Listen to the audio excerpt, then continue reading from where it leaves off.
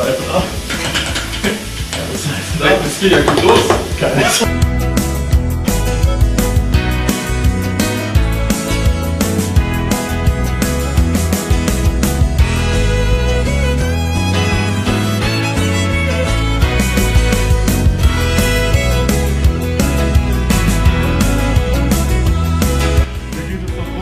Angehalten werden, der Rest ist mega. Das sind dann, ich liebe dich auch.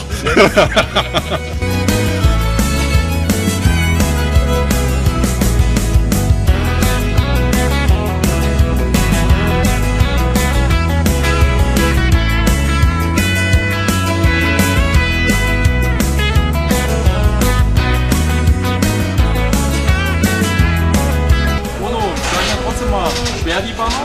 Ja. Schwerer als deine Kamera. Okay.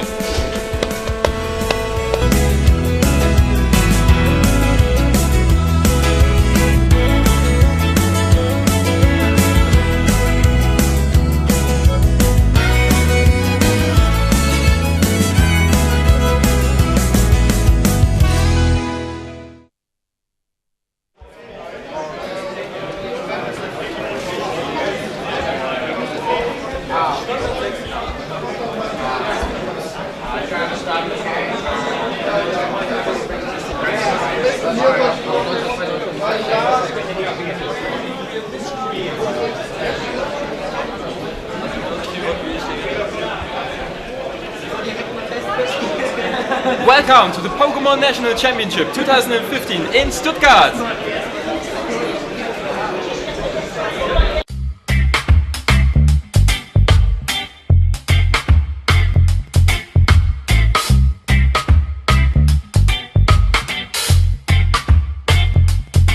It's been a long time. I got you on my mind. Long time.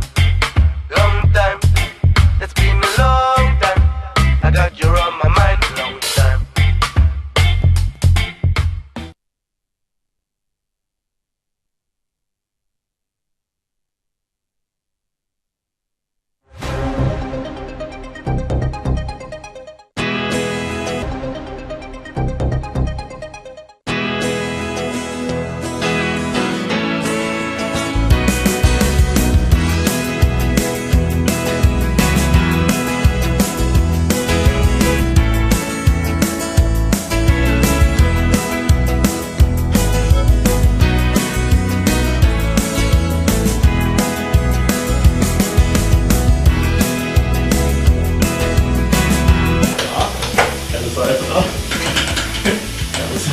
Das geht ja gut los. Keines.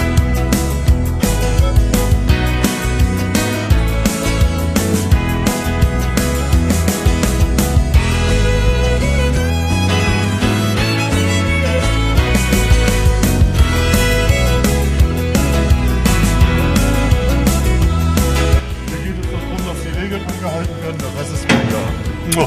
Das sind dann, ich liebe dich auch.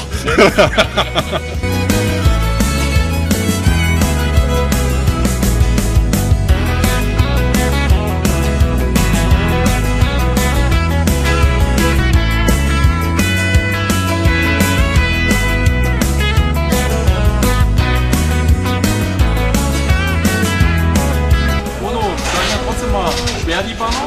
Ja. Schwerer als deine Kamera. Okay.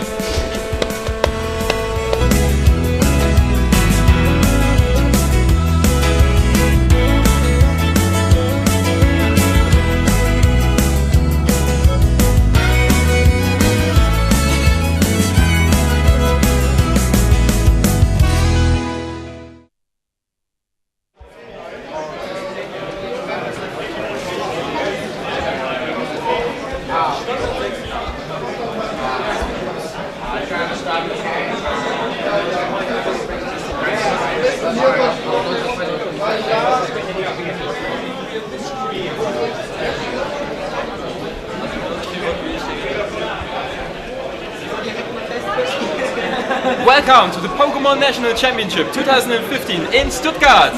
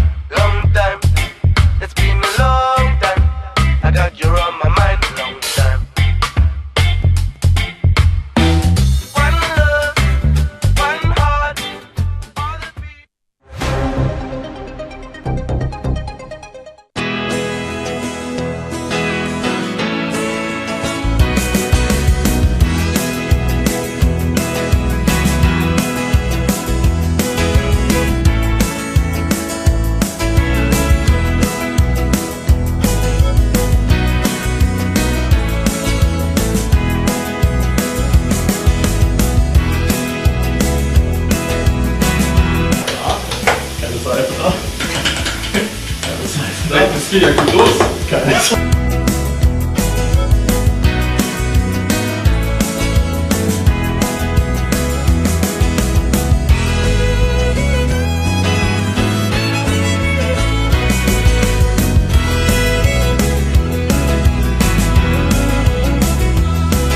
geht es darum, dass die Regeln angehalten werden, der Rest ist mir egal. Das sind doch, ich liebe dich auch.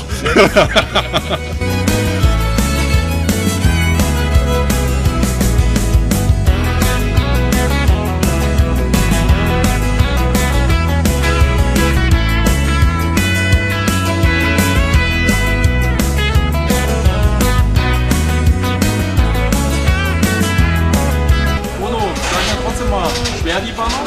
Ja. Schwerer als deine Kamera. Okay.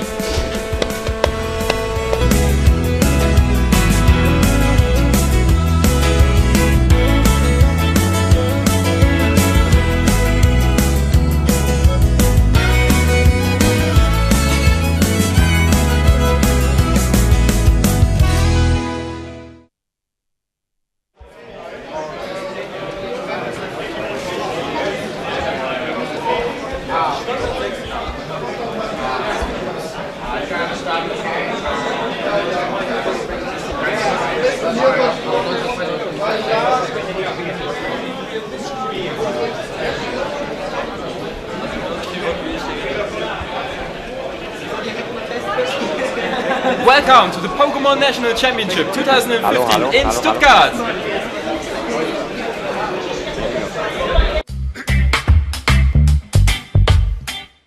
Hello again. Welcome back. This is round 3 and it's VGC. I know you like VGC. A lot. I'm pretty hyped actually, even because of the pairing. We got Barish Akyosh, also known as Billa, versus Jan Sim, also known as Soch King. So I'm pretty hyped, pretty good match. We see two pretty good players, both competing for the travel award to America, to the World Championships, where Billa already participated in a couple of times. Jan is a newcomer in the VGC side, but he shows he can do very well as he top cut a regional and has won several PCs. So I'm pretty nervous about the match actually. You're nervous, you're anticipating the action. Do you think someone's the favorite in this matchup? Yeah, I think Bagash is going to take the game as he is a really strong player. He plays safe. As I can tell, he's playing his same old team he likes to play with, and he have won a lot of competitions. Don't blame me. I'm a bit nervous as well. He won, for example, the Arena Cup in Salzburg. With this team, he's going to bring in, and yeah, Jan's team is also pretty cool. Maybe I'll tell you a bit about the teams. So Billa is using a Rotom Heat, a Suicune, a Kangaskhan Mega, a Landorus Terran, a Breloom, and a Aegislash. On the other side, Jan is going to use a Sun Mode team with Charizard, Hydreigon, Aegislash, Landorus Heat, Zapdos, and Conkeldurr. And we are going up. Perfect transition. Here we go. Let's see the team preview. So here we see Jan's team. We see the Hydreigon, the Aegislash, the Charizard, Landorus, Zapdos, and Conkeldurr. So he got a pretty good matchup against the Kangaskhan Billa is using because of the Conkeldurr and the Landorus Therian. He got the Zapdos versus the Suicune. He got the Hydreigon versus the Rotom Heat. He got the Landorus versus the Kangaskhan, and he got the Hydreigon versus the Aegislash. So it's pretty tough what to pick. He's a pretty weak to Breloom, since Breloom can spore Conkeldurr, Aegislash, and Zapdos. Potentially, it can match punch the Hydreigon, and only has to be careful against the Charizard and the Zapdos. Oh, you took on your glasses. You can't see that though. No one would have noticed. No one would have noticed. Sorry, my bad, Julian. So let's see what Jan is going to bring into this match. I bet he will bring his Charizard, bring his Conkeldurr, he will bring his Zapdos as well. And we will jump right into the action. Here we go.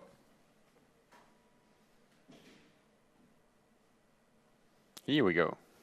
What I find funny is with the new Pokemon editions coming out, all the trainers look alike, right? Yeah. They either are male or female, but they all look alike, have the same hairstyle, the same funny hat, but different Pokemon. So we got a good matchup here. We got an Intimidate from Landorus coming up immediately on the Suicune and also the Kangaskhan, and Suicune is exerting some pressure right away. Yeah, that doesn't do much this game. Barish got a good matchup here because he can just fake out the Landorus and go for a nice attack like Icy Wind or Ice Beam into this Landorus slot, taking not that much damage from a Heat Wave with the Suicune, but is potentially killed by the overheat of Charizard. Depends on how Billa trained his Pokemon. If the Landorus T is scarfed, like many players like to play the Landorus with the Choice Scarf, moving up the speed of the Pokemon, it's a potential kill for the Landorus with superpower into the Kangaskhan. But let's see what happens the first turn. Not surprisingly, Kangaskhan is going to go ahead with a Mega Evolution into Mega Kangaskhan, and same is true of Charizard, and we'll be looking at a Charizard Y Mega Evolution. So Charizard Y is going to bring out the Sun here with its Drought ability, which weakens the water attack Suicune may fire off. and Kangaskhan is making sure that Landorus is not going to attack this turn with its fake out attack. Here we go. I bet the Tailwind. It from flinched, that's Suicune. not surprising, and the Overheat is coming out. Let's see how much damage it's going to do on Kangaskhan. Oh, it it's enough. one-shot. It one-shot the Kangaskhan. So, Jan is ahead with 4 Pokemon remaining, and Suicune uses Tailwind to double up the speed of his whole team. So, Suicune is probably faster than Charizard and Landorus. And he might need that to come back into the game after his loss of Kangaskhan, which was barely able to do some damage, only a little bit to the Landorus. So, if he picked the Breloom, I bet he will bring in the Breloom to spore the Charizard and do a nice attack into the Landorus spot. But I'm not that sure if he really picked it. Oh, he picked Aegislash, so I guess he didn't pick Breloom and maybe the Rotom Heat in the back. Let's see what happens. Billa is in a pretty bad spot at the moment because he does not threaten the Charizard enough, and Charizard can just fire off a free attack. But it's at -2 special attack and may switch out to reset that special attack. That's right, and if Suicune decides to use an Ice or Water attack, it's not going to be as effective with all the Sun up. I have to correct you a little bit. Ice attacks are not affected by the Sun, only Water attacks. But the Ice attack will probably one-shot Landorus. Would you go for the Ice attack on Landorus, or is this too obvious? I would go for the Ice Beam into the Landorus spot, but he goes out into the Conkeldurr, which does not threaten Aegislash and Suicune at all. Oh, a double switch, here we go.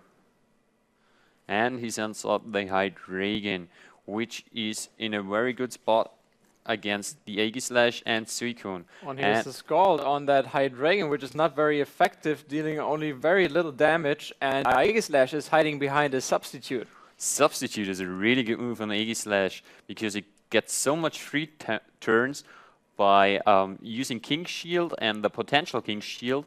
So if it gets not attacked, it sets up a free sub and can do whatever it wants behind the sub, and Stan's chance doesn't lower his defenses. Well, it actually does, but it's not open to attacks behind the sub. So Billa got back, but his Suicune is still threatened by the Hydreigon, as is his Aegislash. Conkeldurr is not doing that much in this matchup, but it may potentially knock off the item on Aegislash if he doubles up into that. So let's see what good players think and what good players do. Here's the stance change. Aegislash is going into the offensive mode. Still behind the sub though. And using its Shadow Ball. It's going for the Conkeldurr. Doing, well, 1/3 maybe. Yeah, doing a 1/3 damage. And here goes the Dark Pulse onto that Suicune, also very decent damage. Oh, it's a Life Orb. It has a Life Orb and therefore losing some of its life. And Conkeldurr is receiving a little bit of life back from its Suicune, using Drain Punch. But there's the Rocky Helmet Oh, and the flinch. And the flinch from Dark Pulse onto Suicune, which puts Billa back. He's now in a pretty... Jan can just double up into his Suicune, as most Suicunes don't even run Protect because it got so many good moves and it doesn't want to give up a single move. So Protect is almost given up every time on a Suicune, and he can make some ballsy plays by attacking again with Aegislash, but that wouldn't do that much of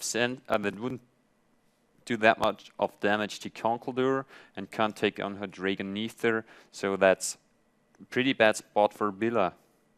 Let's see. In the down left corner you can see the pictures taken from the two players currently facing each other, while Hydreigon is opting to protect this turn, maybe fearing an Ice Beam from Suicune. Oh, here we go, there it is. And Aegislash using Shadow Ball, maybe once again onto that Conkeldurr, maybe also fishing for that special defense drop. It's not getting it though, and there is another Drain Punch on that Suicune. Is it going to be enough? Yes. Suicune is going down.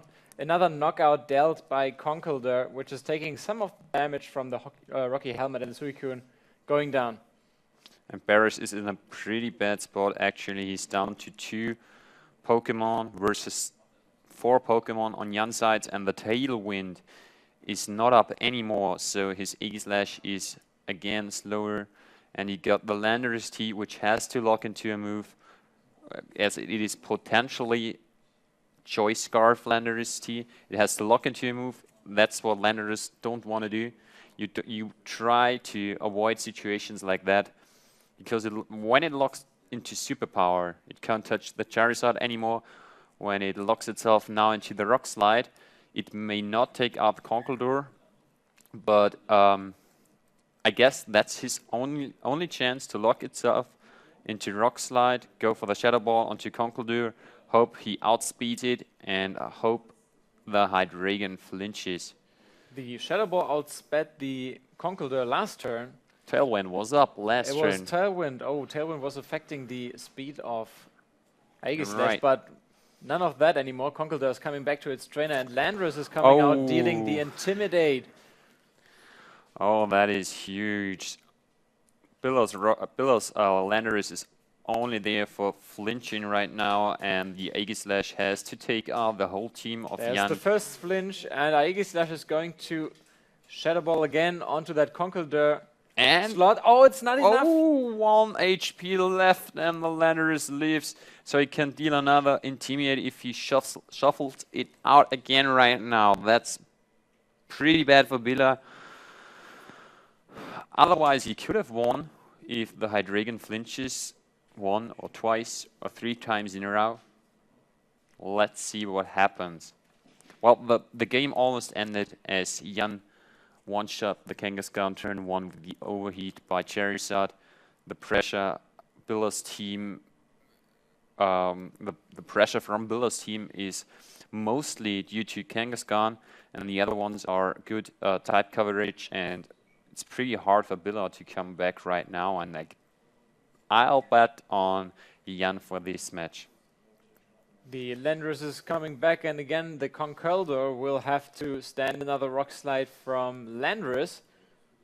That's no problem No at problem all. for him, as that Landorus was Oh, and it also flinched again. intimidated, and another flinch on Hydreigon, leaving Aegislash again behind the sub, and the Shadow Ball is enough for that Conkeldurr. Now Barris is fighting his way back into this match. That's Rock Slide. That's a typical Rock Slide game where every Rock Slide flinches, and I guess Barish is kind of happy about that because he otherwise would have lost it. Let's see. I guess there is the Landorus coming in again to take another Rock Slide for Hydreigon.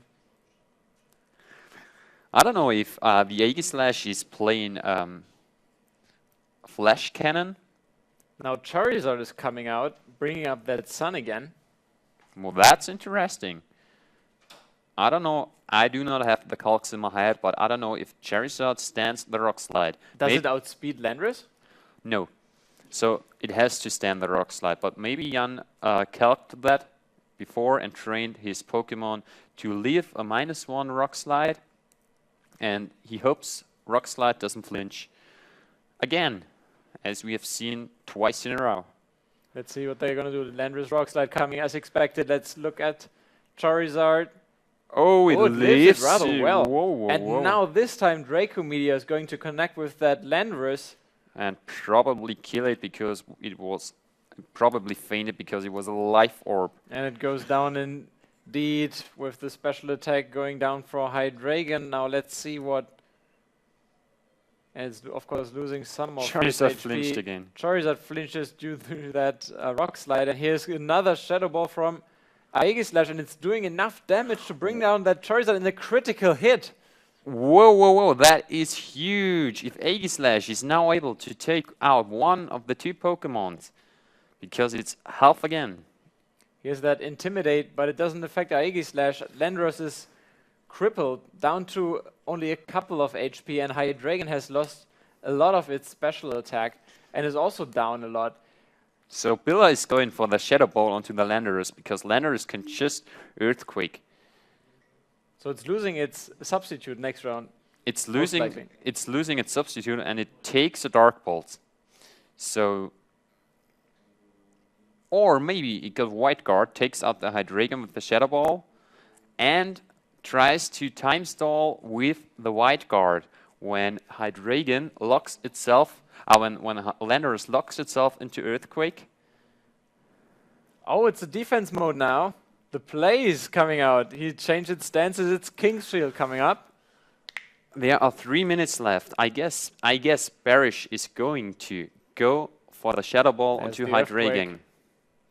to take it out and time stall the Landers with a potentially White Guard, as we have not seen Flash Cannon yet. Let's see what is going on there. That's pretty crucial, because I don't know if he realizes that he could win with the timer. I don't know how he trained his Aegislash, if it even leaves a Life Orb Dark Pulse from Hydreigon. Is Shadow Sneak ever an option on an Aegislash exactly for situations like this? Yeah, it is. It's actually a pretty good move when you let Aegislash hold a weakness policy, which activates when you get hit by a super effective hit, and then it activates and gives you +2 attack and +2 special attack. That can bring your Pokemon back, especially with a Shadow Sneak. Here comes the expected Earthquake, most likely going to take out Aegislash, Substitute. Oh and yeah. it goes down. And here comes Hydreigon's Dark Pulse. Let's see how much damage it's going to deal after that special attack drop. Oh, it's not even half. And This is important. Now it's losing HP, and Aegislash is going into attack mode again. And he uses Shadow Ball into... Probably Landorus. It has to be Landorus. It is Landorus, and now he is in a very good position to He could have take out that Hydreigon. He could have went for the Shadow Ball into the Hydreigon and just... But I don't know if he even got a White Guard. That would have been the play with White Guard. Let's see what he's going to do. He probably is going to King Shield to get back into Shield form, live another Dark Pulse, hope he's not critting. So getting a critical hit onto the Hydreigon, and that's the game for Barish. Wow, he was down so much. It was all but over after losing that Kangaskhan in round 1. Oh yeah. And he got back with that Rock Slide flinches. Don't blame him. Rock Slide is a legged move. But don't jinx it yet. There's still a couple of rounds to come. You're right.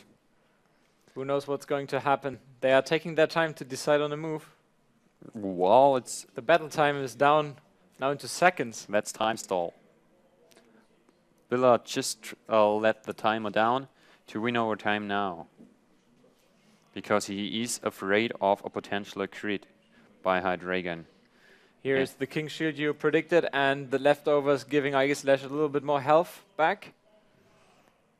And now the game is over because the battle time is less than command time. And this guarantees Barish. So Barish is The victory. 3-0 in standings, competing for the title as National Championship winner 2015. I'm pretty hyped right now. Who is this gonna be? We're going to play today until we got to top 8, and top 8 card is going to be played tomorrow. You better watch out. The interesting matches are all to come. So, I've never seen a timer win yet myself. Time runs out. You defeated Daniel. I don't know why he's called Daniel. That's it. Barish won over Jan. Here we go. Hello again. And from what you've just seen, maybe if you are not into competitive play, the time ran out, and if you wondered why people were taking so long to make a move, that's all tactic, isn't it? It is, it is. When you're ahead with Pokemon, like you got still 4 Pokemon and the opponent got 1, you can time stall it. Once the time runs out, you win because you got 4 Pokemon. When there are equal Pokemon on both sides, like 2 Pokemon on Barish's side and 2 Pokemon on Jan's side, the player with the more HP wins the game. That's it. That's a pretty typical tactic to time stall at the end and make it safe. Now, if you think about football being played, by the way, only 100 meters from here, in the Mercedes-Benz Arena, Yeah. if you think about football, or for our friends overseas, soccer, sorry for that, playing the time, playing the clock, and just let it, the ball reside in your side and not doing anything is considered very bad. You would not do it. It's not really considered fair play. It's of course a kind of way to win, but how is it considered in the VGC? I never met a... It's not that bad. It's not rude to time stall. It's like it's programmed into the game. That's why people abuse it or just use it. It's no fault to do so. It was just minimizing the luck side, because the Hydreigon could have flinched the Aegislash, and Barish didn't want to risk that. Absolutely. So it's absolutely legit if you want to make your way to Boston. If you Yeah. would like to get that ticket to go abroad and battle the best in the World Championship, I think that's the tactic you will have to follow. That's how you play. That's how you play. Barish has been to Worlds several times. He knows how to do so. He knows how to use his tricks ready, and I don't know. Fantastic comeback we just saw. We thought Oh, yeah. we basically thought that game was over in turn 1, as you already said, Yeah. but he was fighting his way back, also with the luck of a little bit rock slide. Well, we can call it luck. We can call it skill. We can call it rock slide. That's it. I don't Flinch know. skill, how's that? Flinch skill is a very The good. flinch skill. He's the You flincher either have number it 1. or you lose by it, right? Right. If you can't beat it, use it. That's it. So, I don't know. I guess we're seeing another TCG match. Okay, we have to practice this. We have to absolutely practice this, and I'm just going to say trading card game in the future. Here we go. It is perfect timing now, and we are looking at a battle between David and Chriso. On the right-hand side, we see a very familiar sight. What I like a lot about Chriso is that he is organizing his energy cards in a very neat way. Look at this. It's much better. It's organized. Everyone sees what's going on. And on the left side, well, it's a little bit chaotic, but who can blame him, right? It's kind of style. But let's see what kind of match we have over here. We see David Sturm on the left-hand side, also with the photograph in the down left corner. Currently shuffling his deck. I think he just used an Ultra Ball. Yes. Do you see which type of decks these are? Absolutely, because we have the deck list in front Here of us. we go. But also, just looking at these decks, it's exactly the same matchup we had during the last round. We are looking at a Flareon deck, Team Plasma. Oh, and a win by David Storm, I think, if I've seen this correctly. Okay, can we use the time? Those teams are popular, aren't they? Absolutely. It's the fairy type deck are my personal favorite, and to win the whole thing, in my opinion, it has so much support, and Primal Clash brought so many strong fairy type Pokemon with Gardevoir X into the meta game, and Aromatisse just being the best support you can think of, bringing the flexibility into the energy cards. And on the other side, we just saw that Flareon deck. I don't know what to think about this deck. It takes so long to act every turn. Every turn is taking, I don't want to say hours, but it's certainly minutes to prepare all the battle compressors, the Ultra Balls, trying to get down to only one card in your hand. so that you can bring that Empoleon onto your bench with Arceus Ace in the hole. So there's so much going on in this deck. In my opinion, it's one of the toughest decks to play. It takes so much practice to really master it, and only a player with the skill of a David Sturm is able to succeed with this deck and go all the way. So I would imagine him being one of the favorites here. Is David popular in Germany as a trading card player? Of course he's popular. I just recently talked to him between rounds. I think he's in very good shape. I think he understands the meta game quite well. He understands against which decks he's a favorite and how to play around them. Once you see his Seismitoad, he knows exactly what to do, which is locking down all of his items, which are so important for his game, to bring these Pokemon into the discard pile, to bring down his hand to just one, to bring that Empoleon on, which really just doesn't work against Seismitoad. He just knows how this works. He plays Pokemon for so many years. I know him for so long. We go way back. And I imagine that he's a favorite today. And tomorrow, of course, as Chriso doesn't have any basic Pokemon. Okay.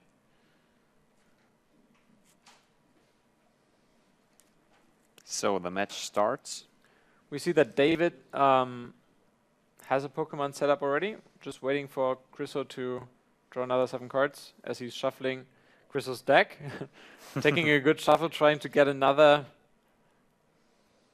mulligan from not having a basic card. Chriso's accepting the shuffle as he did and just drawing 7 cards. There's a Keldeo, I think. Yeah. He's starting out with that Keldeo right away. Oh, that's a good choice, He's isn't putting it up, face up right away, and David is a little bit confused by it. Oh, he's starting right away. Did David draw mulligans? What's happening there? He's playing an... I don't think he drew any cards from Chriso not having any basic Pokemon. I think Chriso putting that Keldeo face up confused David so much that he's forgetting to draw more cards, but now in the end, after he played N, it really doesn't matter. Maybe he told him that, we can't hear them.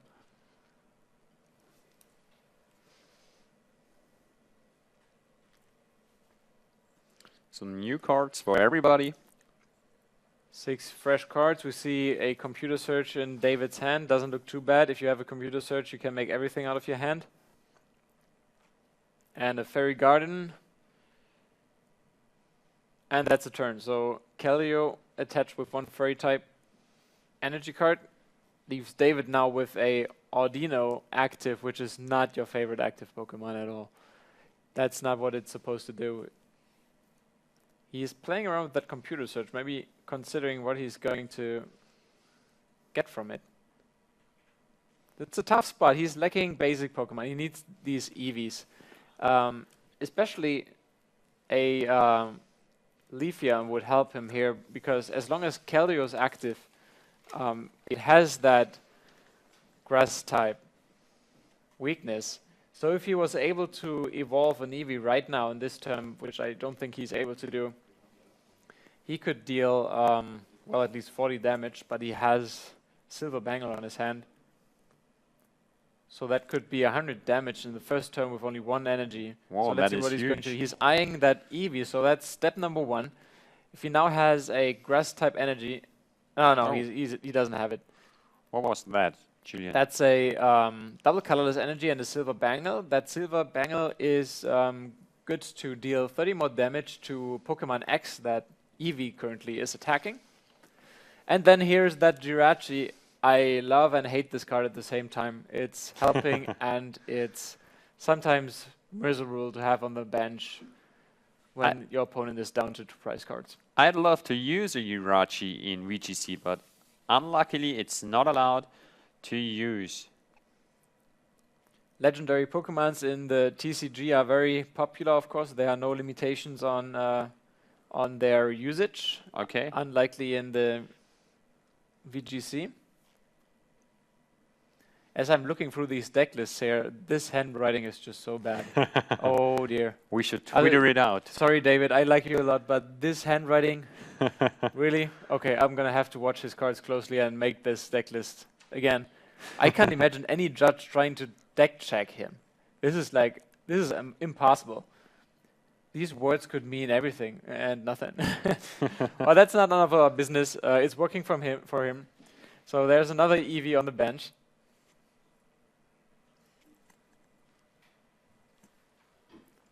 Is he going to evolve that EV? I think he would have loved to evolve that in turn 1, but he was lacking that grass type energy. Okay. Now that it's Chriso's turn, what is he going to do? I think it's Ultra Ball. Yes, Ultra Ball after a Professor Juniper. He's having a tough time to find the right Pokemon and put them on the bench, on his bench. Look at this. Look at his hand. He even considers not attaching a Fairy type energy because it would power up a Leafeon attack. And I think he just doesn't do it. It's a very tough spot to be in, and David is taking control of this match. Julian, can you explain me what a Keldeo X is going to do? Keldeo X is not here to attack. Very seldomly you see Keldeo attack in non-water decks. It's only here to use its power to get into the active Pokemon spot and then retreat again. Its Pokemon Power Rush In allows it to do so even if the active Pokemon is paralyzed and would not be able to move this turn. So Keldeo is giving you more flexibility, especially in a Fairy type deck where you are able to retreat any of your Pokemon for free while Fairy Garden is out and at least one Fairy type energy is attached to it. So usually it would be a great spot to be in, but he's lacking the Pokemon on his bench to put into the active spot and profit from it. Now, he can't even attach energy because that is helping David. It sounds strange, but David is in such a good shape currently. He's using Battle Compressor to get some of his Pokemon to the discard pile, which is profiting him, of course, as we know, because of that Flareon attack. He's counting the amount of Pokemon he has currently, but he doesn't even have a Flareon yet. So I'm wondering what he's doing. There's an Acrobike, there's Deoxys and Grass Energy. What is he doing? Okay, he's taking the Grass type energy. Maybe he's using it to get out that Leafeon and deal some damage to that Keldeo. No, there's a Flareon. I didn't see that. It was in his hand all the time. So Chriso has to take out this Leafeon to have a chance to win this game? Well, he has to take out a couple of more Pokemon to do this. Just look at how many cards David is playing in one turn. It's ridiculous. This deck is so frustrating to watch because he's doing all his shenanigans while you're just sitting there watching and not even being able to attach one single energy. I wasn't able to count the amount of Pokemon in his discard pile. He was going through it so quickly. He's returning that Audino, and now we'll be seeing how much damage it does. It's plus 30. Oh, it's even enough to take out that Keldeo. He's in a perfect shape now, and I think he has a Professor Juniper. Yeah, it's only his only chance. What is he going to do? This is another wasted turn just because he's not able to attack. Yeah, look at his body posture. He's not happy with what he's seen. Of course, he can take a Xerneas, which will be step number 1. He has to take that. And he, as a second step, he will have to take Aromatiz. That way, yeah, he's not even shuffling it. He has to take Aromatiz now. And by that, he can retreat Spritzy, or then Aromatiz, attach that Fairy type energy to Xerneas and use its power. But at the same time, if you now think about what's happening next turn, what's he going to do, right? He's getting that Fairy type energy. Xerneas is going to faint against Flareon's attack, and Aromatiz is all on his own with only one energy attached to it. So he has not really won anything. He's in dire shape. What's the trade of Xerneas? Xerneas' attack would get one Fairy type energy on 2 of your bench Pokemon. Now that Chriso has only one bench Pokemon, he is allowed to take one of the Fairy energies. Yeah, and is he giving up? No, he's doing exactly the same. He top decked Xerneas.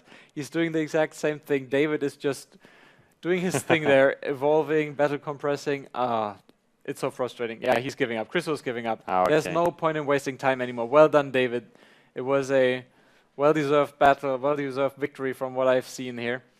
Chriso was just unable to bounce back. Okay, there's a message we don't want to see. Thanks, David.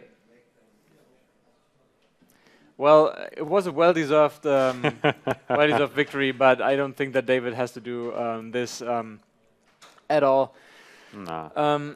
In this matchup, if David gets rolling and Chriso has issues bouncing back, it's going to be tough for him with a fairy-type deck.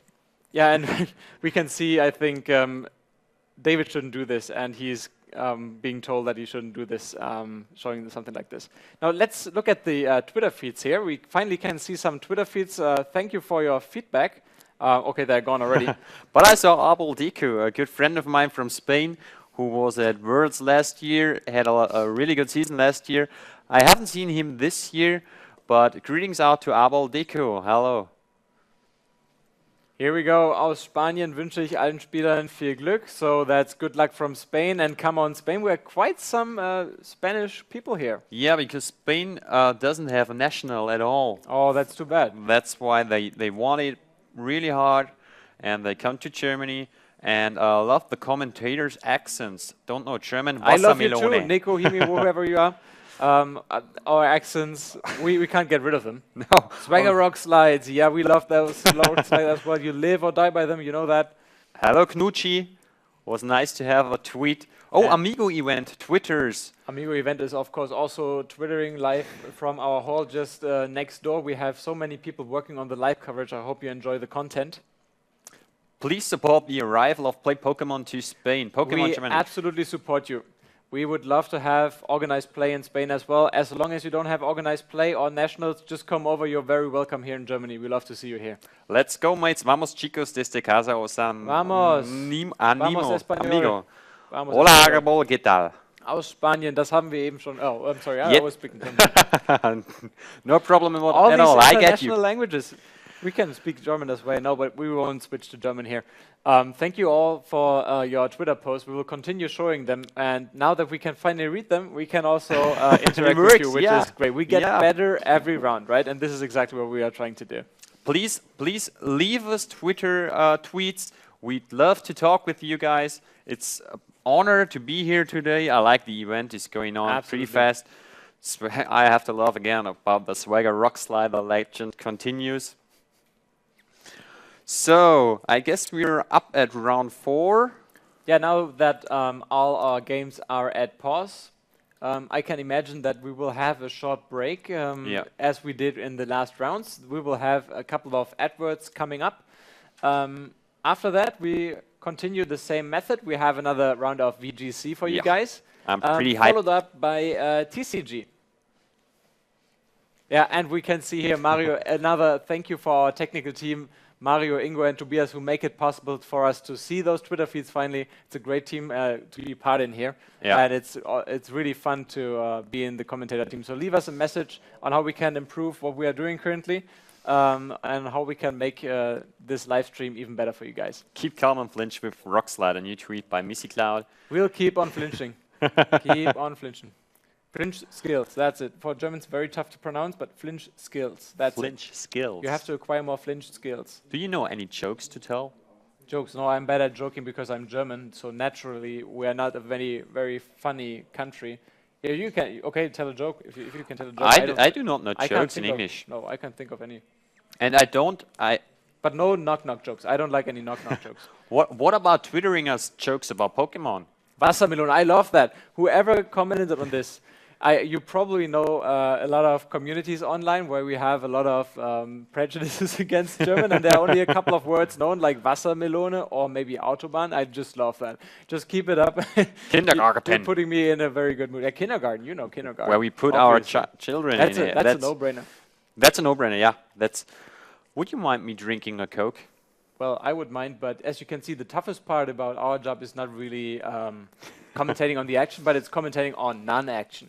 So what we are doing here is we are trying to surpass your time. We're trying to try to entertain you while we don't have anything to look at. But I think If I had a 3DS, I could play a game. we could play Pokemon right here. We I could play Pokemon. But if we play TCG, I would probably win against you, I like I did yesterday. Yeah, I did. I was using an Electro deck, and Julian was using a Lightning.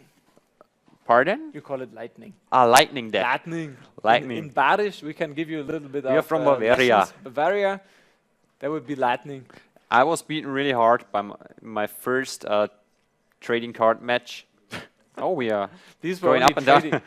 these were only training decks. So Yeah. there were no fairy type decks. They're no still over there. combinations coming on. There's not. Oh yeah, we still have those decks here. So maybe if we have a bigger break or some more time to. Or we just talk about a bit about the meta game. I still want to see some Mega Gengar teams. Oh, I guess. You will see some Gengar teams, I'm sure of that, but that's exactly the time where we can break up. We'll see some advertisements and we'll be right back with some more VGC action. See you later.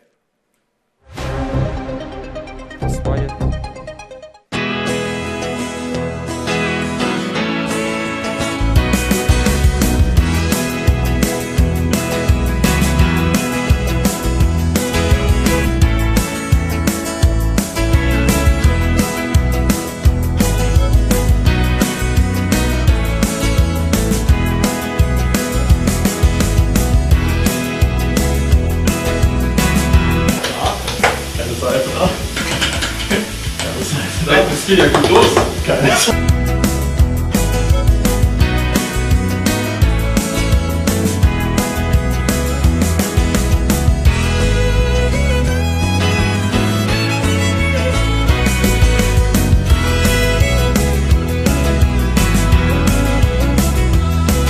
Mir geht es darum, dass die Regeln angehalten werden, der Rest ist mir egal. Das sind doch. Ich lieb dich auch.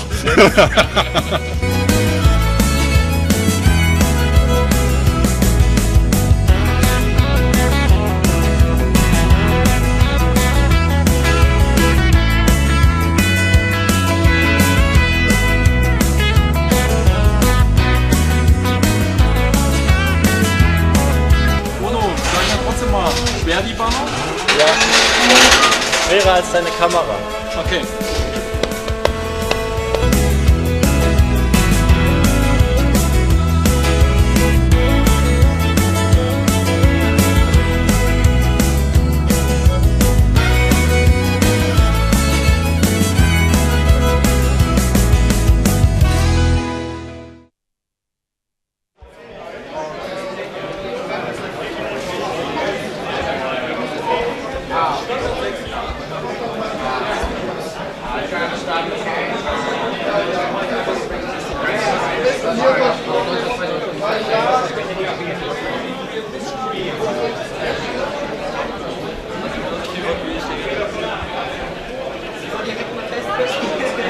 Welcome to the Pokémon National Championship 2015 in Stuttgart.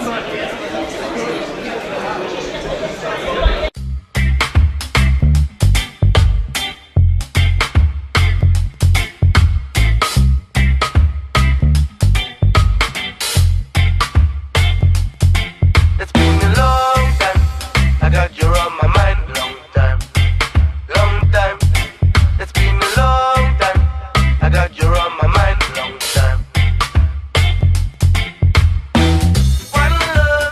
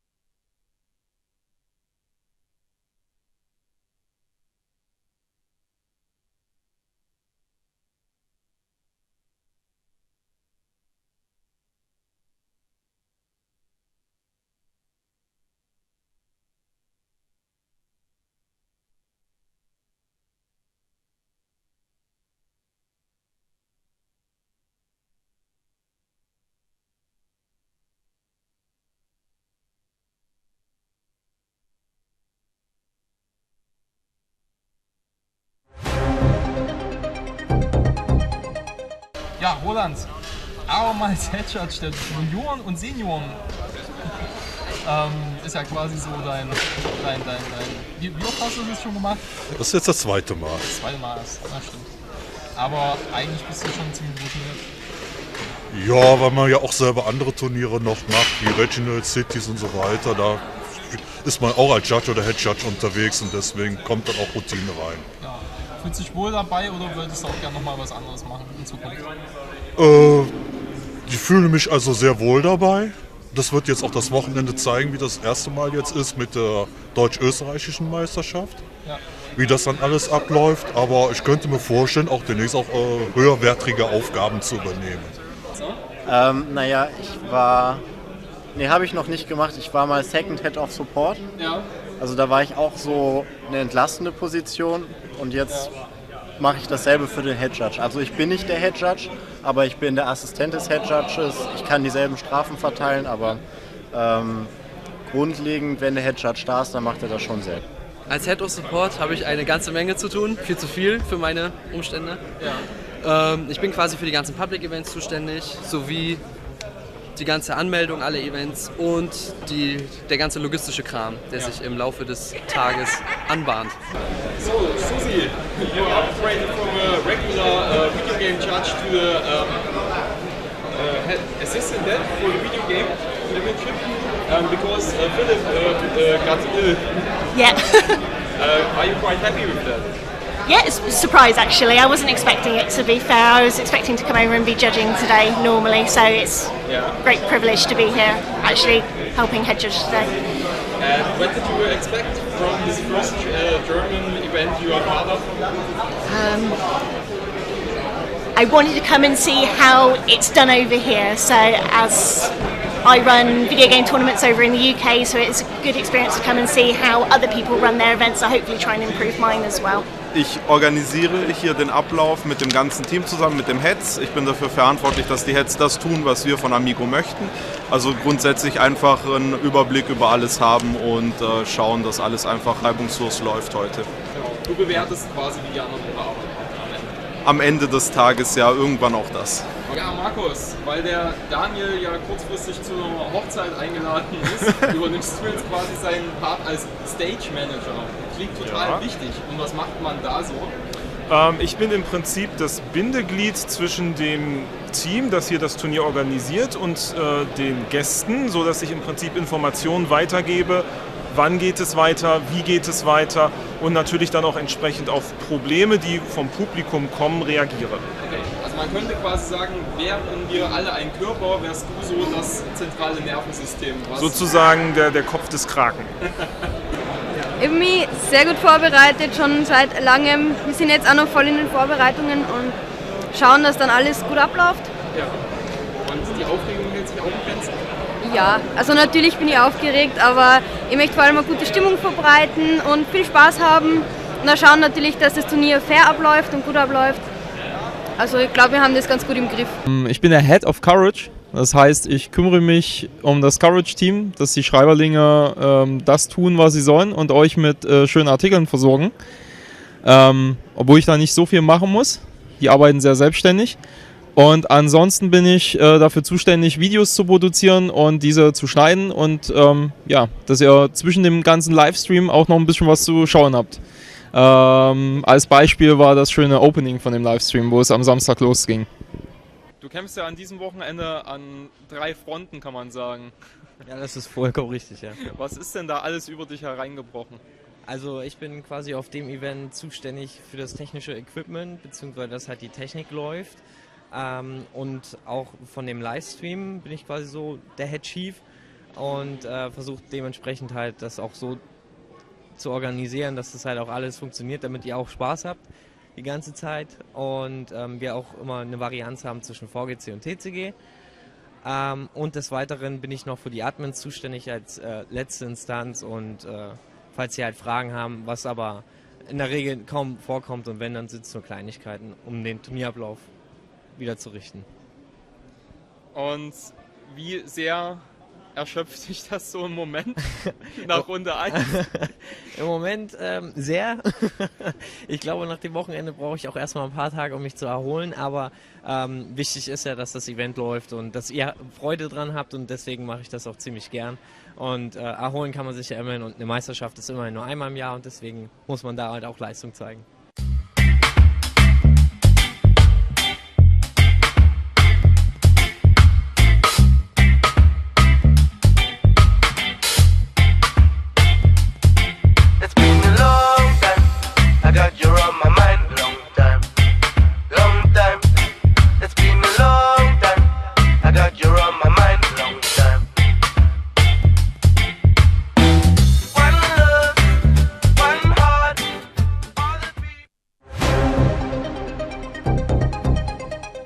Ja, Roland, abermals Headshots der Junioren und Senioren.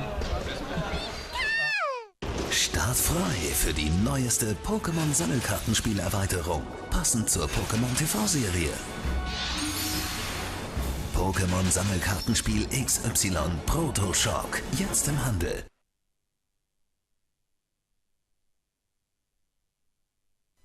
Auf Bisa-Fans darf natürlich eins nicht fehlen, unser Pokédex.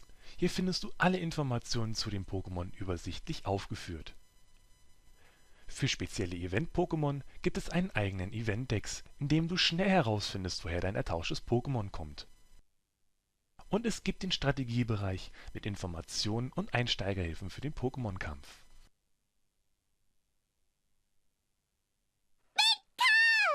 Startfrei für die neueste Pokémon-Sammelkartenspielerweiterung, passend zur Pokémon TV-Serie. Pokémon Sammelkartenspiel XY Phantomkräfte, jetzt im Handel. Startfrei für die neueste Pokémon Sammelkartenspielerweiterung, passend zur Pokémon TV-Serie. Pokémon Sammelkartenspiel XY Proto Shock, jetzt im Handel.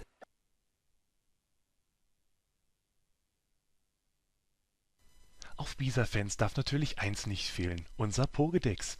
Hier findest du alle Informationen zu den Pokémon übersichtlich aufgeführt. Für spezielle Event-Pokémon gibt es einen eigenen Event-Dex, in dem du schnell herausfindest, woher dein ertauschtes Pokémon kommt. Und es gibt den Strategiebereich mit Informationen und Einsteigerhilfen für den Pokémon-Kampf.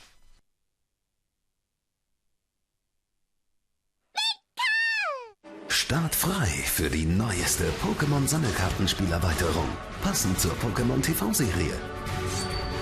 Pokémon Sammelkartenspiel XY Phantomkräfte, jetzt im Handel. Startfrei für die neueste Pokémon Sammelkartenspielerweiterung, passend zur Pokémon TV-Serie. Pokémon Sammelkartenspiel XY Proto Shock, jetzt im Handel.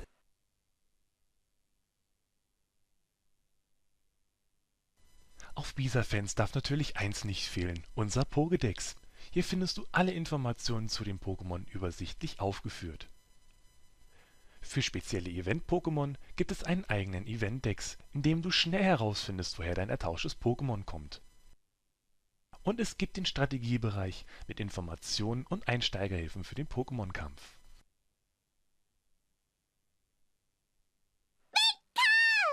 Startfrei für die neueste Pokémon Sammelkartenspielerweiterung, passend zur Pokémon TV-Serie.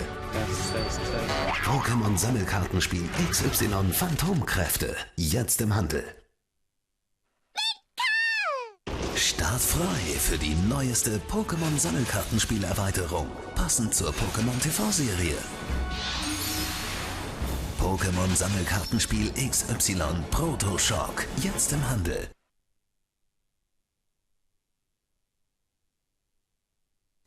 Auf Bisa-Fans darf natürlich eins nicht fehlen, unser Pokédex. Hier findest du alle Informationen zu den Pokémon übersichtlich aufgeführt. Für spezielle Event-Pokémon gibt es einen eigenen Event-Dex, in dem du schnell herausfindest, woher dein ertauschtes Pokémon kommt. Und es gibt den Strategiebereich mit Informationen und Einsteigerhilfen für den Pokémon-Kampf.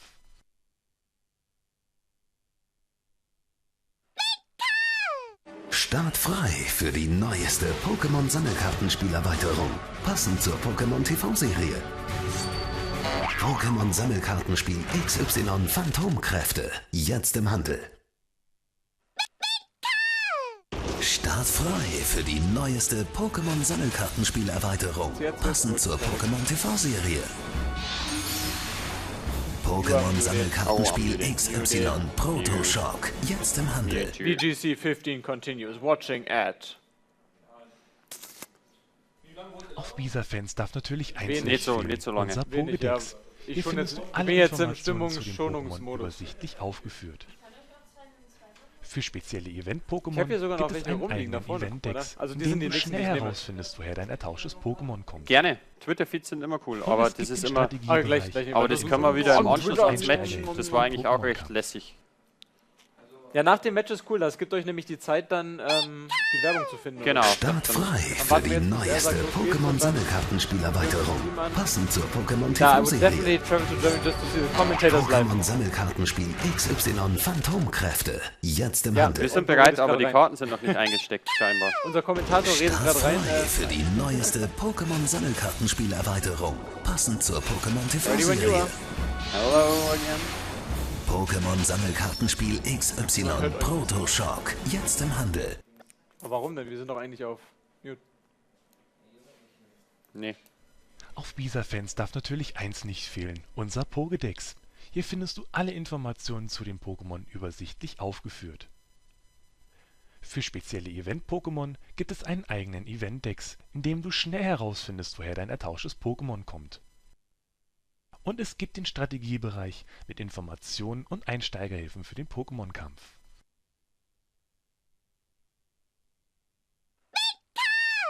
Startfrei für die neueste Pokémon-Sammelkartenspiel-Erweiterung. Passend zur Pokémon TV-Serie. Pokémon-Sammelkartenspiel XY Phantomkräfte. Jetzt im Handel. Wie heißt denn der andere? Startfrei für Pardon, die neueste Eugenio. Pokémon-Sammelkartenspiel-Erweiterung. Passend zur Italiano Pokémon von mir, die TV-Serie. ganze Pokémon-Sammelkartenspiel XY Pepperoni. Proto-Shock. Jetzt im Handel. Sollen wir einschalten? Es geht los. Auf Bisa-Fans darf natürlich eins nicht fehlen. Unser Pokédex. Hier findest du alle Informationen. Welcome back, everybody. It's VGC time again. Oh, This yeah. was a shorter break. Even though we had a rather short TCG match, the VGC round is just being kicked off, and we have our another featured match. Now we're going to see Matteo Cini from Italy versus Eugenio D. I don't know yet Eugenio, but he's undefeated. And Matteo is performing very well as he almost every time does. So I'm very happy to see the match going on. I can tell you something about the teams we are going to see. We are going to see a Heatran, Sylveon, Charizard, Greninja, Kangaskhan, and Landorus on Matteo Cini's side. And on Eugenio's side, we are going to see a Mawile, a Dusclops, a Heatran, a Cresselia, a Talonflame, and a Hariyama. This shouts out loud that this is going to be a Trick Room mode, maybe. But we are going to see I have to add before you continue, this is an Italian deck list, or a team list rather said. I think you did a great job in figuring out what kind of Pokemon these are, because I had no clue. I gotta be honest with you. I have no clue about Well, the I can trading see card game Talonflame. I neither. think it's great that the Italians choose Talonflame as an Italian name, because that I can differentiate. But I can't tell which attacks he's going to use, so maybe or not he's going to Try use... to read it out loud. Protezione. Protezione. That's protect. That's easy. Protezione. Or Fuodocarica. What's that? Maybe a fire attack, I don't know. Oh, and here we go. Well, because we have some language barriers here, this is how we can tell what kind of teams we have. It's the team preview coming up right here from... His in-game name is Jason, but you can see Jason. tempo rimasto. That's the time remaining in Italian. And so here we go again. We see the Mawile, the potential Mega. We see the Dusclops, maybe a Trick Room setter. We see the Heatran. We see the Cresselia, maybe a second Trick Room setter. We see the Hariyama, potentially a Fake Out. And we see the Talonflame to act out of Trick Room because of its ability that allows it to fire off Brave Birds outside of Trick Room because the higher priority. Thank you very much for helping. On Matteo Cini's side, once again, we have a Heatran, a Sylveon, a Charizard, a Greninja, a Kangaskhan, and a Landorus. I bet Matteo is going to lead with Kangaskhan, Sylveon. Maybe Jason is going to counteract it with a Mawile and or Heatran plus a Trick Room setter. Matteo is probably gonna have a Landorus and a Heatran in the back because Heatran walls almost the whole team outside of Hariyama. And Eugenie is probably gonna bring his Trick Room core because his main attackers Heatran and Mawile are not feared by Sylveon. So let's see. With that, let's hop right into the action. You will see on our screen that should be Matteo. Yes, as you can tell from the language. Avanti, Charizard e Sylveon. That's amazing. So he's going with that Charizard and Sylveon. And on the other side we have Hariyama and Dusclops. Okay, here we can tell that Matteo wanted to have 2 spread attacks. That means a Heat Wave and a Hyper Voice to overcome the potentially fake out and damage both Pokemon. Eugenio is he's hardly going for the Trick Room coming up and got a pretty bad matchup since he is pressed to fake out the Charizard, the Sylveon to not get knocked out. His Hariyama, and he will eat a Heat Wave on both his Pokemon while setting up Trick Room.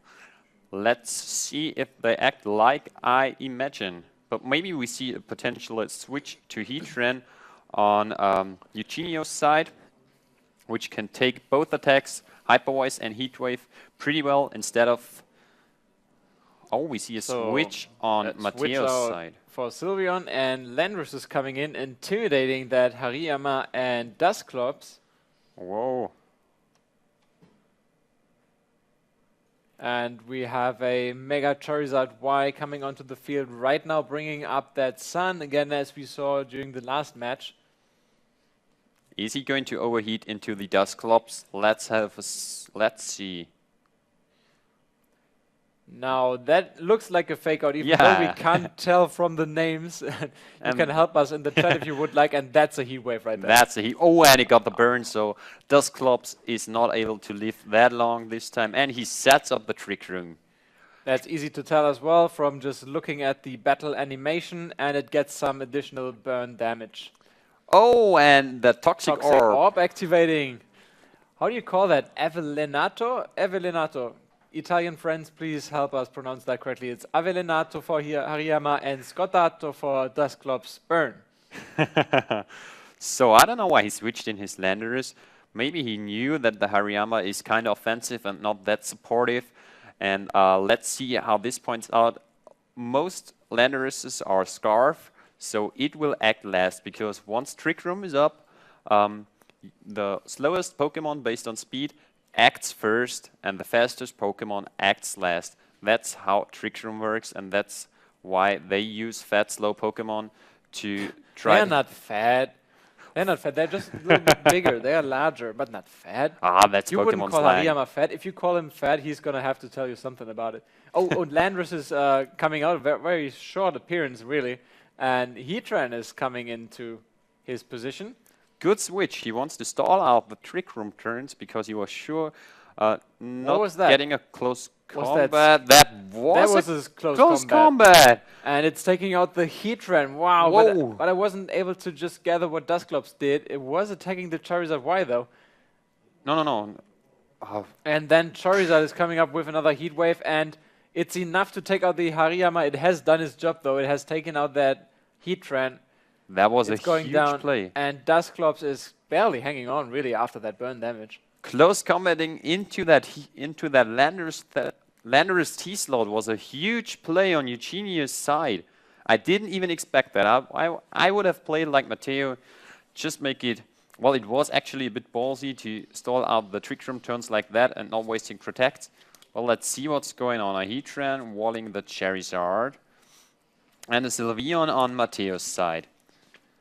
Let's see if Matteo can even touch the Heatran on Eugenio's side. How do you like that matchup? Well, the Heatran walls usually Charizard and Sylveon if they do not care a Hidden Power, a Ground, or a potentially Focus Blast.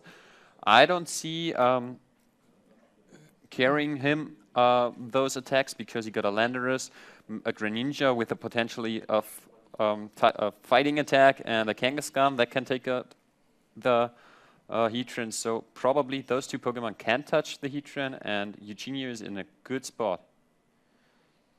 The Dusclops stands around, may use Nightshade on a Sylveon or the Charizard, probably Sylveon, because he just doesn't touch the Charizard. And Sylveon is going to use that Protect, just seeing what Eugenio is going to do, and another Protect, so double Protect for Matteo. For stalling out Trick Room turns. Okay, I don't know what those what this attack would have been, well, because but it doesn't really matter because Dusclops is going to faint because of that burn damage, and now Heatran chilling in the sun. Oh. And we see Mawile for the first time today. Yeah, and Mega it also Mawile has its Intimidate going on the rather special-sided Charizard and Sylveon. I've never seen a physical-based Charizard yet. Maybe we'll see one today, but I don't think so because the special attacks of Charizard are just too good to overcome. Look at that Mawile, it's planning something. Let's see, still pretty good matchup for the Heatran because the Mawile can... still pretty good matchup for the Heatran. The Mawile got a pretty bad matchup. May just Sucker Punch the Charizard. I guess it will just protect first turn to let Heatran do damage. Pretty tough spot now. Okay. And because of that, he's retreating his Charizard Y and bringing in Landorus to intimidate Heatran and Mawile. Whoa! He lets Landorus take a Heat Wave in the sun. I don't know. And here's Mega Mawile. That was expected.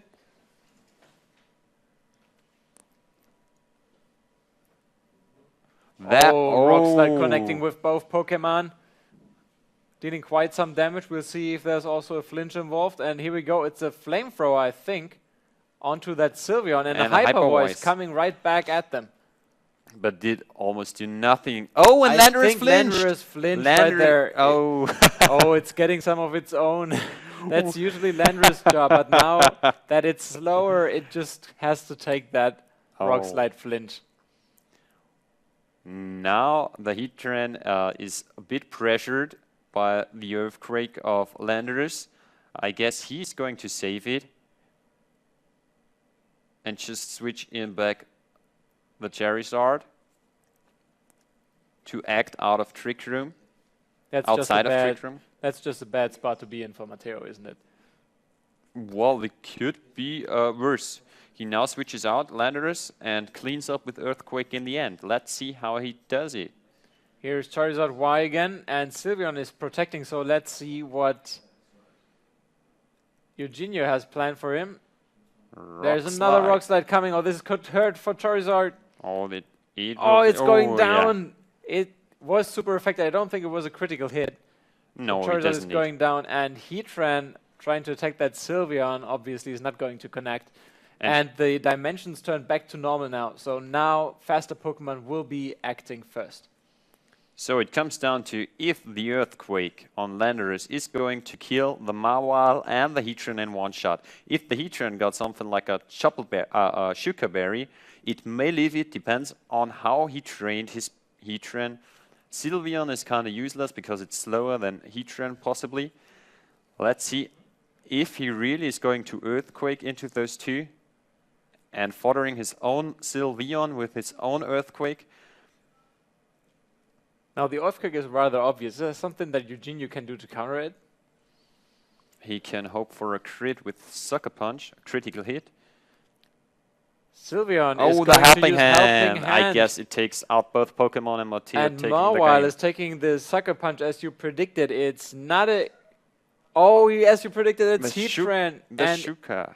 Let's see if Landorus Earthquake is going to be enough. Hey, it's a double KO. Kill both It's Pokemon. actually a triple KO because Sylveon is going down as well. And just like that, Landorus is coming back from a flinch to a triple KO and clean up the whole field. So Matteo Cini won the game. Pretty good game. Pretty nice. We saw Trick Room. We saw a Landorus T getting flinched instead of flinching itself. That was pretty awesome. I guess we are going back onto the screen now. Hi, here we are.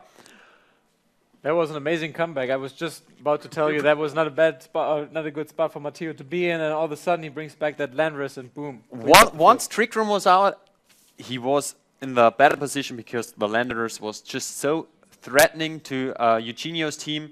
We got some tweets again. I will definitely travel to Germany only to see the commentaries live. They are fun to listen. Thank you very much. We'd love to hear that. We will welcome you here in Germany as well, of course. Nathan Ginkel and Pokémon Germany, Pokémon VGC continues. That's right, and we have a couple of more hours coming up today. And from the way we are currently set up, I think the next match we will have will be a trading card game match. Yeah. Either we have a trading card game match coming up right now, or there will be a small advertisement break. That's what we will trying to figure out right now, and I think we will get feedback in a minute here. El Pokémon National Championship está siendo retransmitido por Amigo Event en Pokémon Germany. Hello, Spain. Here we go, Fluna Dionel again. Oh, we can talk to you guys on Twitch. We see German nationals. Yep, Gareth. Well, it's funny because we're in Stuttgart, which is in Schwaben, which is not really Germany, in my opinion. So from a language perspective. But now looking at this chat, this is neither German nor Schwaben. This is Italian. So hi to all my Italian friends. Buongiorno. We can't really read what you're telling us. I hope it's all nice and clean because we don't use any swear words in our chat. But we love that you're interacting, and I hope you like the live stream which you are seeing currently. So I'm looking over to our colleagues just to figure out if we have an advert coming up or a TCG. I think there's going to be a trading card game match coming up very soon. So what we're going to do is what we have learned during the day. It is going to be fighting a couple of minutes until the trading card game resumes. We will show every time a VGC match. Afterwards, we are going to interact with you. That's what we do. We got a tablet here. We can, do you see yourself? That's screenception, isn't it? It's amazing, yeah. We see ourselves on the screen, you see ourselves on the screen. You cannot see yourself writing here. But what are you typing in here? Anyone have updates on Massi versus Daflo? Wondering who won? I can't tell you, because if you could see what's around us, that's basically just walls. These are white walls. We're commentating. We are here only with you, and I hope you enjoy. But we can't tell you what's going on right now. But we'll figure it out for sure. What we got here? I'm gonna be at Italian VGC Nationals with my friend M. Suetic. We are both from Finland, and we both will have very powerful teams, despite lacking experience being in VGC tournaments. I wish you the best luck, Saituki. Yes. Yeah. Best of regards to Finland. It's great that you're traveling that far to be in Italian. It's an amazing country. So if you can, grab some more time and go on vacation in Italy. It's just an amazing country. What we got here? Oh, again, Finland. Let's see, what should we... Please support the arrival of Play Pokémon to Spain, guys. We've read this before, and I love it. We are totally supportive of that. I love the guy who is called Sebi2G because he says, "Ey, Sebi, noch immer bester Name." Thank you very much. I appreciate it. I appreciate it a lot. Sebi, bester Name. Oh, we have a tough guy here. Okay, that's just rambling. I can't read this because it's going too fast. French players. Which French players do you want to see, guys? Maybe we can influence it. I don't know. Let's see. Give me some input. Which French player you want to see? Harrycut. Who is Harrycut? You know what they say, when there's a Landorus, there is a way. I couldn't agree more. That's exactly right. If it's not Rock Slide, it's going to be that Earthquake, and that's exactly what Landorus does. Landorus. We've seen a Landorus in every single team so far, didn't we? I think so. Landorus is a pretty standard mon in this format. It's the most standard mon we can imagine. I have to interrupt you because we have a sorcerer from Madagascar. Hello, dear commentators, Julian and Sebastian. I'm a powerful wizard from Madagascar. Bless you guys. Well, all the best to Madagascar. I love you too. Very nice, How's guys. that wizard thing going on for you? I hope it's good. Let Keon Spy battle on stream. Hello from Australia. Wow, I have no clue what time it is, but I have been to Australia recently, and you have an amazing country out there. So greetings to you, Minder. French battles, Keon Spy maybe. Maybe we see Keon Spy on the screen. I like his teams. Let's see what we can do. French battles, French battles. Everyone's requesting French battles. Who do you want to see? Ochama isn't here, I guess. Let's see. Yeah, who do you want to see? Just post them these names, and I hope that our colleagues will pick up the French names and make sure they're going to be on the next featured match for you guys. Hello to Deku. I love you too. Deku is a good friend of mine who is watching right now from Spain. Hi there. Johan Pagonakis, we want to see you. Johan Pagonakis. He sounds Greek. That sounds Greek, doesn't he? Let's see. We're gonna go outside there and watch out which good players are there. Which Need some love for the Netherlands players. We in Germany, we love you Dutch people, so we certainly support the Netherlands. And now we see the hall again. Also, South Africa is here. That's amazing. That's a really international crowd. As you can see here, we have a couple of more Twitter feeds coming up for you guys. As you can see, a little glimpse into the completely packed hall. And if you would be able to turn the camera left, you would see the Mercedes-Benz Arena, where currently the Bundesliga is going on. Hamburg against Stuttgart, or the other way around. Stuttgart is hosting the game, obviously. And if it wasn't for Pokemon, this would be interesting, but obviously Pokemon has the #1 priority for everyone, so you're not missing anything. Stay on this channel. You're on the right side here. We are going to see a national champion today here. I don't know if it might over take there tomorrow. is going to be a national champion for the next few years.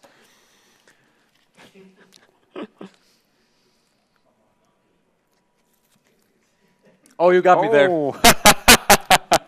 Okay. A little bit thirsty. Well, we are keeping on for days, but we are now almost finished for this round. We'll be waiting for the match for the trading card game to start, and I think it's about to start right now. It's round number 4. Oh, I'm sorry, my bad. We will make a short break. Yeah. And we will be coming back with trading card game very soon, and of course VGC right after it. So see you soon in a couple of minutes. Stay tuned, guys.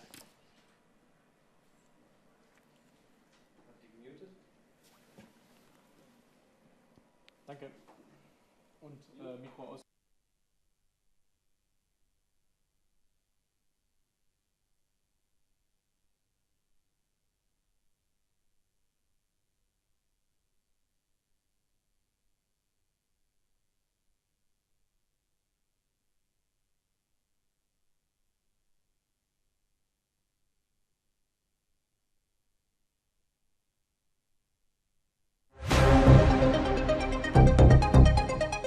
Ja, Roland, abermals Headshot der Junioren und Senioren. Ist ja quasi so dein wie oft hast du das schon gemacht? Das ist jetzt das zweite Mal. Das zweite Mal, das stimmt. Aber eigentlich bist du schon ziemlich routiniert. Ja, weil man ja auch selber andere Turniere noch macht, wie Regional Cities und so weiter. Da ist man auch als Judge oder Head Judge unterwegs und deswegen kommt dann auch Routine rein. Ja. Fühlst du dich wohl dabei oder würdest du auch gerne nochmal was anderes machen in Zukunft? Ich fühle mich also sehr wohl dabei.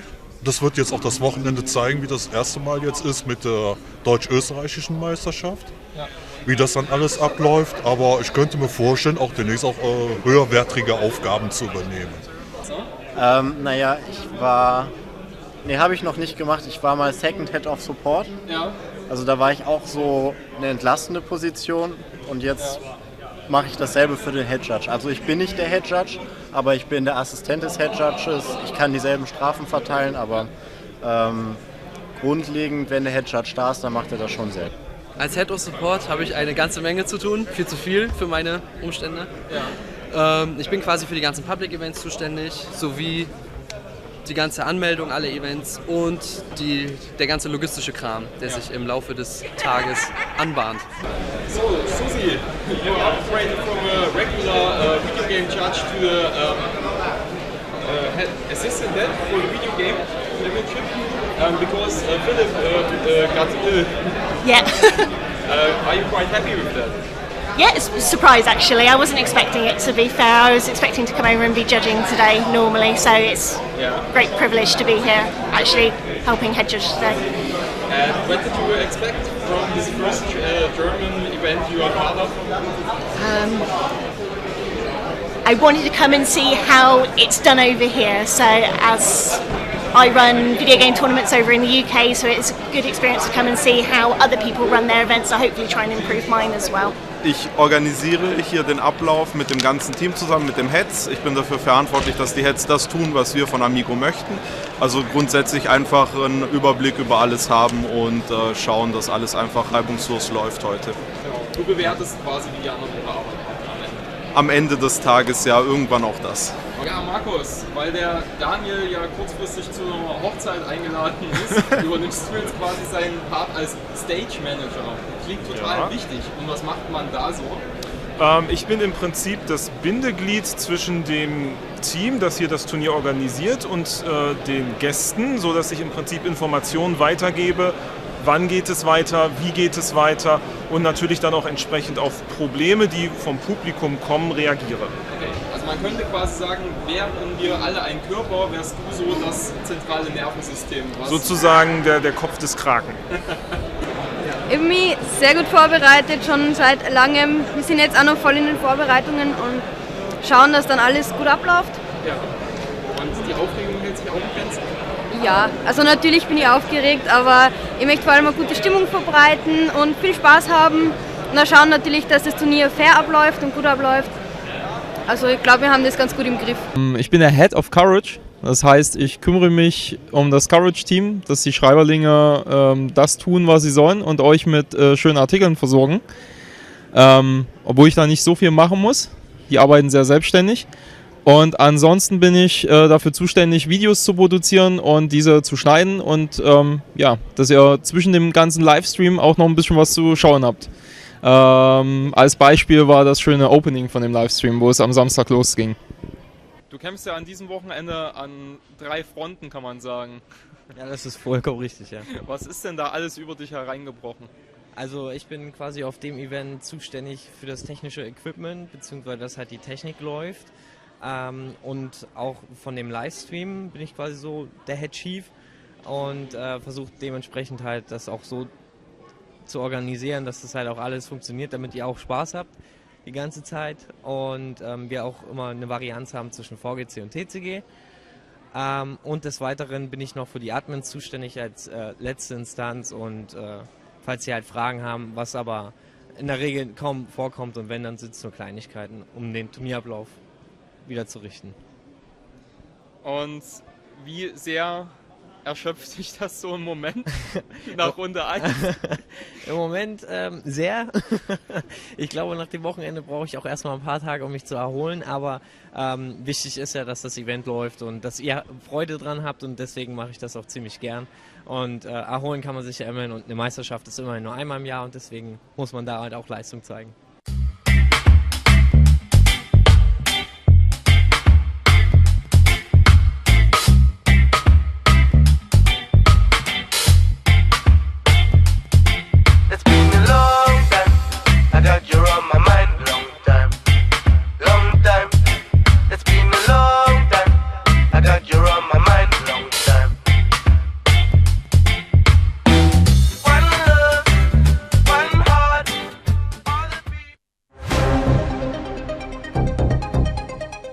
Ja, Roland, abermals Headshot der Junioren und Senioren ist ja quasi so dein wie oft hast du das schon gemacht? Das ist jetzt das zweite Mal. Das zweite Mal erst, ja stimmt. Aber eigentlich bist du schon ziemlich routiniert.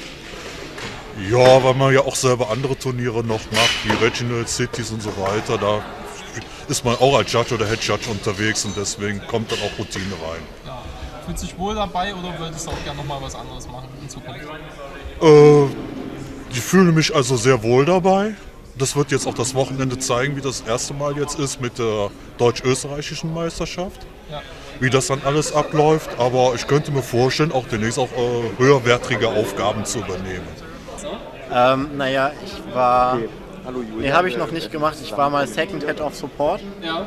Also da war ich auch so eine entlastende Position und jetzt mache ich dasselbe für den Head Judge. Also ich bin nicht der Head Judge, aber ich bin der Assistent des Head Judges. Ich kann dieselben Strafen verteilen, aber grundlegend, wenn der Head Judge da ist, dann macht er das schon selbst. Als Head of Support habe ich eine ganze Menge zu tun, viel zu viel für meine Umstände. Ich bin quasi für die ganzen Public Events zuständig, sowie die ganze Anmeldung, alle Events und der ganze logistische Kram, der sich im Laufe des Tages anbahnt. So, Susi, you upgraded from a regular video game judge to the head assistant then for the video game championship because Philip got ill. Yeah. Are you quite happy with that? Yeah, it's a surprise actually. I wasn't expecting it, to be fair. I was expecting to come over and be judging today normally, so it's a great privilege to be here actually helping head judge today. And what did you expect from this first German event you are part of? I wanted to come and see how it's done over here. So as I run video game tournaments over in the UK, so it's a good experience to come and see how other people run their events. So hopefully try and improve mine as well. Ich organisiere hier den Ablauf mit dem ganzen Team zusammen, mit dem Heads. Ich bin dafür verantwortlich, dass die Heads das tun, was wir von Amigo möchten.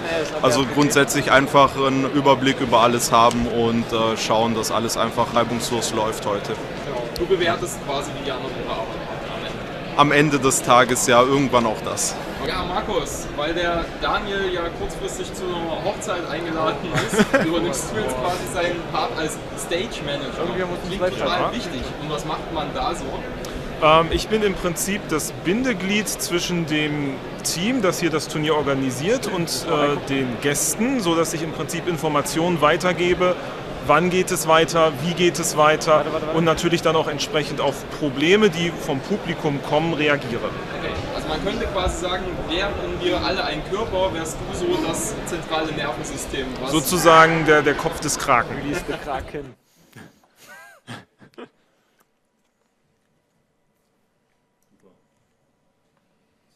Okay, kann losgehen. Alles klar. Okay. Welcome back, everyone. We have another TCG match going on for you right now, and because the action is going on already, we hop right into it.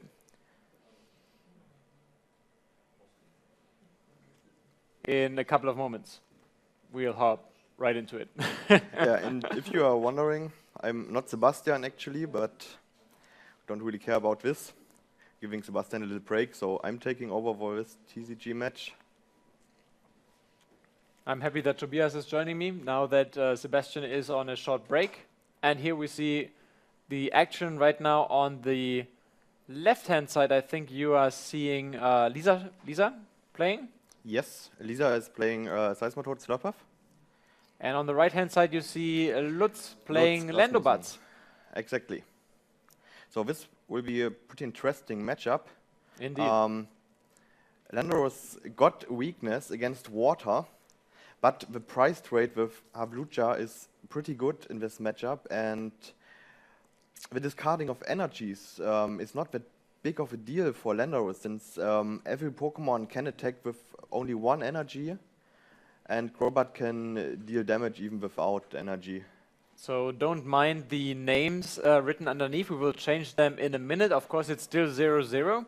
But as you can see here, the game has progressed quite a lot as Lisa has already drawn 3 prize cards, and Lutz is struggling to get into this game. He doesn't have any Pokemon with attached energy just yet, as he is playing teammates right now and looking for 2 cards from his deck. Remember that the item lock is on, so he is probably not going to look for any item cards right now. He is going to look, in my opinion, he should eye out a Hawlucha to fight back. Energy may be useful as well in this. Don't know if he has any energy, but dealing some damage could be quite helpful now. I mean, he got the Fighting Stadium in-game, he got the Muscle Band.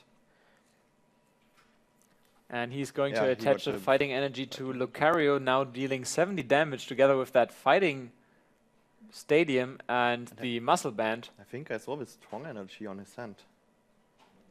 Yeah, he does have strong energy, that's right. So let's see what he's doing. Maybe he's trying to surprise Lisa by attaching it next turn and then dealing 120 damage, I think, in total with the stadium. But now the stadium is kicked. It was just kicked. It's Verbank now. Yeah. Interesting. Oh, now it's poisoned as well, but not asleep. Lisa's looking good here. She has all she needs currently. She's just lacking a couple of Slurpuffs, in my opinion. Now she opts to play that risky Jirachi X. It's actually quite funny when I picked Lutz for the featured match, since I wanted to see Landaros Crobat, and he was 3-0 now after 3 rounds. And as well, we had on our plan to take a girl on our stream today. And yeah, well, I didn't know the opponent, and then we have both now, so... Oh, but this was just a nice combination. Well played by Lisa. She discarded the muscle band from that Lucario with Xerosic, and then attached a headringer, so Lutz's plan to attack for more than 100 damage has been crushed this turn. Yeah, I think she protects her Seismitoad pretty well this turn.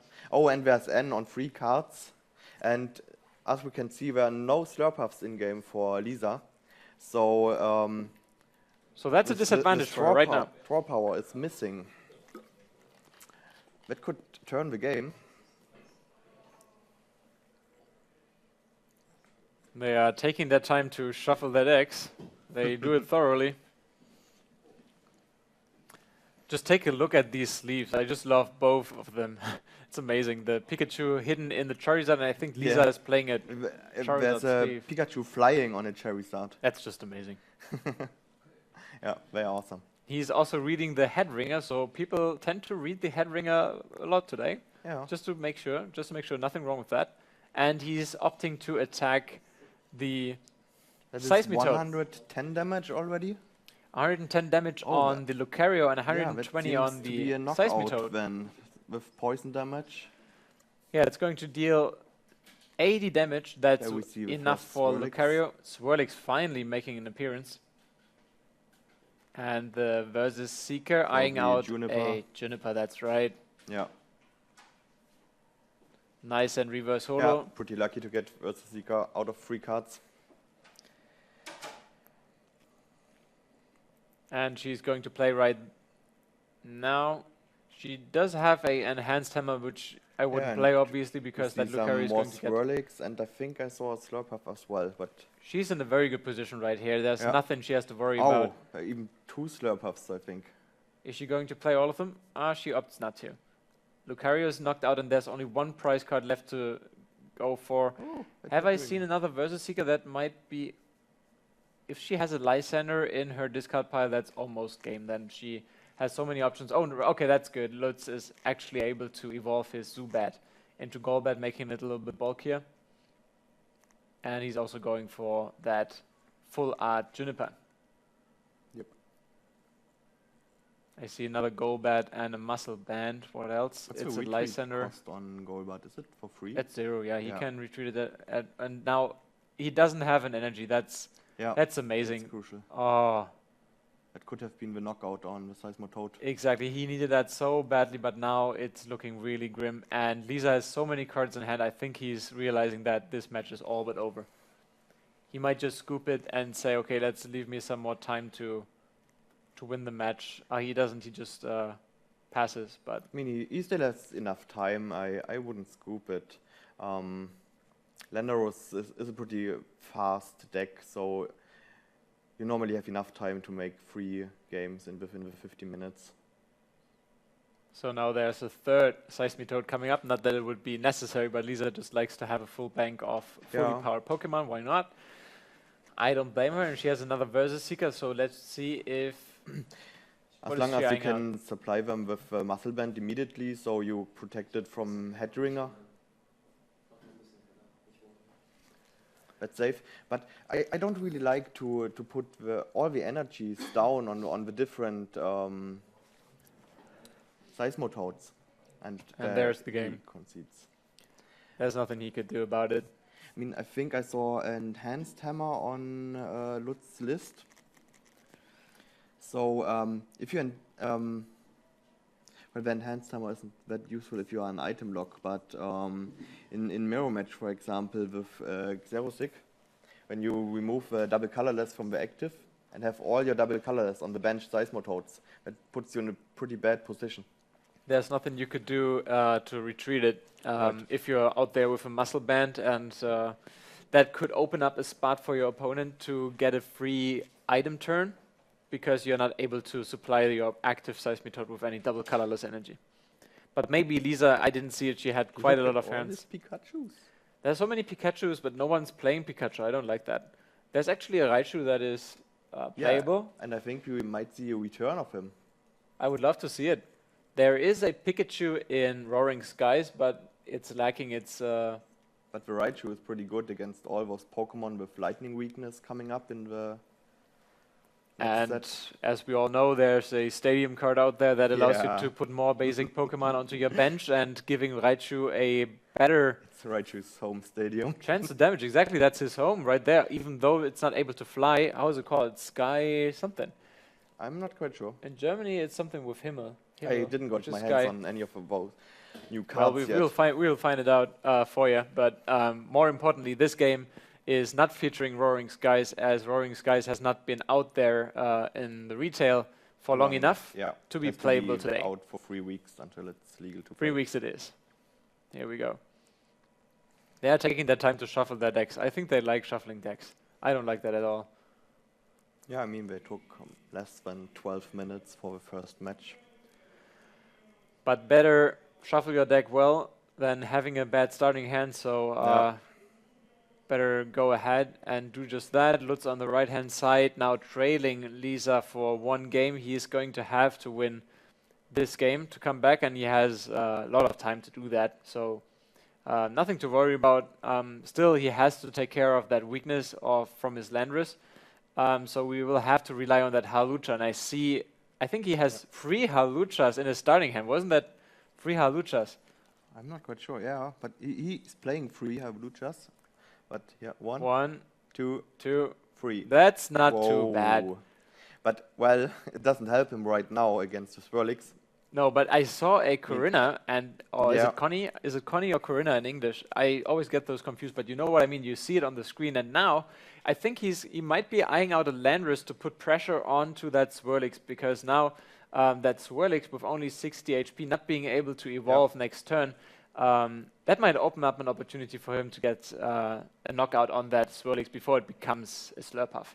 But he's going through his deck, probably counting out a couple of crucial cards, but he wants to make sure that they're not priced. Yeah, there we go. It's a Landorus. And here comes another item card. He has to think about not being able to use that item card if he's not going to play it right now, just because Lisa could use Quaking Punch next turn. It's a Hyper Ball. Nice and shiny Hyper Ball. Look at this. Oh, it's an Ultra Ball. Ultra Ball. It's golden. Look at this. Oh, he's discarding that Landorus. I didn't see that one coming. He used Corinna. Oh, then in that case he will have he's probably going for a Zubat, and that was a very expensive way to get a Zubat. He used that. Oh, it's Jirachi. Now I'm a little bit confused. Lutz is a very good player. He's much better than I am, so I'm able to learn something here. Yeah, he probably had really no card draw supporters, so he probably wants to make sure his draws in the next rounds. And maybe he wants to discard those Landorus because he's afraid that Seismitoad is going for it. And here's a Versus Seeker, and he's going for a Connie again. Huh. Yeah, why not? I mean, And he better has- play it now than having it on your hand dead. Absolutely. With the item block. Absolutely, but he's probably not going to play it next turn because he searched for that Jirachi. Here's a Hyper Ball, and we will see a Seismitoad very soon here. But first of all, let Lisa count a couple of cards, probably counting the amount of double colorless energy, because that's just so important. I see one. Yeah, she put the Seismitoad in front. Yeah, here we go. Yeah, she didn't take too much time to search. I guess that's just because... And there we see in Jirachi as well. Yeah, she has some more time. I see one double colorless. I wasn't able to see through more. I think I counted 2 double colorless energy, and maybe there's another in her hand. Lutz is pointing at something. Maybe he likes that Swirlix.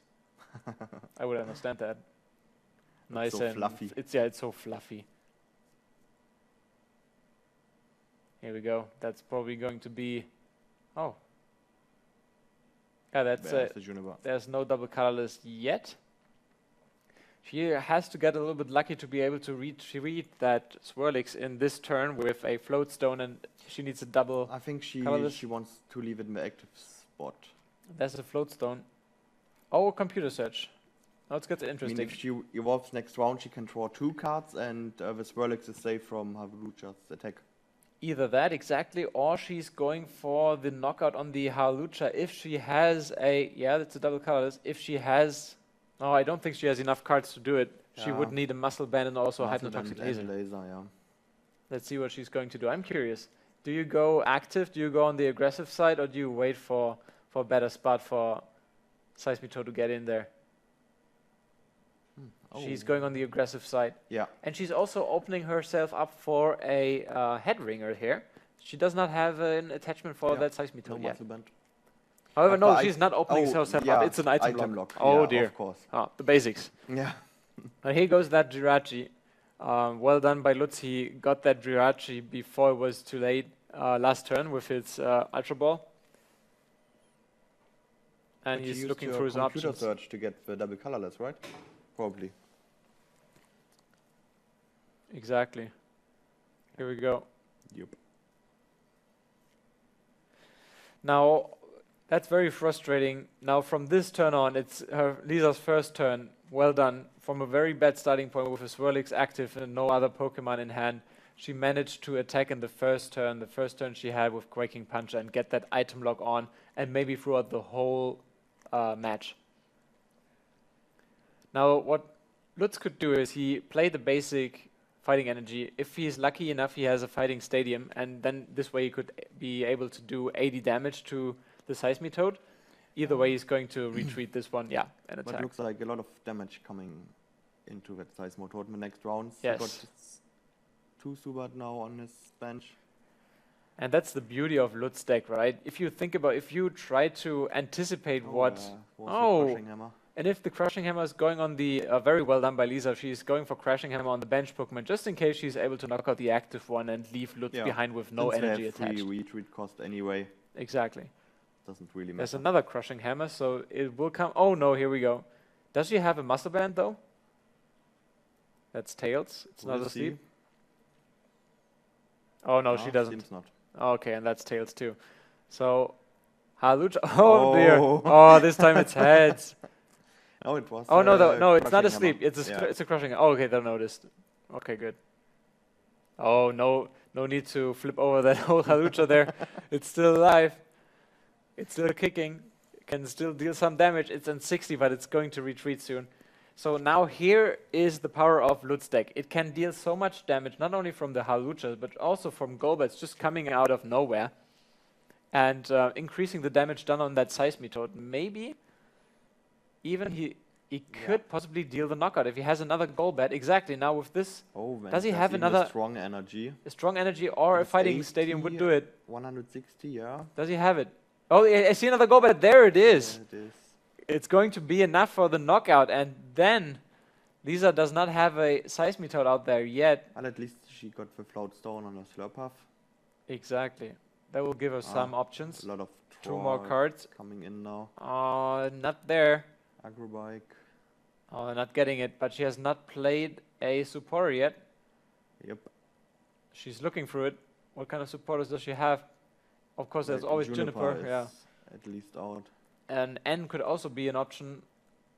A little bit disruption for Lutz. I think she doesn't. Ah, she's only playing 1 N.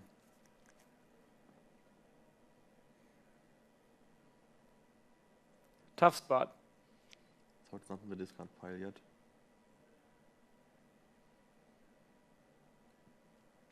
What do you do if you're Lisa? You don't have that Seismitoad. You need to get that Seismitoad, but her cards in hand doesn't look that good. Well, it's not like you are under pressure at the moment.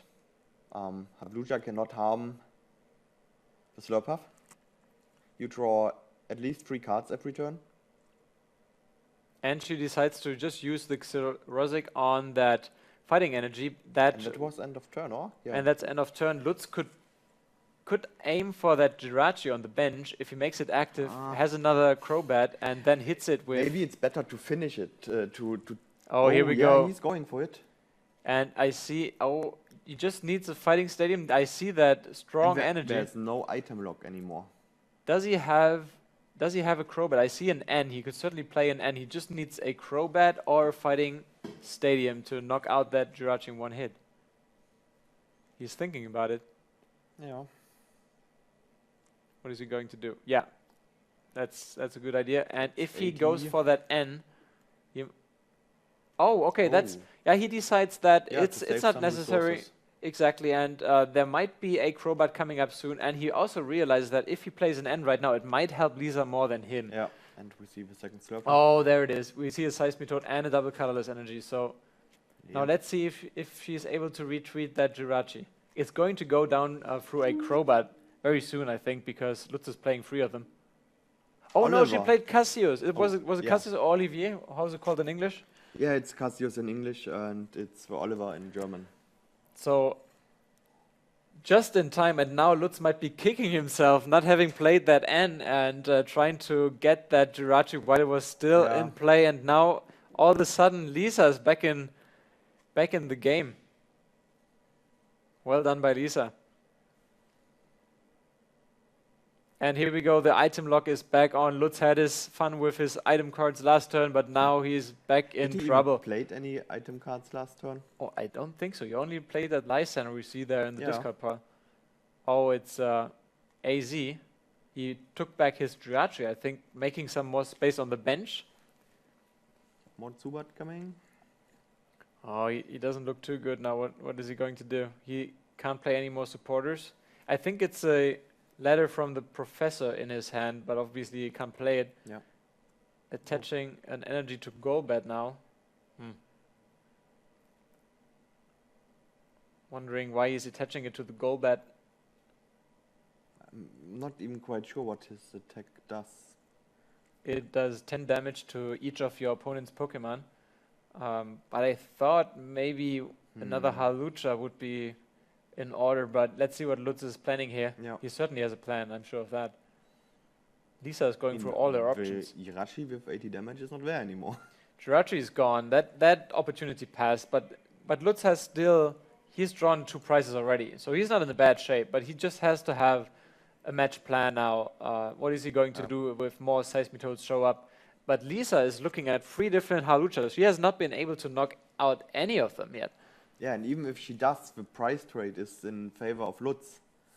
I mean, you only get 1 prize for knocking out Vabluja, and one-hitting it is pretty hard. You need the Muscle Band, you need the Laser, the Burbank is out at least. You need a lot of resources to one-hit it, and you get 1 prize for it, and it's not like Vabluja is dealing few damage. There's another It's 80 Cassius. damage for 1 energy. Finally, there's a laser. She has to kind of waste. I don't want to call it wasting the laser, but she's not finding the muscle band she needs. Yeah, I think she's, here we go. She's hoping for the sleep. That's a good thing to do because she is running through her deck so quickly. She needs those options. She needs those lasers against Halucha, even though all the Haluchas are heavily damaged now. Oh wait, isn't that's Lysander's Strom card right there.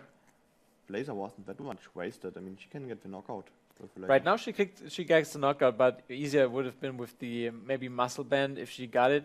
But she has not gotten to the muscle bands. Maybe there are a lot of muscle bands priced. Another Halucha coming up for another attack. I think Lutz has we see more only energy in one his muscle hand. band. And she's playing 3 of them. And here's the knockout. Finally, she gets a knockout this match. And I think it's a double colorless. Yeah. Here she has to explain Lutz why it's knocked out, but she's right, yes. And here we go. Yeah, she has another double colorless. She's playing an old version of it. It looked like the Hard Gold Soul Silver version of it. And Lutz is going for another Jirachi here. It's too bad, as you could see, he wasn't able to play his Versus Seeker. He had it in hand. There are no supporters left anyway, and there's an item lock, so this card is just so useless right now. That's why it was a good pick to play it in the first round. Absolutely. To get back that Connie. Discard these cards, hope for a couple of Crobats. Maybe he could even, if he gets 2 Crobats and he's getting an energy for his Halucha, he would be able to knock out that Seismitoad in this turn. Now look, It's yeah, at 80 damage it he's does, discarding right? it. There's 80 damage on that Seismitoad, Yeah. so it is possible. Even one would do, and then fighting. Oh, there's one Crobat. I saw it, and there's a strong He energy. got the energy. Now let's do some calculations here. He's certainly doing it in his head. At 60, right 80 now. with strong energy. Oh, and there's also Landorus. Yeah. That's also an option. And he chooses this Halucha. He's still calculating. Yeah, here we go. Now it's at 110 damage, and it does the trick already. Halucha with that strong energy does 80, Crobat 30. That's 110 damage on a 80 damage Seismitoad, and that's enough already. And that with only one energy. Oh, and this was just an amazing start for Lutz, going for 3 Haluchas, not having to use any Ultra Balls at all to get there. And now Lisa's left with her Acrobike here. What's she going to do? But good that he picked the Halucha with only 30 damage on. Would be pretty annoying to see for Lutz the return knockout from the Swirlix if it's tackle. What is she going to do? Yeah, there's an enhanced hammer. She doesn't know if she's able to. Oh, is she going for? Is she going for a Juniper with all these double colorless in hand? Does she even have a different option to do it? She could go for tasting and get 3 cards. Why not? You can play. Oh, she passed. Card. She's done. She's done with tasting. And now that's unexpected. Now, if you look at Lutz's side, he can't attack with Halucha. Only thing he can do is he can evolve some of his bats, and he can attack with Crobat, which does 30 damage to one of the Slurpuffs. So Lisa is saying, I have all the time I need right now. I don't need to get aggressive and discard all these double colorless. You only do 30 damage to me. I can take that. Yep, we see energy to Crobat. And here it comes into play what we call maybe a missed price or an unnecessary price. If you are now hitting the Sabayone or Slurpuff in English and knock it out, you draw 1 price, but you might still have to knock out another Seismitoad. Yeah. So it's really not that necessary to go for it. Once another Seismitoad shows up, you're probably going to have to knock out this one as well. Yes. Unless you can install enough time to just snipe it with a Crobat, the Slurpuff on the bench. Exactly. But then he would need some cards to take back those Zubats and Crobats without the item block. Currently he's allowed to play some items, so he has Scoop Up Cyclone in there. And does he have any super Scoop Ups? I can't see any in the deck list.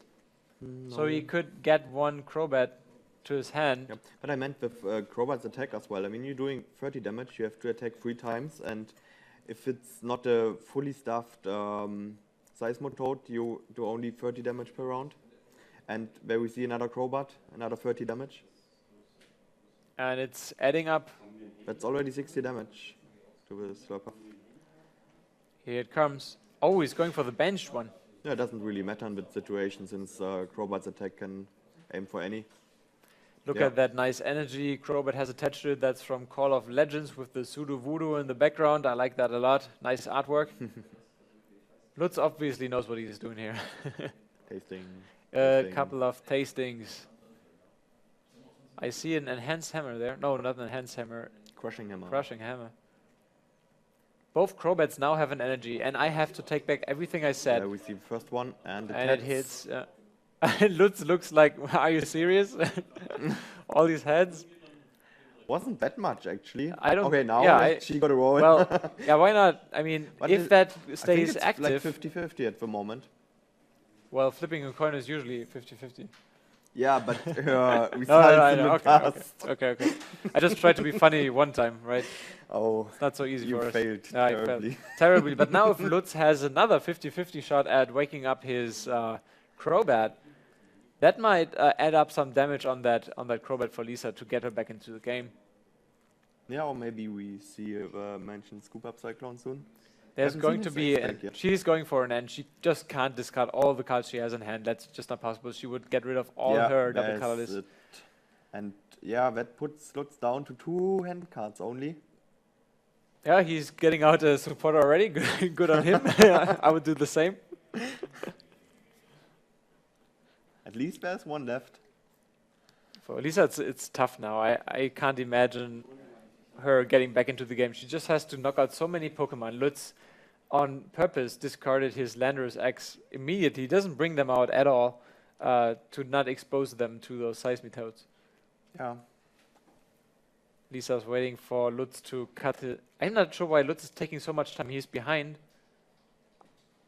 I mean, this deck should be shuffled by now. Well, they still have almost 20 minutes, but... Yeah, but as you said, it should be a quick deck, right? But the last round took over 20 minutes already. After very... Did he take 2 muscle bands? Is it? I think it's at least 1 muscle band. But there's still no Seismitoad. Yeah, here's the... 30 damage from Oh, poison and it's Tails. Now, decay. he is allowed to play item cards, though. So, but his hand is rather bad, I think. Look at this. It's a muscle band. I think it's two bats. Yeah, muscle band. And what is it, another it was muscle really band? 2 muscle bands he got from the end. And it's a goal bat, I think. He's trying to wake up. He gets it. Why don't they put damage? Oh, there's damage. Okay, so it should be at 60, and it is. Oh, hammer. Oh, what is it? We don't see the side. Yeah, it's another heads. And for Lutz's deck, he doesn't play that many energy cards, only 9.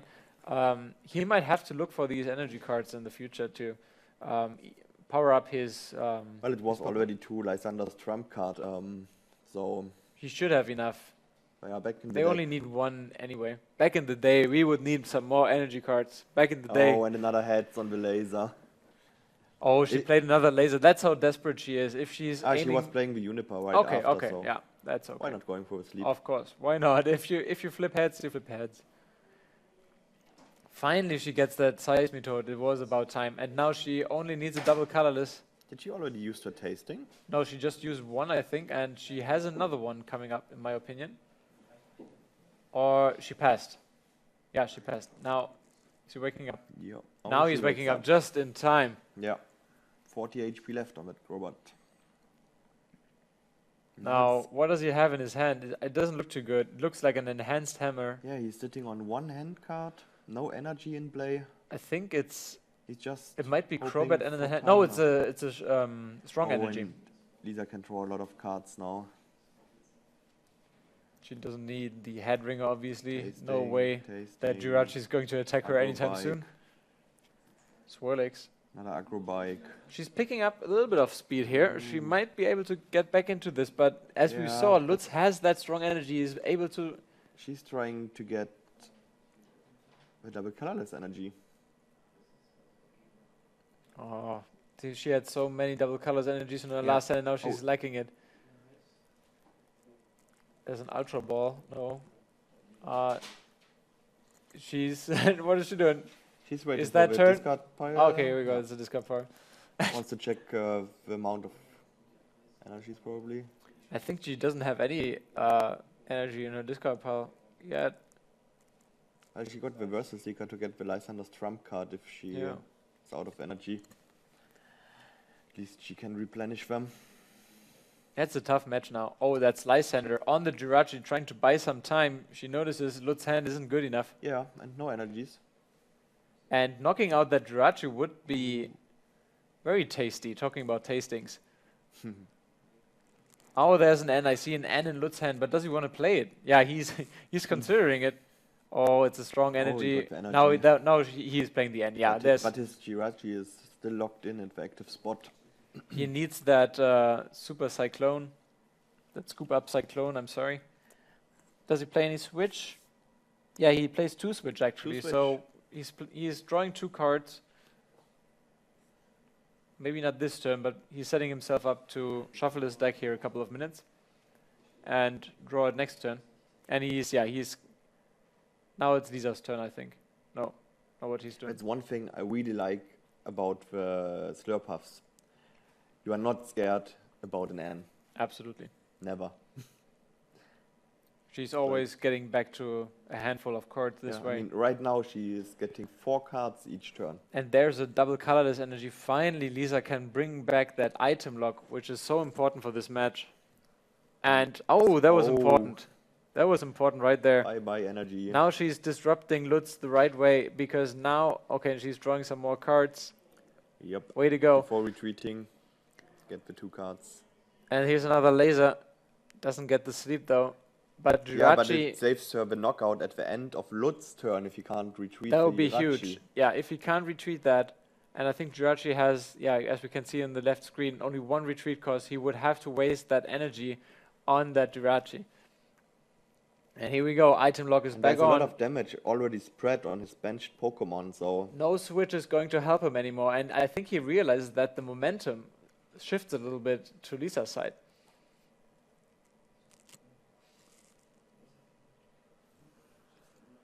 No need to wake up. I Here we wonder go. if this It's deck would be 80 even damage. playable without Lysander's Oh. trump card. He has a Dedenne and a, what is it?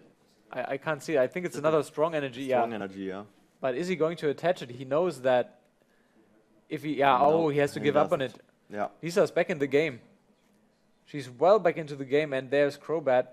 If Lisa manages to bring back those damaged Pokemon, she can win this And fairly es- easily. Especially stabilized. And there's a she- Versus Seeker. I can see it in her hand, but she Yeah. decides not to go for it. That's She's interesting. stabilized now with all the Slurpuff, so much draw power. She will get everything she wants. I'm not sure why she didn't play Versus Seeker on her Lysander in the discard pile and bring in front one of the Haluchas and Yeah, get they a are knockout. actually the only threat. And now she's going for that Crobat. Did she play a supporter? I didn't notice. Now he has two strong energies. Now he can No, I don't retreat. think so. She didn't. She didn't. Oh, now I'm not sure why she did this, because she could have gotten rid of both Haluchas in 2 turns. And now we are looking at 120 damage from that Halucha in just 1 turn. And 81, any energy next turn on Halucha would be enough to get the win if she doesn't get that Seismitoad back to her hand onto the deck. Oh, Yeah. that the pressure is on now. Yes, that's a tough call for Lisa now. I mean, she can knock out the Habluja. But then what does she do? We saw that fighting energy And in but- Lutz's hand. She has to play Cassius. There's no way around it. She will have to do something to get that But Seismitoad does out of she the way. have another... Oh, what is she doing now? Is there going to be a Juniper? Does she have another double colorless energy? But to- she realizes now that she discarded that energy that she has to get that Seismitoad out of the way. She can't just keep attacking. That would be the end of the game. She realizes that. But Yeah, let's have 2 prizes left. That's Yeah, there's there's Cassius. the Cassius. And now that was her supporter card. I think she does not have. Does she have an Ultra Ball in her hand? And another double colorless to keep on the item lock. That's the question now. I'm not quite sure, but she can draw 4 more cards. I think she did already. That's the problem with it. She did? Oh, is it turn? No, there's an Ultra Ball. I see an Ultra Ball, but there's no energy. What are you Fighting going Stadium to, is gone. to get with Ultra Wall? Why?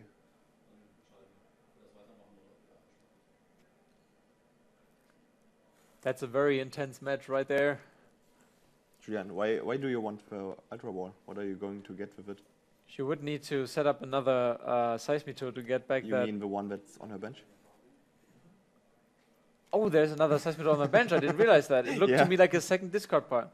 Second discard pile. Oh, she now the pressure is on that Jirachi as well. Lutz is really keeping up that pressure here, and if he's able to get a Lysander anytime soon, that's going to be the game.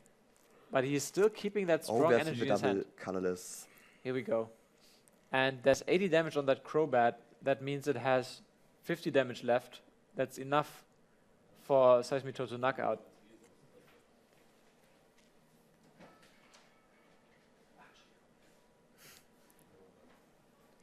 Where we see it, it's 10 minutes left now. And it's staying at 10 minutes for whatever reason. To not set anyone under pressure. Isn't Jirachi Don't want able to to pressure control the our time, or was viewers. that some other legendary Pokemon? I'm not sure. Maybe Jirachi has his or her hands in play right there. And there's another Lysander's trump card. Yep. They really like this match. They want to continue playing. They would love just to place a couple of more prize cards and just keep going for hours. What an amazing matchup this is. What do you think? Would this deck be playable without Lysander's trump card? No, this game would have been over. Both sides though. at the beginning when I saw Lysander's trump card coming out in Phantom Forces, I was like, it's only disrupting maybe Night March decks, I was thinking. It's like a counter card. But now, can you imagine any deck without it? Yeah, I mean, so much card draw power in the game at the moment. And yes. It's so much faster, this game now. This card set I wonder the game if we up. can see on our stream a match where the Lysander's trump card is priced. Yeah, either player, and if both players have their Lysander's trump card priced into the end, we would see a nice, interesting lineup there. When I'm waiting for this awkward moment when you forgot to check for a Lysander's trump card on your first deck search. That's how important it becomes, absolutely. Here's another Juniper coming up from Lutz. He's just trying to set up that Lysander for that Jirachi. He has everything in place, but obviously he can't play it this turn. He doesn't have it in his hand either. Like 3 energies he got now. He has to do something with it. He's a little bit safe of all the hammers and Xerosic and Team Flare Grunt and here we go again. This is the matchup which is rather obvious, but now the Seismitoad is again at 100 damage. So Halucha with any energy will knock out the Seismitoad and end the match. What's she going to do about it? Maybe finding another Seismitoad to power up and then shuffle that. Yeah, that's the only option she has, really. Yeah, but she needs to save her supporter for the Cassius. Exactly, the Cassius is That needed makes so it badly. She doesn't bit play more super complicated to set it up.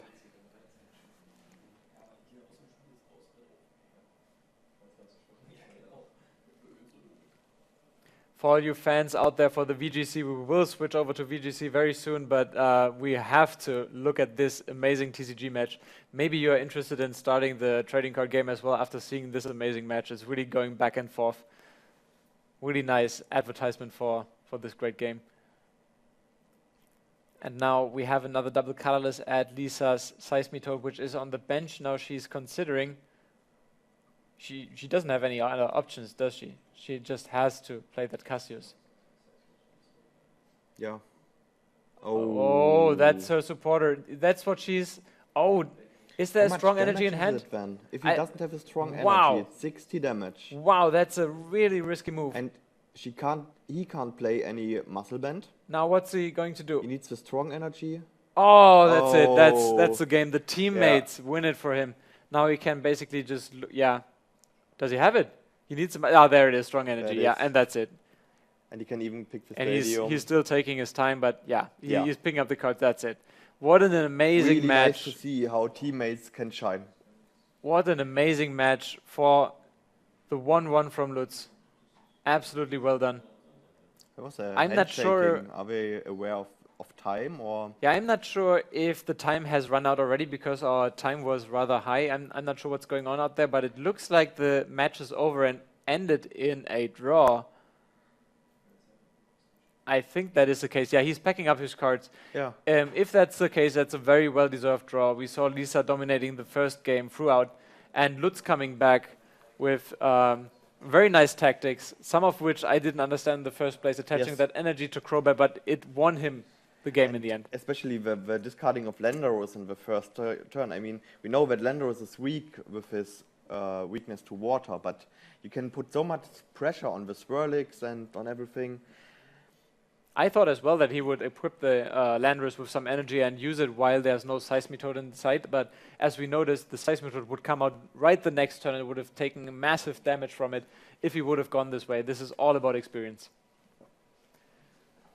Well, and here we see we are in a game already from Rebecca against Daniela in the VGC. That's a nice switch we have. We see a shiny Charizard Y on Rebecca's side and a Cresselia facing a burned Suicune.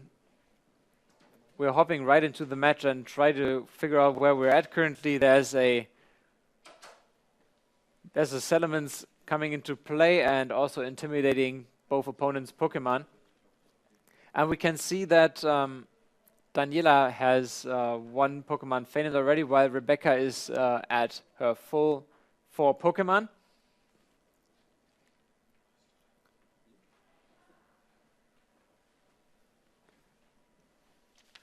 And we'll see what both players are doing. We can see this is the first match we are broadcasting where we have two female trainers battling it out. Hello, Julian. And we welcome back Sebastian Ernst here at the commentator booth. Welcome back, Sebastian. Hi. How was your break? Oh, it was pretty nice. And I heard we are commentating on two girls standing 4-0. Nice. I've never seen that before. Let me tell you something about Rebecca and Daniela. But let's first look at the action. Wow, what's going on? We have a break. We have a Mega Salamence making an appearance right here, looking nice and shiny. First time on the screen. Using Hyper Voice, which KOs. Oh, it's KOing the Charizard Y already. And Creselia's barely hanging on and now recovering some of its health. Well, some is a good point because it's recovering more because of the sun. Look at this, how much. That's just amazing. And Suicune with the Snarl, which lowers Creselia's special attack. And we'll see what Rebecca is pulling out of her Pokeballs next against that very threatening Salamence and that burn Suicune. Just help me quick, Julian. How many Pokemons are left on both sides? Both trainers still can pick from 3 Pokemon. Daniela and Rebecca had 1 Pokemon faint each. And Heatran is Rebecca's next Pokemon. Okay, Heatran is not that pressured because the sun is up. Suicune can hit it with a super effective Scald, but it doesn't do that much damage. The Salamence is, I guess, special based because of the Hyper Voice. I don't know if we have seen it, but maybe Cresselia got Calm Mind to boost its stats, to boost the special attack and to boost the special defense, which would be very scary for the Suicune and the Salamence. I guess Rebecca is in a pretty good spot with the Cresselia, a pretty huge matchup against Daniela's team. And there's another Hyper Voice coming at both opponents' Pokemon, but not very effective against that Heatran. Oh, Salamence is avoiding the Heat Wave, and it's only hitting Suicune for a little bit of damage, while Cresselia is going for the Ice Storm. Icy Wind. Icy Wind is called. I'm sorry, thanks for no problem. correcting. You're and welcome. Suicune and Salamence are having their initiative lowered a little bit. And Suicune is still going to snarl around to lower the special attack of those special-based Pokemon. It's a pretty good deal to just do this. What we got to see here. Oh, leftovers. I just noticed that Salamance's shadow looks like a Lunatone. Yeah, you're absolutely right. So I still think that Rebecca is in a good spot if she plays correctly. And I assume she will. But she always has to slack off the damage with her Moonshine. Let's have a look. Suicune can snarl all the way down. Salamence, I probably think it doesn't have Earthquake. It would have tried to KO the Heatran with it. And Heatran is going for a Earth Power to KO the Suicune. Suicune is going down.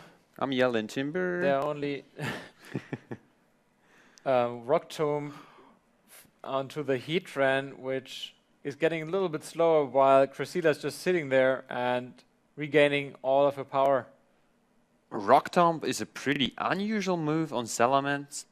I guess just to take out a Charizard, but Salamence walls Charizard anyhow, and return would have been maybe the better solution for that move slot, but I guess she had a plan in team building. She knows how to low speed for what Pokemon probably, and we see a second Heatran. Cresselia is still in a good position despite the special attack drops. We've seen Earth Power from Heatran, which probably won't KO the opposing Heatran because of the special attack drops. We see a Salamence, which is doing almost no damage to the both Pokemon. And we see Heatran hiding behind a Protect right there. That is Rebecca's Heatran, obviously. And Salamence is going for another Hyper Voice, obviously not hitting the Heatran. And Daniela's Heatran hiding behind a Substitute. Can it still remain there? There's an Icy Storm. Icy Wind coming, I'm sorry. Yeah, and Heatran doesn't really care about that. Now Cresselia should be faster as Salamence. Looks like Rebecca's in a good spot here. Rebecca's in a good spot, but she has to take a look at the timer. I think she's ahead 3-2. Am I right? Yeah, she's ahead 3-2. Just hopped into this match quickly. If Rebecca is clever, she's going to play onto the timer.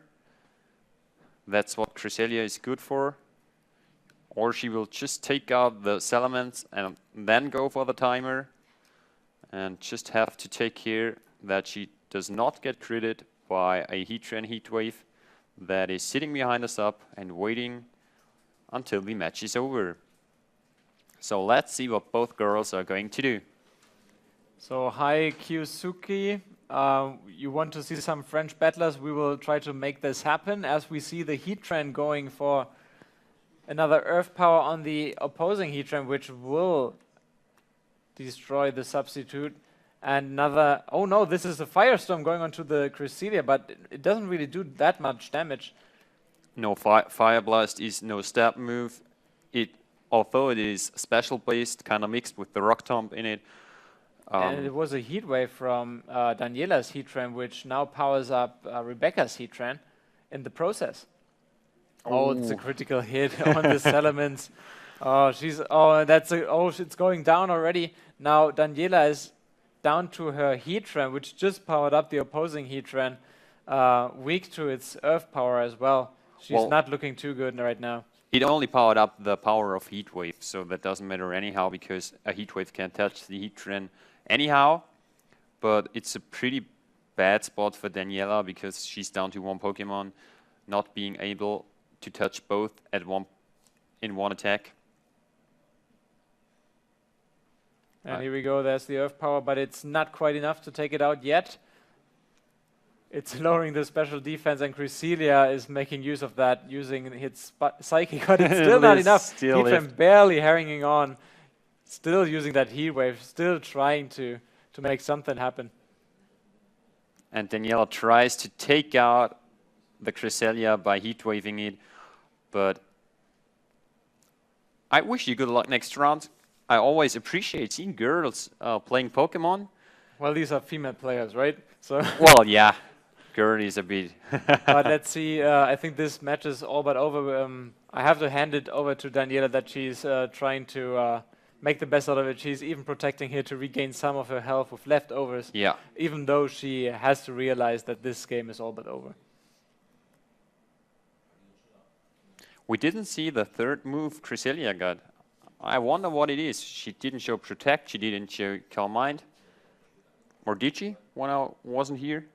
I didn't realize Calm Mind with Cresselia, no.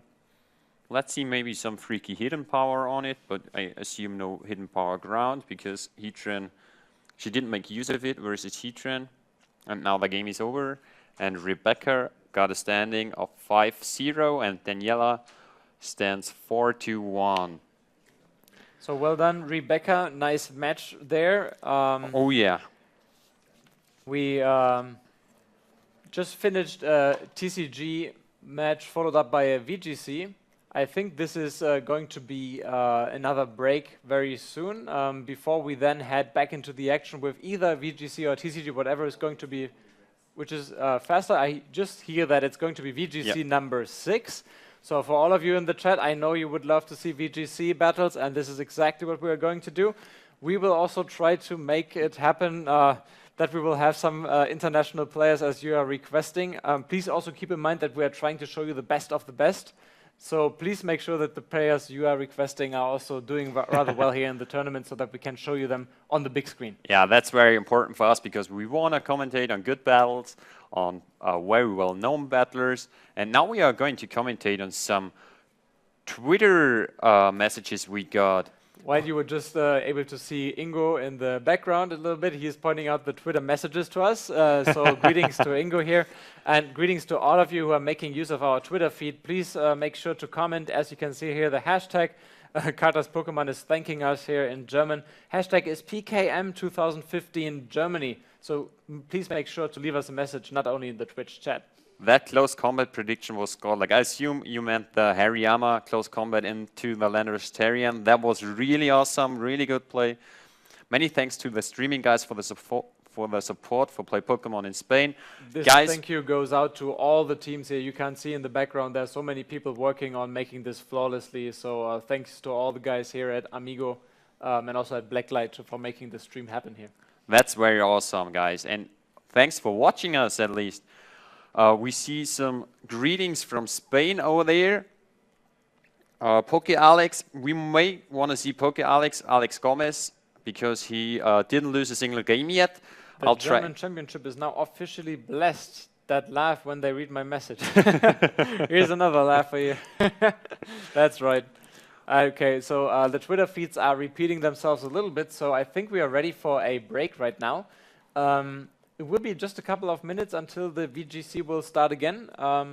Until that point, before we are ready to take that break with a couple of advertisements, I think we're just ready to do that right now. Yeah. So thanks, guys, for watching this amazing trading card game battle and also of the battle between Daniela and Rebecca just now. Stay tuned, guys. We'll see you in a couple of minutes.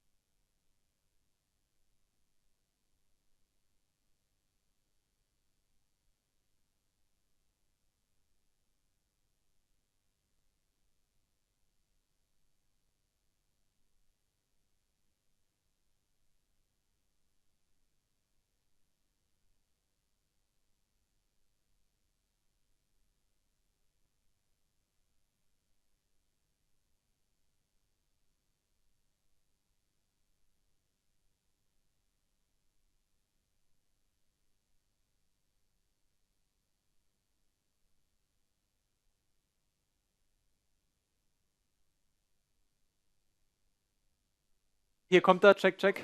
Alles klar, danke.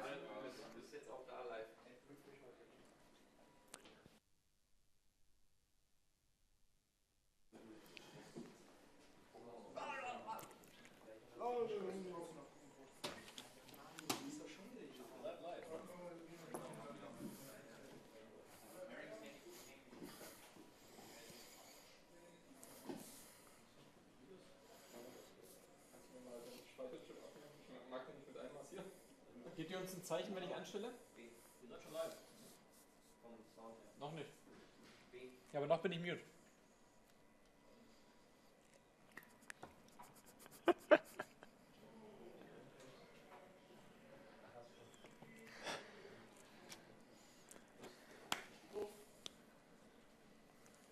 So.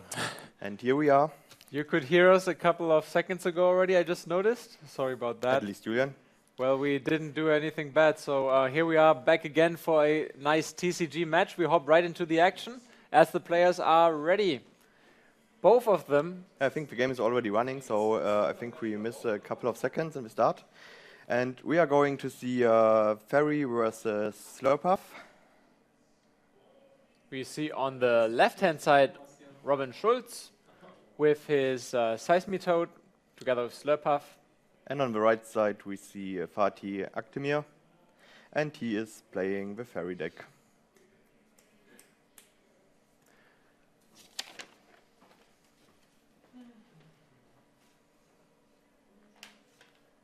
Yep. And we see a Mewtwo Aztec in the Slurpuff deck. And it's already active as well. Yeah, and stuffed with a double colorless energy.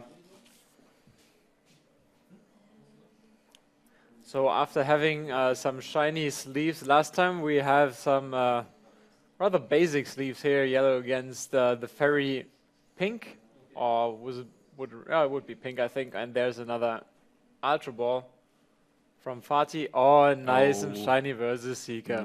He's just showing off now. I like it though. I just like it. Yeah, I think we appreciate it a lot. I'm easy to impress, right? So he's just playing an Ultra Ball if I was playing as him? I mean, who's not impressed by shiny Pokemon cards? Exactly. I would give up the game right there and then, right? I mean, what are you supposed to do? No. You just counter with your shiny Pokemon cards. If you have it, but you can see that Robin is not even playing the full-out Mewtwo X. But okay, let's put that one aside. As you can see, he has Xenias and also the Gardevoir X on his bench. Spirit Link already. And playing that N. The Spiritomb is negating any ace-spec that Robin or Fatih would like to play, so there's no computer search going on. Yeah, let's check for the ace-specs. Is he playing the computer search? He's playing the computer search, and Robin is playing... also computer search. Yeah, both players with the computer search. Also, we saw different types of Slurpuff, Seismitoad decks concerning the energy. Robin Schulz is also taking a very aggressive approach here, and he's playing only 4 double colorless energy, so he has no basic energy to fall back on. Yeah, I actually like the version with only double colorless a lot more than the version that's playing with 3 water energy, sometimes even 4. So you have so much card draw, you pretty much always get your double colorless energy. You are not relying on the water energy. And finishing off something with a grenade hammer also means no item lock in the next turn. So it's a hard decision sometimes. What I like a lot about Robin, as you just saw, there was a Super Scoop Up he tried to play, if I saw correctly, and it was from the E-card expansion. So a very old card, but even at that time we had that same card, he tried to play, but he flipped tails. So here's a switch. Oh, but it's not a first edition basic set switch. Oh yeah, he could have played that. I'm not sure if that's allowed though, because it's still Wizard of the Coast. Is it? Yeah, it is. Okay, that's cool. At least I was playing it all the time and never got punished for it. So. But there are a few cards where you need the reference. Maybe you were too bad to be punished, so no one was thinking about calling a judge. Thanks. Okay. Appreciate it. Okay, no, but let's get back to the game as we see Slurpuff getting some tastings on for Robin. He's playing another versus Tasty Seeker. Puff. Looking through his discard pile, which we can't see. So, who do you see in favor in this matchup? Oh, I was thinking the exact same thing when I was looking at the lists. I was playing both decks online quite often, and it's really tough. It's shifting back and forth. I think both decks have a good chance to win over the other one. It really depends on how fast can Fatih get his fairy combinations going with Aromatisse, the Mega Gardevoir X, and of course, finally he's able to attack with Xerneas Geomancy. The good thing about it is Fatih has already played the Gardevoir Spirit Link. Yep. So he's not wasting a turn when evolving to the Mega Gardevoir. So he's got that going for him. While And he's lucky that he got it already out since he's in the item lock now. Exactly. And we see a shiny Max Potion which is not going to do any good at this point. He doesn't have a Spritzy though. Yeah, he has no way of bringing that one out. So next turn he would be able to attack with that Gardevoir X. If he would be lucky enough to have a Mega Gardevoir X, it could even be... no, not enough for a knockout and he is yet. swarming some Swirlixes. That's always a good thing. And look how fast he's playing. This is only able to... You can only do this if you're a very good and experienced player. He's playing so fast, making all these decisions in no time. Yeah, there we see the Crushing Hammer. Oh, I can't see what he's What is, dicing actually. what is this a 6? No, I think it's a symbol. It's either the 1 or the 6 then. Yeah, and good things come but to you. since he removed the energy, I guess it was the 6. Here's another one. Oh, it's another heads. Oh, that's... Oh, like the whole last turn is wasted now. Oh, there's another one. Oh, that's tails. Finally, some tails. Some justice. I always feel it's bad for the player who is getting all the heads against him. Oh, and the 4th Slurpuff hitting the bench. Robin is just set up for success here. The only thing he is not having right now is Burbank City Gym. Another So no N. space for any Jirachi or so. No Jirachi, doesn't even need it. He is so well placed. He even has 4 Swirlix sets. Does he have 4? Yeah, he plays 4 Slurpuffs. That's, of course. That's he can even bring them out all at once, giving him access to at least 5 cards per round. That's just amazing. Really, really strong. Who needs supporters? There's a Mega Gardevoir finally, but it doesn't have enough energy, so now Xerneas is picking up some steam. Let's see how many Fairy Energy he plays in his deck. 12. So that should be plenty, even if Seismitoad is discarding 4 of them while flipping heads all the time. Here on the left-hand side, you see that nice full art Mega Gardevoir, an amazing artwork in my opinion. And nice to see that Fatih is really prepared for some stadium war since he's playing 4 Fairy Gardens. Absolutely, and it's so critical to be able to discard, to retreat that Xerneas and maybe reuse that energy later on. Yeah, and protect from poison and... Because this is exactly what Seismitoad is doing. I don't think he's harmed from Silent Labs really much. While Spiritomb, Jirachi... Oh, he's playing a Keldeo. Ah, that Keldeo though. So, countering Silent Lab is also good as well.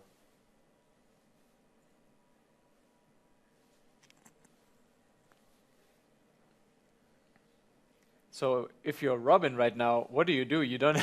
He doesn't have to do anything. I mean, his whole bench is well equipped now. He's only looking for more Slurpuffs. He doesn't have them, and everything else he pretty much has.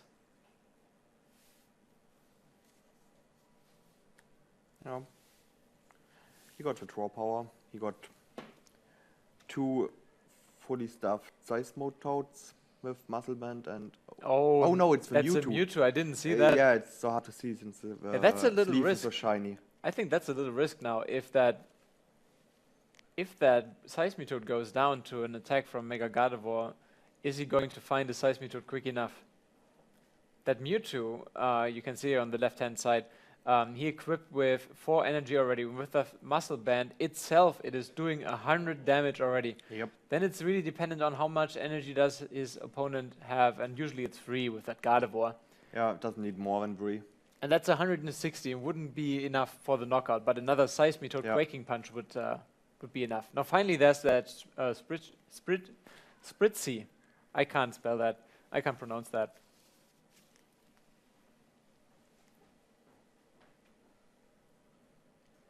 And more energies hitting the field. So to JB power up, Twist, we read your Mega request. Gardevoir. You would like to have Poke Alex on the stream. We try to make that happen as he's 5-0.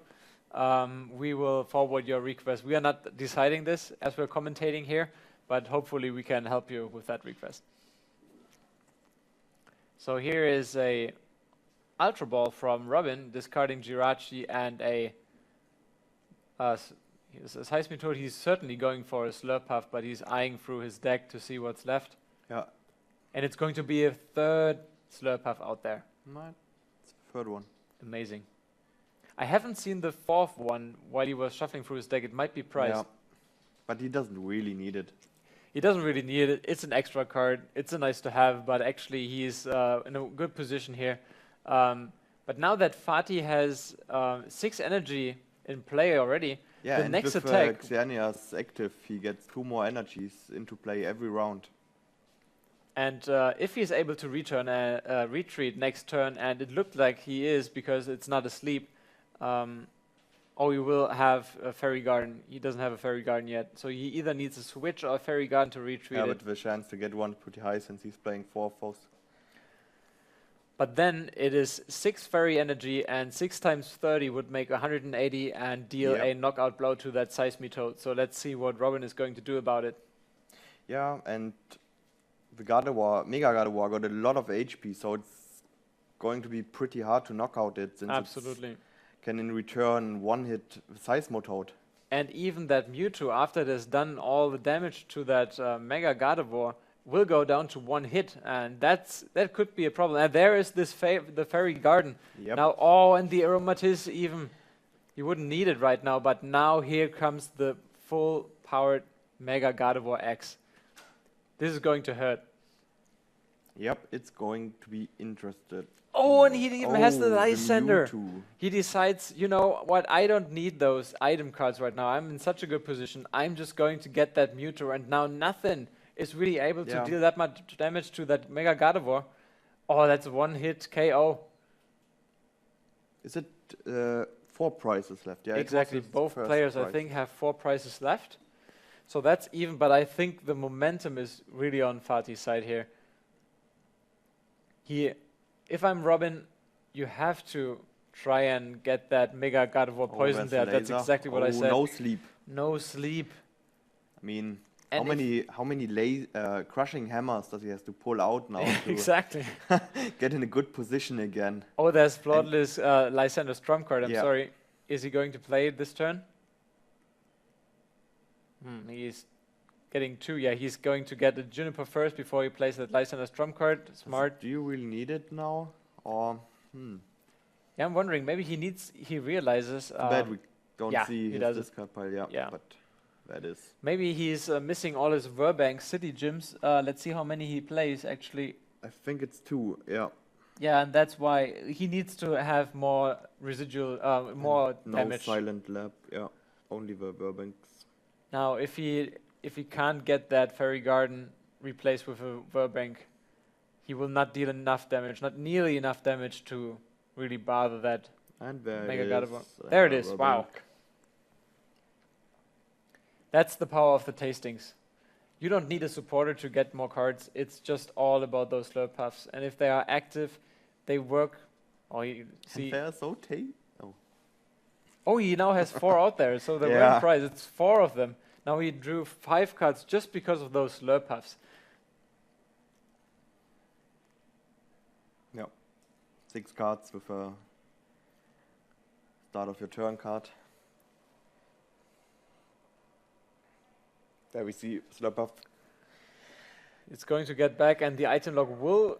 is he going to do it? He knows that if he is pushing that Seismitoad in front... Oh, yeah, he's trying to get it to sleep. That's his only chance maybe when he doesn't get it. Tails. If he's... Yeah, he's... Oh, he's going for it. Now it's going to deal 80 damage in total, but it will get back immediately and knock out that Seismitoad, and this will leave him with 2 prizes left. So if he's bringing out another Pokemon X, this is all but game for Fatih here. Yeah, even if he doesn't bring another X, I mean, the Slurpuffs are not really dangerous. Exactly, they won't do any harm. And there's another Fairy Garden. Yeah, so it will be even harder to get rid of that Gardevoir. And there's Only 10 another poison Gardevoir damage. X waiting on the bench, fully powered. Yep. This is not looking good for Robin. I like Fatih's chances right now. It took him a little bit to get into the game, but now it's really, really tough. But he cannot get another Spirit Link on the Gardevoir to Mega Evolve it. Exactly, and here's the knockout, and let's see what Robin's going to do about it. Yeah, he's adding up, making sure that the damage, at least from the poison, will be counted. 90 damage now. And is it going to be enough? He still have more than half of his HP. Yeah, and Slurpuff is not going to do anything about it. Maybe his best tactic is really just to leave those Slurpuffs active for now.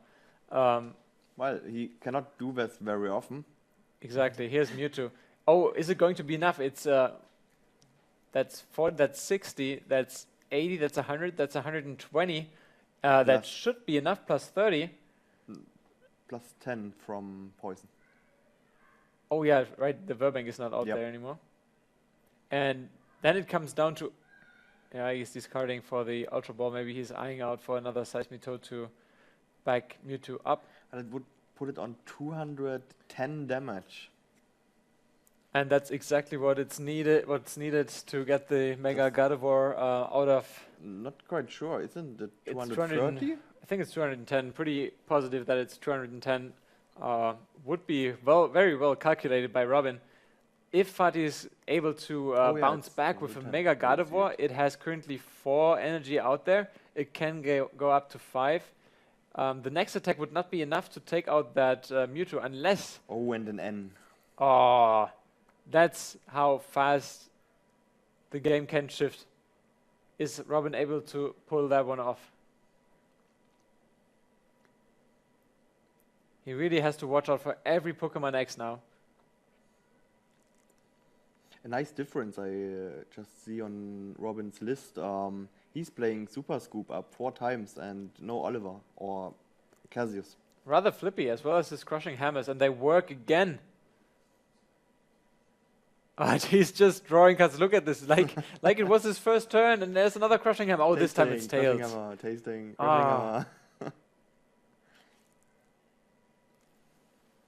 Amazing, just amazing. And here comes Mewtwo's Crushing Blow. If we calculate correctly, this will be enough. And yeah, he takes the 2 prizes. Mega Gardevoir goes down. What's Fatih going to do about it?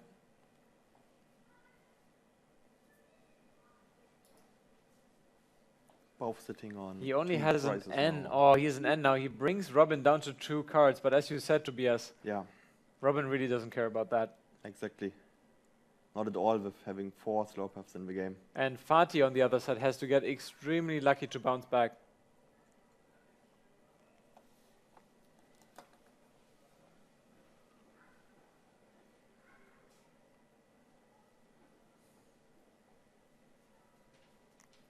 Xerneas, he probably won't need any more. He doesn't have the energy to do it. Oh, of course he has the Aromatiz. I didn't see that. Yeah. Now this is a chance to get back a little bit into this game.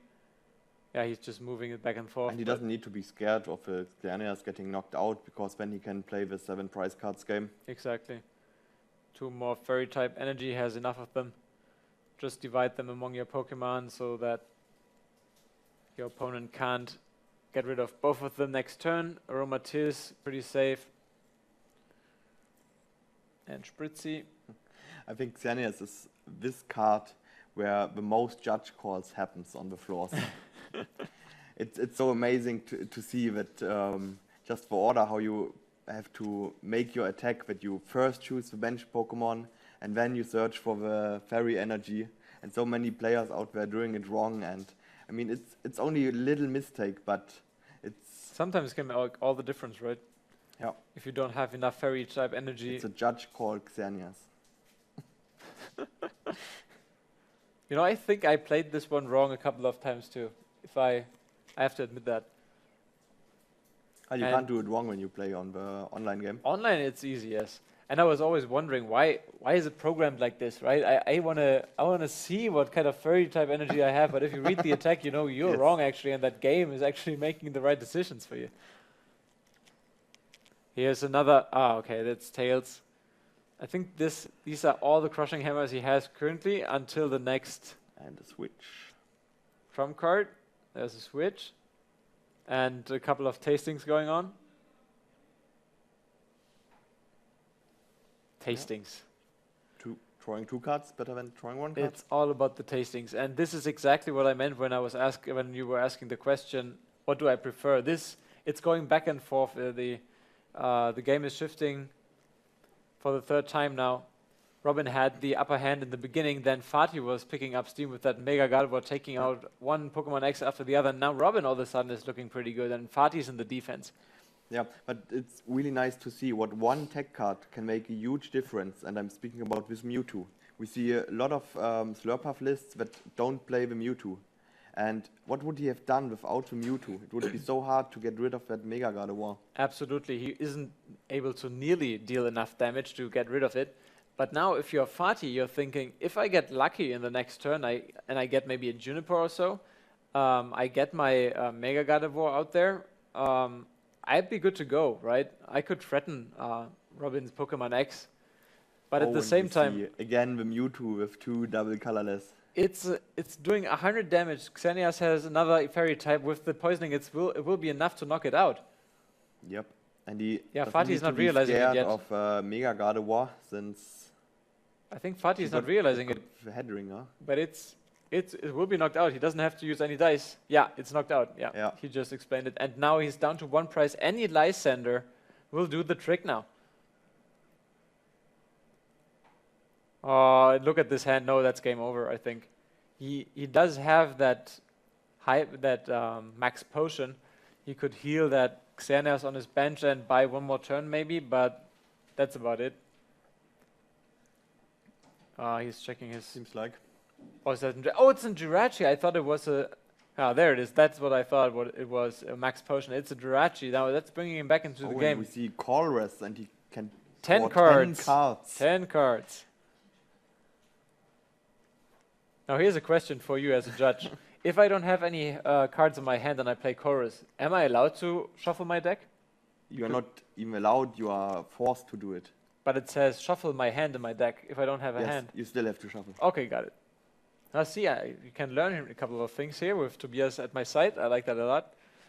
And there's Can you imagine Chorus with a new stadium? Yeah, let's draw 16 cards. Exactly. Give me a couple of minutes here while I count all these cards. Yeah, now could someone help me holding all these cards? Yeah, exactly. We saw Carl holding his whole deck in the first match of the game. Yeah.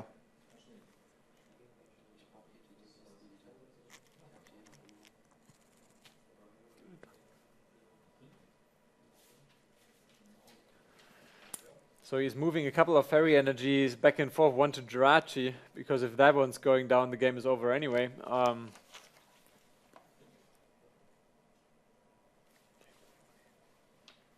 Now here comes Gardevoir X.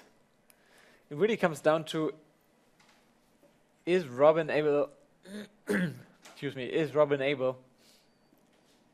pull out any of the bench Pokemon? Because if he is, that's going to be game. And here we go.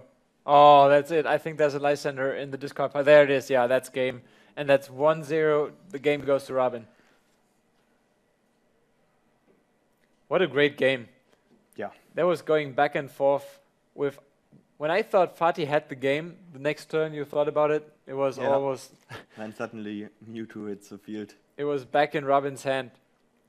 That's so great about the Pokemon trading card game. Currently, what we call the meta game, so the decks that are currently being played by most of the players, it allows for so much action back and forth. It's very well divided. You can play a lot of different decks currently, and still win against most matchups.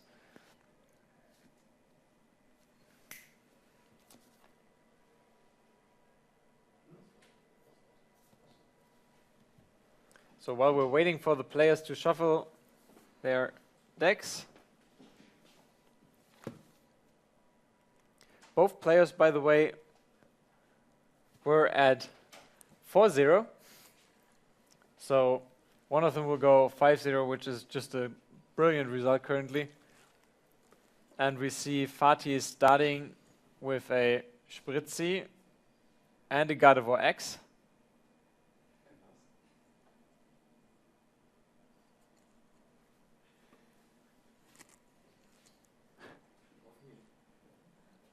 And I think Robin wasn't able to pull a basic Pokemon in his first 7 cards.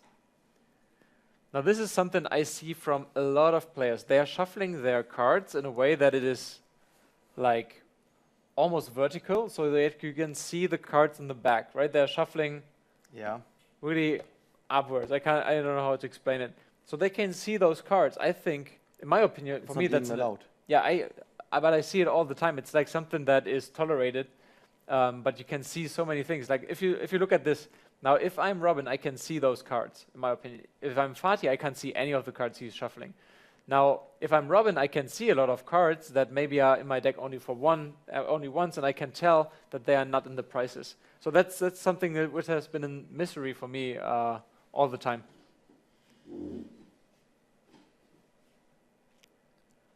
So a good thing for Fatih is that one, he has a shiny versus Seeker, good for him, and second, that he is able to play that Gardevoir's Spirit Link and also Computer Search before he gets item locked.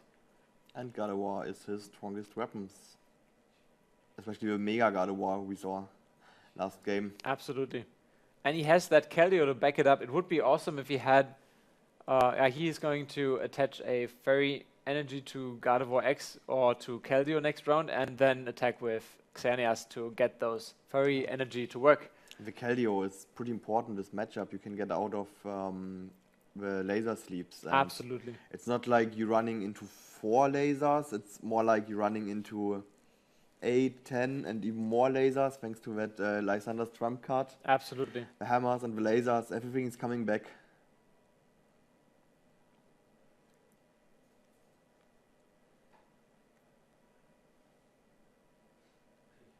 So there are a lot of questions in the chat when we will be moving back to the VGC. Bear with us, after this trading card game match we will have a VGC match in full length, in color, with commentating going on, everything, right? So bear with us, the trading card game is an amazing game as well. We have to have both matches, games here. And I hope you enjoy the action for the trading card game as well. Yeah, totally agree. Here we go. There is a Seismitoad ready to do some action. Yeah, and almost a perfect start for Robin in terms of getting those Quaking Punch from a very bad start. He somehow makes it happen. Not to put him asleep, but at least poison him. And item lock. And the item lock is going on. But if I'm Fatih, currently I don't really care because he's prepared so well in the first round. Even with that Keldeo, if he would have gotten out of it, he would have just attached that Fairy Energy not to the Gardevoir, but to the Keldeo, and then was able to rush in and rush out.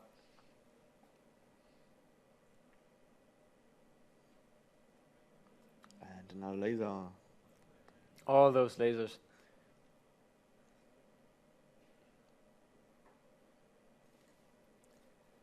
Now Robin, he doesn't quite get his army of Slurpuffs going currently, while Fatih is just powering up with all those Fairy Energies. Just look at this. Yeah. And seems like he's not having any supporters, no draw power. Oh no, Robin is just, if I'm Robin, I would be so crushed. Look at this. So Robin can't do anything about it. He almost passed 2 turns now with just playing the laser, and even if you put your opponent in sleep, it doesn't really help with that Keldeo on the bench. And finally there is also another Slurpuff, and Fatih has used Geomancy 3 times, and look at all the energy he's putting into play. Now an attack from Mega Gardevoir X got it hurt. But we don't see it yet. But it's ready with a Spirit Link. Just imagine like a Magikarp trying to defend itself against a Mega Gardevoir. That poor little thing. Ooh. Or Slurpuff getting obliterated. Thinking you're trying to compare Magikarp to a normal Gardevoir X. No, well, that comparison doesn't work too well. Here we go, there's another N. He's going for the N now. He has 6 cards to draw, and he just needs that one Mega Gardevoir. Ultra Ball is not going to be any good. Oh yeah. Item lock. The item lock is going on, yeah. And he has 50 damage on it, I think. Now let's see if he gets it. If he gets it, this is going to be huge. Yeah, oh, there it is, the first card from the deck. On 2 even. Yeah, this is... How is he going to defend himself? He has to flip so many heads for sleep. Yeah, if I'm Robin, I mean, let's be realistic When you're here. playing the Pokemon trading card game online, did you find yourself in the spot like you're thinking about this awesome strategy for your next turn, and then you're like, oh, item lock. Exactly, and you have all these item cards still in hand, and you think about this awesome next move, and you be like, oh. That's why we're sitting here in the commentator booth and not out there trying to get the title, right? Because that's us. That would be the typical mistakes we would be doing. And you can make 2 stables of your hand. I can use, I cannot use. Exactly right. Yeah, just leave them behind because they won't be any good anytime soon during the game. And for us, it's waste easy. your time thinking about those item cards. You know, commentating is very easy if you see both players' hands. You always know what the great move is, and even that time I think about all the moves which I would make, and they're still wrong. So these players are just the best of the best we are seeing here. It's a pleasure to be able to observe them and learn from them. Oh, a lot of tails hitting the table. Yeah, if Robin is going to keep up his tails momentum. Here's Mewtwo, but it's expecting to get hit and knocked out next turn as well. And he even discarded an energy to Mega Gardevoir, so that's hitting him as well. So he's not doing as much damage. He doesn't have a Burbank City gym, so a lot of stuff going against him. I see a Max Potion. So if he's able to get an Aromatisse going, then he can heal up his Mega Gardevoir. Yep, no item lock. There's no item lock right now, and he's going for the Professor Juniper, hoping for an Aromatisse to show up in his hand. There was a Max. Did he just discard the Max Potion? He discarded the Max Potion because he wasn't able to move those energies. Yeah, but now he gets it. Now he gets it. Yes. Yeah, we haven't seen any Max Potion in the first game, I think. Even though he's playing 3 of those. And even though they have a nice and shiny gold border to it. Here we go, there's Aromatisse. Yep. I'm not sure if he has another Max Potion in his hand, but at this point, I'm not sure if it really matters. Yeah, he's placing the... He replaced damage counters.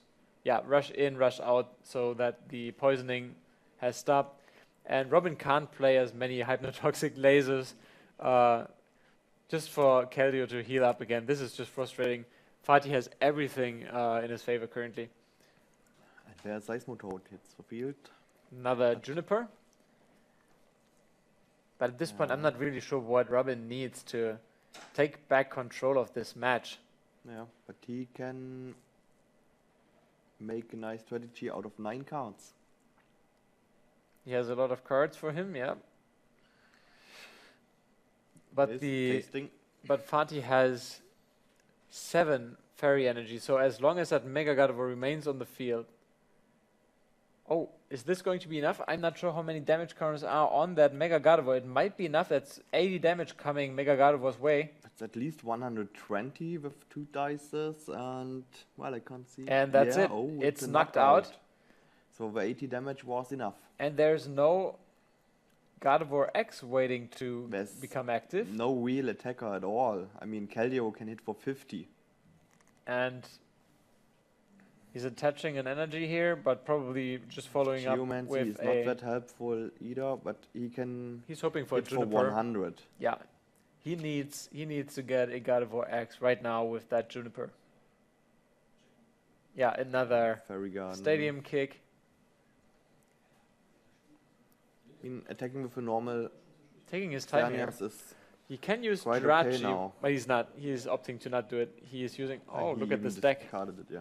It's getting thinned out quite a bit there. Yeah, but I think nobody has to be scared about that. Another Aromatisse, and here we go. Gardevoir X is back in business. But there will be no Spirit Link. No Spirit Link, but maybe at this point he doesn't really need it because then he's damaging Seismitoad for 100. Setting himself up for a winner next turn if Robin can't get rid of that Seismitoad's damage. He's going for it. He's moving all those energy to that Gardevoir, dealing 100 in damage. There it is. Yep. And he blocked the computer search with the Spiritomb. Oh, there's a Spiritomb. I didn't see that. Yep, he just played it. So what's Robin going to do? He's checking Fatih's discard pile. Maybe checking on how many Mega Gardevoirs there might be. That there's Super Scoop Up. Oh, and he gets the heads. Oh, that was important. Yeah. Always when you think, oh, that might be game. That was important. Where is that return? And oh, he's counting the remaining parts of his deck. It might be important right now. I haven't seen Lysander Stromka. I think Robin discarded it at the very beginning of the match. I'm not 100% sure. It doesn't really matter with versus Seeker. If he has the versus Seeker, I can't see his hand. He's doing a good job in hiding it from us. Yeah, he's playing 4, so he's 4. the odds are pretty high. So he did not poison it. It wouldn't do him any good because of that Keldeo anyway, but here we go. It's 5 damage counters on that Gardevoir. And I see another Mega Gardevoir, but he can't use it unless he wants to give up a turn. So does he want to invest that turn? No, he doesn't. Wow. 7 more cards. That's, I think, 2 cards left or 3? Yeah, 2 cards. Robin is double checking his options here. Yeah, and if Robin's trump card is in his discard pile already, he has no option to get it back since he is in the item lock. So Robin could just play it out now and let him deck out. But if he has enough trainer cards, we have an information that Robin doesn't have because we saw an N on Fatih's hand. Oh yeah, he can shuffle a couple of cards back in. There's another Super Scoop Up. It's Tails this time. It's another one. Another one. Oh, we can't see it. What is it? Oh, it's a 4th one. Oh, another Tails. 3 Tails. Oh, that's amazing. This could be game right there. If you're Fatih, you're sitting there. That is really unlucky. Unbelievable. What's Robin going to do now? Yeah, Fatih is feeling good. He's stretching his arms. He feels like he dodged 3 bullets. And he rightfully does. I think every player got a typical move when he is quite sure that he got the game, you know. Oh, he dodged a couple of bullets right there.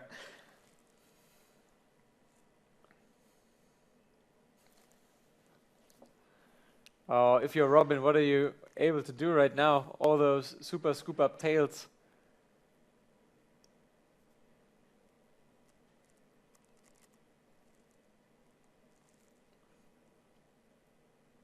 There's another double colors. Is he going to retreat it? He's not giving up easily here. Yeah, there's another N. And it saves Fatih from decking out, but or playing his own N, yeah. Neither of these players seem to be willing to play Lysander's trump card. Both players draw 2 cards, I think, if I see that correctly. No, it's 3 prize cards left for Robin, I'm sorry.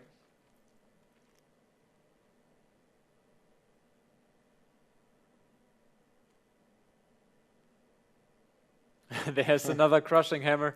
He's considering it, but does it do him any good at this point? There's 6 Fairy type energy cards attached to. And since he can move them around. Here it is. He has to retreat. Does Fatih have a Lysander? He looks like he's no. It doesn't. It's not in his hand. And no, he can't do it. Sacrificing his relics. So there's one more turn he's buying, but what is it? What is Robin's plan for next round? I'm curious. Yeah, here is Fatih's last prize card. Yeah, it's also hard now to get all the hammers 3 cards. Oh, there's no option for him left. That's it, I think. Yeah, he's drawing 2 cards. Nah. There's a Lysander, but doesn't do him any good. There's Keldeo sitting. And he got free retreat. I think we'll be looking at game number 3 in a couple of seconds here. He's going for... and it's heads. Well, finally. Yeah, well, yeah. What is he going to do about it? Yeah. He's not... Yeah, now he's playing Lysander's trump card. I'm not sure if he's now... I don't think he's stalling, no, but if I'm him, what are my chances? I'm not sure what he is looking for to... Yeah, is he scared of scooping and going into a third match. It's interesting. For all you guys in the chat, I see a lot of comments regarding VGC. Absolutely, VGC is going to be next up. And I'm sure that we will be, once VGC starts, we will be with the VGC match, so you will see it in full length. Promised.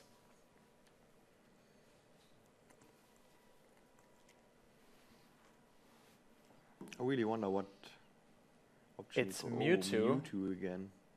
Is it possible if he is attaching? No, he can do 100 damage. If he has a muscle band plus double colorless, that would be amazing. That would be the comeback of the year. Oh. Oh. And he promotes it directly. Well, he has to. Since he has only Fatih had one prize left, he couldn't left the I Slurpuff see. spot, but that was game since no item lock. He did his Mega best. Evolve and one shot the Mewtwo. He had this plan. I like this plan a lot. I didn't even realize that if he's shuffling in that Mewtwo and he's able to somehow get it back with tastings, I thought he used up his tasting. If he would have gotten the perfect cards with muscle but band. 3 energies less on the field. Oh, and I think it would have been even game since last prize cards taken then. Absolutely. Or it was maybe 3. Not quite sure about that. We are really lucky to choose the right featured matches, in my opinion. We have some very close matches and interesting matchups as well. So great choice of people and decks out there, and also playing styles. We have 10 minutes left for the third game. As we promised, if the VGC is starting before we end this match here, we will be going to VGC and we'll be skipping TCG. Yep. For all you guys requesting those VGCs in the chat. It seems like they're hurrying now while shuffling. Yeah. Yep, they realize they really want to get into the third match. Maybe both players are content with that draw as well. I mean, if I'm them, I'm looking at 4-0. Both are at 4-0. Well, they are looking good. Maybe they just want to avoid losing. They would be content drawing. Yeah. They don't even have to intentional draw, I mean. Look at the time. Now, Tobias, how does it work if the time runs out for those two guys? Well, if they are now in the game and the time runs out, they are treated like everyone else. The active player has to end his turn. Then they get 3 additional turns. So player A, player B, and player A again. And then it would be a draw immediately. The prize count doesn't do anything.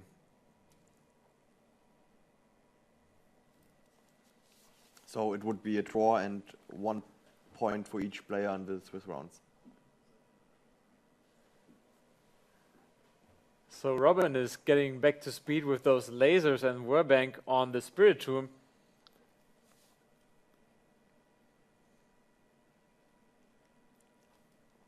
Does he have any other basic? Warbank is going to be kicked right away. I haven't seen it.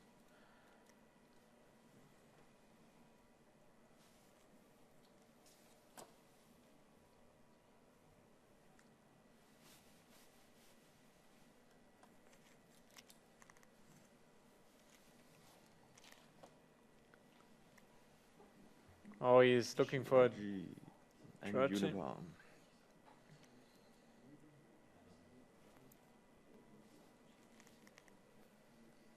Yeah, it's pretty nice that you can use the Ultra Ball to technically search for a support. Absolutely, that's the power of Jirachi with only the downside of exposing yourself to... I remember good old times with Level Ball. Oh, these were back in the days, huh? Now, Caldio did his thing, just quickly curing that Spiritomb, that's what it does. And here we go, Slurpuff, 2 cards. Oh, I see a Jirachi. Another Slurpuff. Another Slurpuff. He can evolve it right now if he wants to. Yeah, he does. We see Mewtwo, but no Seismitoad yet. Is there a Mewtwo? Yeah, there's a Mewtwo. The Spiritomb has, I think, 70 HP. I can't recognize it right now. Here we go with a Crushing Hammer. It works. Fatih does not have a Xerneas out there, which is working against him. He needs to get those Xerneas to work as soon as possible for his strategy to work. And this is also the only Pokemon he plays 4 times in the deck. Yes, will be really hard to contest against all these hammers without the Geomancy attack.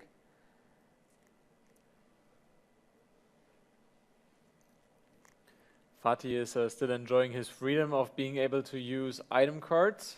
That luxury might be over soon as well, so they are taking their time here. And we see Lysander from Jirachi. I had the feeling that he is in a pretty bad spot concerning draw There's power, this but Lysander. seems like Both players are struggling a little bit. oh, he's going to kill the Ah, Spritzy I to like that a lot. prevent the moving of energies. I like that move a lot. This Yes. would give Fatih so much more flexibility if he was able to draw that Xerneas and an Aromatisse at the same time. Now, however, it's looking tough for him. He is at least able to get a Juniper. What other cards does he have in mind? Oh no, he decides to go with N and disrupt Robin's hand a little bit, but remember, there are two Slurpuffs Slurpuffs. already. Yeah, so he's essentially... How many prize cards does he have? He has 5. He is drawing up to 8 cards next turn.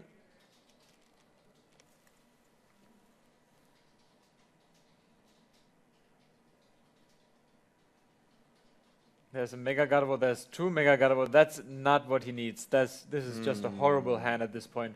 Nothing for him. Nothing. Not even a supporter to get out of here. Oh, that looks And, really bad, yeah. And he has to pass his turn He now. passes, and Keldeo is going to get hit quite heavily with at least 80 damage next turn. Otherwise, he might also go for that Seismitoad and item block him, but little does he know, Fatih doesn't even have anything useful in his hand. Burbank. Almost every turn we see a change in stadium. Just imagine if this was realistic. Just imagine how often trainers would have to change the stadium. Am I the only one able to laugh about this? But no, seriously. This is a game. And Mewtwo is even doing a little bit more damage now since there's 1 energy attached to Keldeo.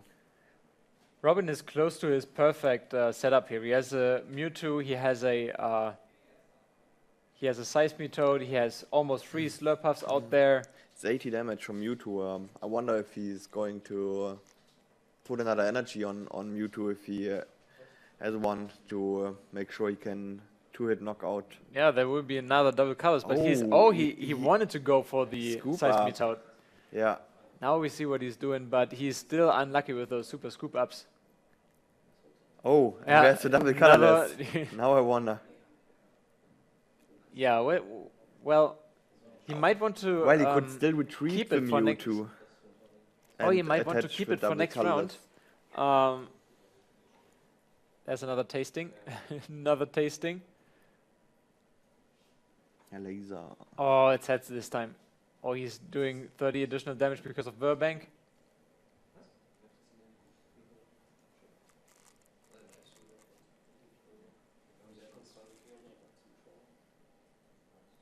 And he's deciding to go with Seismitoad. Is he going to retreat it? That's what I wonder. Was that? Well, That was. it looks Memory like it's, Tales. yeah. Yeah, and he's going for the item lock. Wow, okay, so that's how important he thinks remaining in the current position is for him, but little does he know, look at this hand, he just can't get out of there.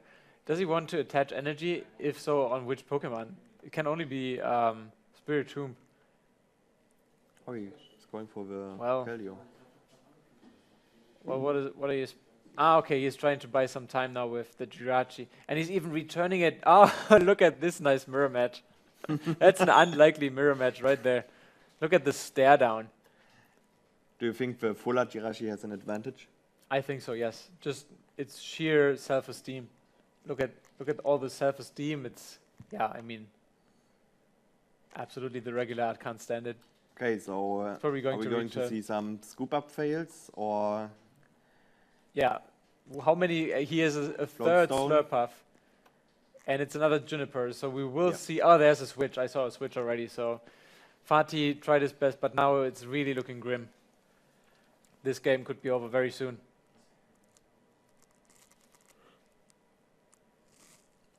there was a switch, tasting for 2. That's a very good And move. he's trying to play really fast now. Yeah, he can tell that he is currently winning, and Fatih on the other side. Oh, well, he's not stalling. I have to give it to Fatih. He's a very respected player. He doesn't take his time unnecessarily long to decide if he wants to play that Fairy Garden or not. He just plays it. Yep. But now his hand is just unbelievably bad. Yeah. So unlucky. Just so unlucky. And rush in from Keldeo. Save some time.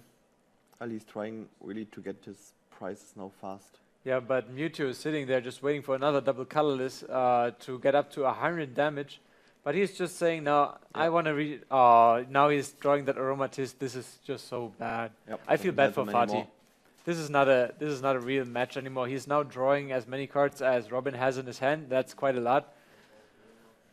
Finally, he's able to do that, but can he bounce back at this point?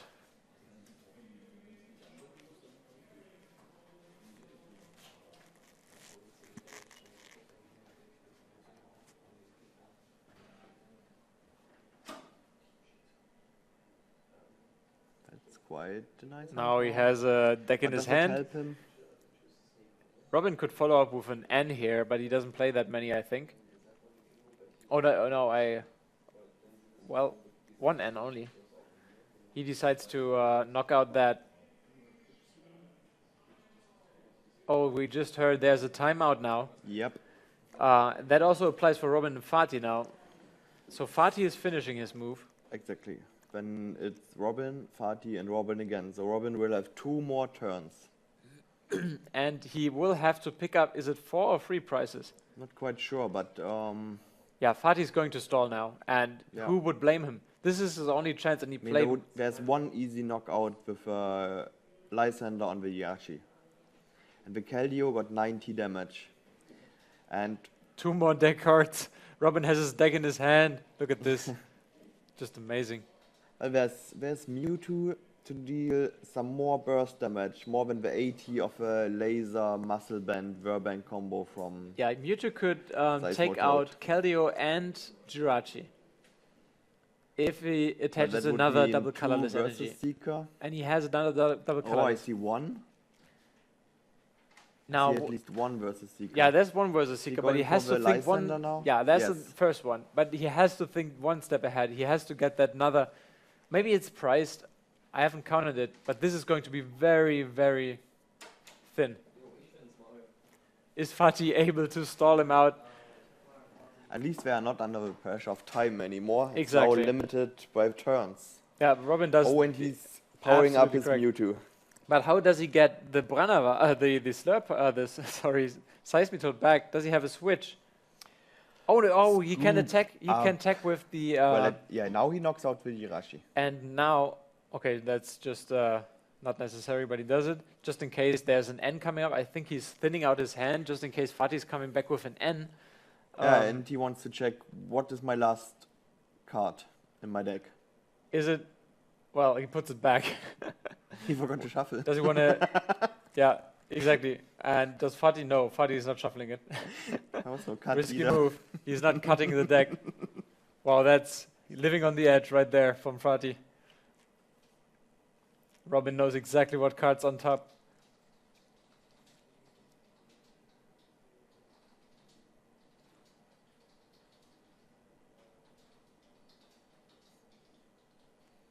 Laser. Well, he's just getting rid of cards. He just has to put himself in a position that N doesn't hurt him anymore, I think. That's why he's playing all those lasers. That Jirachi is knocked out either way. And here we go. He has 2 prize cards Oh left. yeah, there could be something helpful in the prize cards. And now it's all about what kind of... he can retreat the Keldeo and make that Mega Gardevoir active, so he gets most turn of the ends, but HP. And here we go, yeah, exactly that's what he's doing. And now he's 210. hoping that he does not have a Lysander. And it doesn't look like it, because otherwise he Well, would he have got played his it scoop immediately. up at least, so he could get rid of his Seismitoad. And a Xerosic? No, that doesn't do any good. He needs to get rid of that Seismitoad. Yeah. How can he retreat it? He's thinking about it. With a scoop up.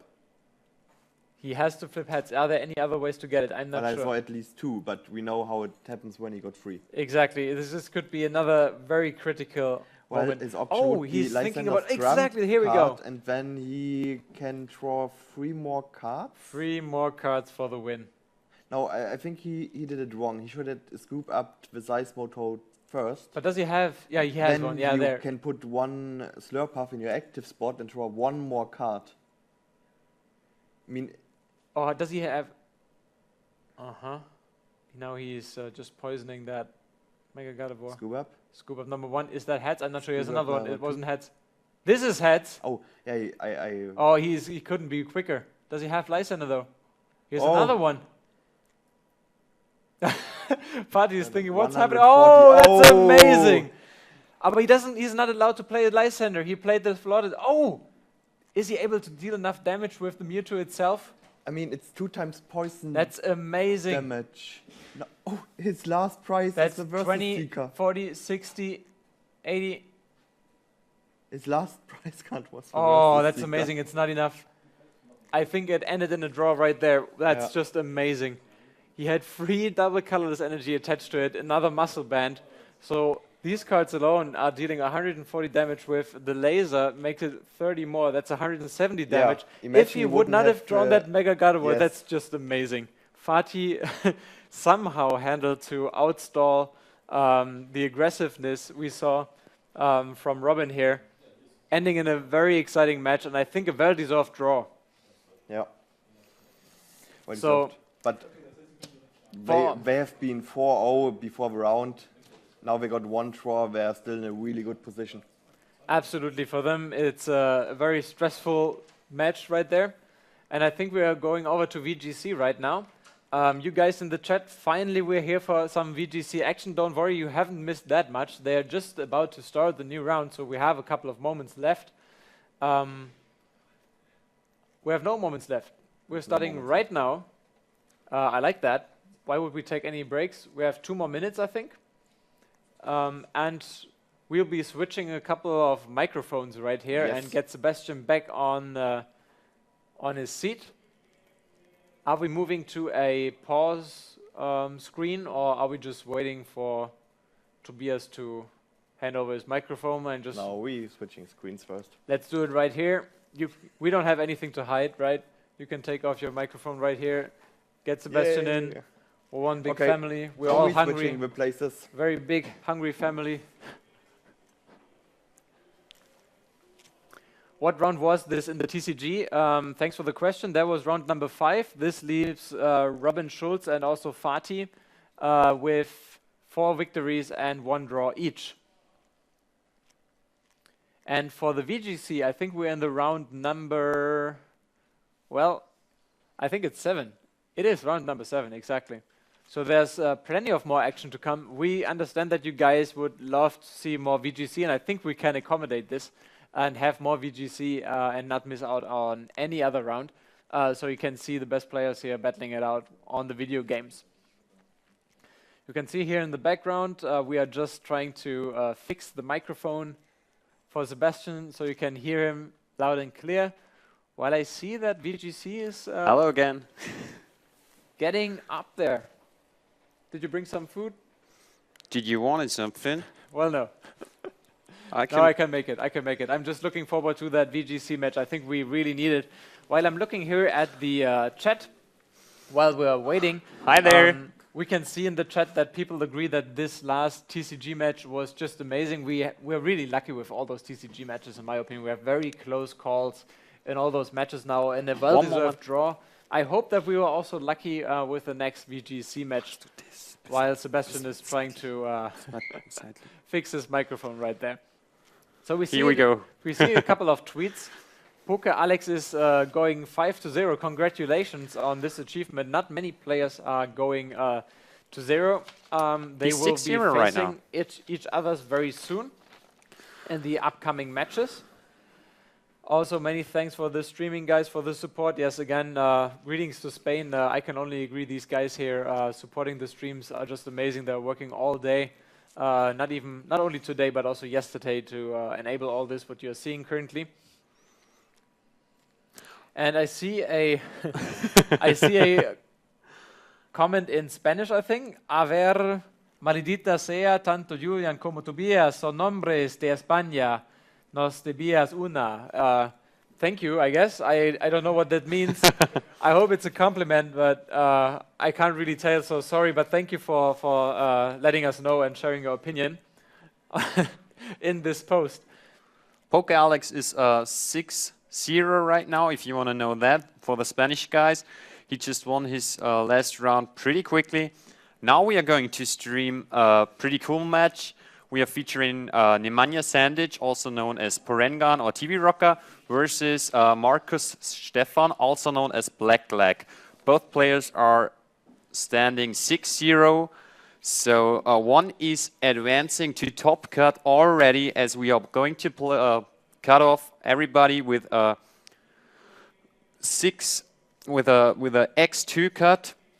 That's why we're going to see a lot of VGC matches later on, because we are playing the top cut until we got the top 8 today and top 8 cut for tomorrow. So we are going to see very good matches later on. So please wait a little bit. Don't get too nervous about not seeing VGC. We're going to see a lot later on. You can get nervous. You can be looking forward to these matches. We will have a lot of matches coming up because of these top cuts. So please excuse us if we sometimes are looking into the TCG. Of course, we have fan bases around both games. We love games both equally. But now we will be focusing a little bit more on VGC in the coming hours. So we will have our match up very soon. I can see that the players are currently starting up their 3DS devices. I can see the starting screen already. Also, for your interest, players were able to get a very special Pachirisu here in the hall early on when we had the opening ceremony. I was seeing it live last year in Washington. Everybody freaked out as Sejong Park showed us his great Pachirisu. It was a really cool call. That was amazing. That was amazing. It was really unexpected, but it was a really good choice having a redirection that is not affected by safety goggles, which got popular at the end of last season. That's why he used it. It was the only follow me user despite Lucario, which was used as well at Worlds. But Sejong Park used his Pachirisu to great success. And now we are seeing Nemanja, who is very well known for really cool and awesome teams. He's never playing the meta game. He's always playing a bit outside of it. I now can say he will bring a Sun team featuring a Charizard, a Rhydon, a Heatran, a Suicune, a Virizion, and a Whimsicott. And on the other side, Marcus is going to use Sun as well. It's a Charizard, it's a Venusaur, it's a Scrafty, a Landorus T, a Rotom Wash, and the Heatran as well. So we got pretty similar teams, despite Nemanja is using 2 plans. And Marcus is only using Venusaur. Let's see what we got. The match is going to be set up. I'm really looking forward, as Nemanja is very well known as a really constant player. Top cut in last year in Nationals in Germany, going top 4.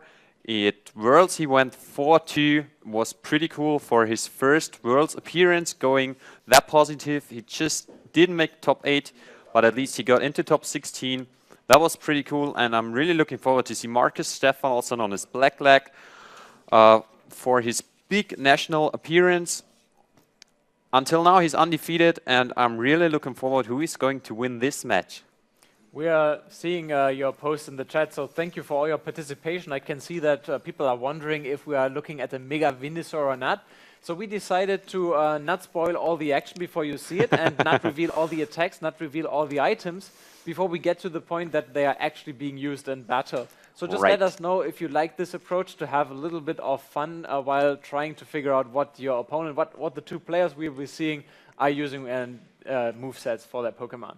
For me as a player, I don't want to reveal too much, because I know it's a big disadvantage when everybody else knows what you are going to play. So until top cut, we do not say too much about the teams. I say you all 6 Pokemon potential attacks.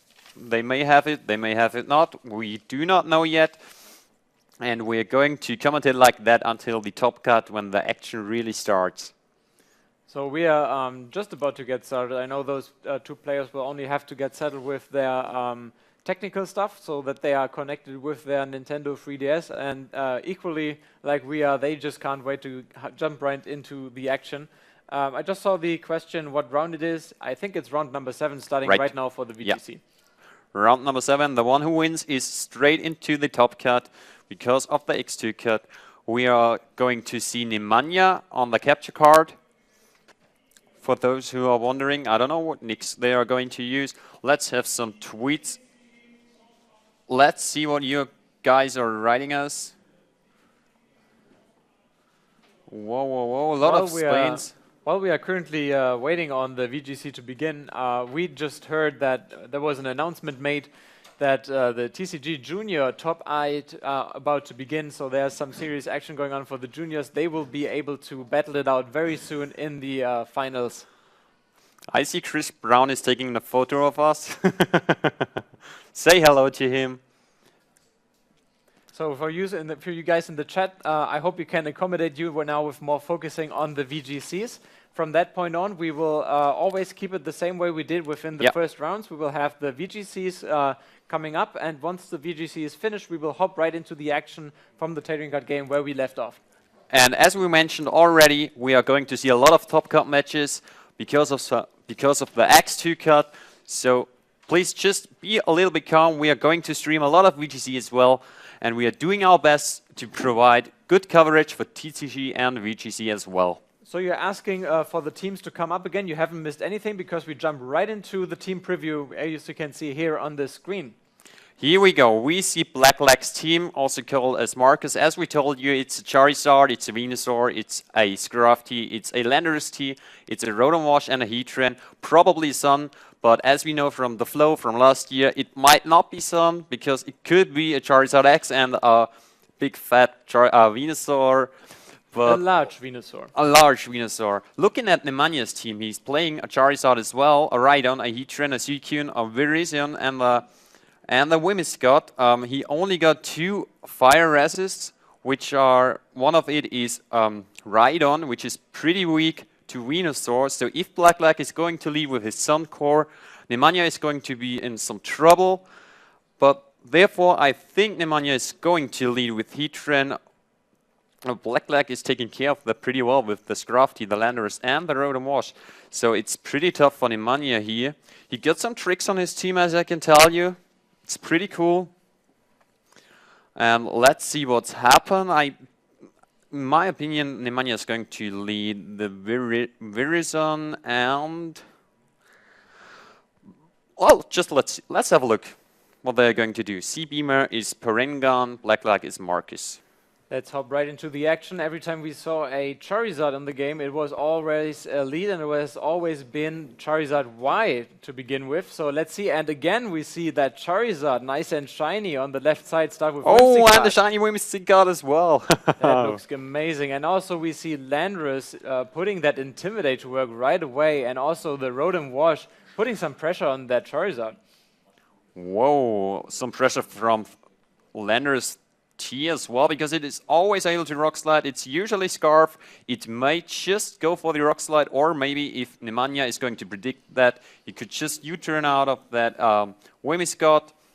Rotom Wash is a mediocre threat to Charizard because it may just Solar Beam, but let's see what happens here.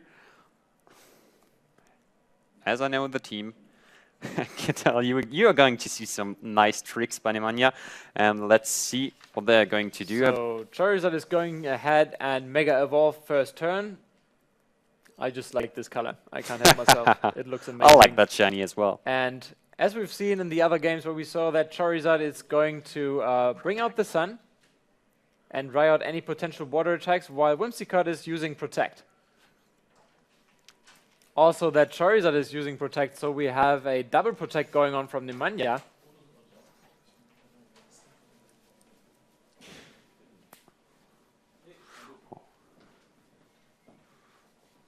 So nothing really happening in the first 2 rounds as both Pokemon used their Protect. We couldn't read for which attacks Marcus went for. Sorry for that. Maybe you can Twitter it us. But we're sure that Nemanja got some nice information out of it. Right. While he was scouting what Marcus was going to do. Oh, he called back the Charizard. Charizard is being replaced by that Virizion, also nice and shiny. Oh, shiny legendary. Oh, and we see a hidden power. He's going for the hidden power ice. And it's not going to be enough. It's hanging on barely with just a couple of HP. He had a life orb hidden power ice, and it's not that. And that's whoa, a return. whoa. Landros coming back to Marcus now, dealing approximately half. That was an awesome play. That was awesome. You never, ever see Whimsicott. Heatran coming out for Marcus and Rotom. Rotom has... Oh, it's burning the Whimsicott. Oh, that is... The Will-O-Wisp is connecting and Whimsicott is down a little bit. But Landorus just barely hanging on and now resting a little bit inside Marcus' Pokeballs. That is one of the tricks Nemanya's team got. You never, ever see a offensive Whimsicott. It always almost ever runs stuff like Fake Tears, Encore, Tailwind, and he's going for the offensive road and just barely not killing the Landorus. It would have been a nice catch. Rotom Wash is being replaced by that Landorus, which is coming out to intimidate both Virizion and also the Whimsicott.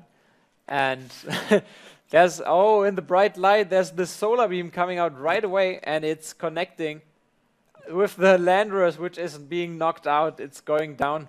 Marcus is down to 3 Pokemon. Nemanja got the upper hand right now and is going for... Virizion with the close combat on the Heatran, but it's not going to be enough. Heatran is hanging on, while the defense is going down for Virizion. Heatran is coming to the offense now. Oh, it's missing the Virizion. This was huge in the sun. Of course, Whimsicott can't stand that attack, but I think Virizion dodged a huge bullet here. Oh, Virizion would have fainted as well, because it's down at -1 special defense. There's Sun Up, that's Step from Heatran, same attack bonus. Let's see how Blackleg is going to come back here in this game, as Virizion is a huge matchup versus Heatran. The Charizard isn't hindered anymore because Virizion pressures Heatran a lot. Maybe he gets some tricks even to hit the Charizard on the opposing side very hard. Let's see what is going on there. I don't want to talk too much about this because I know what's going on. We know the informations about the teams, and you better tweet in our Twitch what is going on, what's coming next. So we have a lot of fire Pokemon out there, and that Virizion with its grass type being friended a little bit by that Charizard and also Heatran of Marcus. And we see that Virizion is doing the smart move, coming back to its owner's Pokeball, and another Heatran for the mirror match. Now that's going to be interesting. This girl is on fire, huh? And the Charizard obviously going to Mega Evolve. Now, if you're talking about mirror matches in the trading card game, this is about as mirror match as it gets in the VGC. And we don't even have a Kangaskhan or something like that. We see 2 Charizards, 2 Heatrans. The shiny ones on the side of Nemanja, the normal ones from Marcus. Good move from Marcus. He's using the Tailwind and Protect on his Heatran, so that the hidden power from Charizard is not connecting with it, and it's recovering a little bit with leftovers. Oh, we see that hidden power is probably going to be hidden power ground to kill the Heatran. Now Heatran is faster than the Charizard of Nemanja, and the Charizard of Marcus is faster than the other one. It's a pretty tough match because nobody wants to fire off fire attacks in front of a Heatran. Marcus Heatran is now faster, probably going to have the Earth Power, being able to kill Nemanja's Heatran, being able to feint Nemanja's Heatran. The Charizard is standing there because it don't want to touch the Heatran with Heat Wave and connecting to his ability. I don't think they're going to play on time.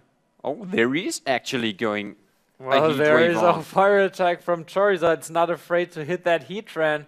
Actually, it's only hitting the Charizard, but dealing quite a lot of damage with that critical hit. And Charizard is just dodging the Heat Wave from Heatran, and obviously Heatran is only getting powered up and is hitting his own Heat Wave. That was a Stone Edge. The Stone Edge would have probably killed the Charizard. Nemanja just missed the Nemanja just missed the Stone Edge that would have probably fainted the other Charizard. That's a big disadvantage for Nemanja. He went really for the KO on the opposing Charizard with some tricks on his team, and now there's only a Rotom Wash left on Marcus' side and a Charizard that can't touch the Heatran on Nemanja's side. Nemanja is a bit taking the upper hand, but Sun is down, so the Charizard can't touch the Rotom Wash with a Solar Beam. Now Marcus is bringing out that Rotom Wash to cool down the action just a little bit. 3 very heated Pokemon out there battling it out. It's getting hot in here, isn't it? So, what are the options? The options are Rotom Wash can potentially Thunderbolt the Charizard. It can potentially Hydro Pump the Heatran. On the other side, we have the Charizard and the Heatran.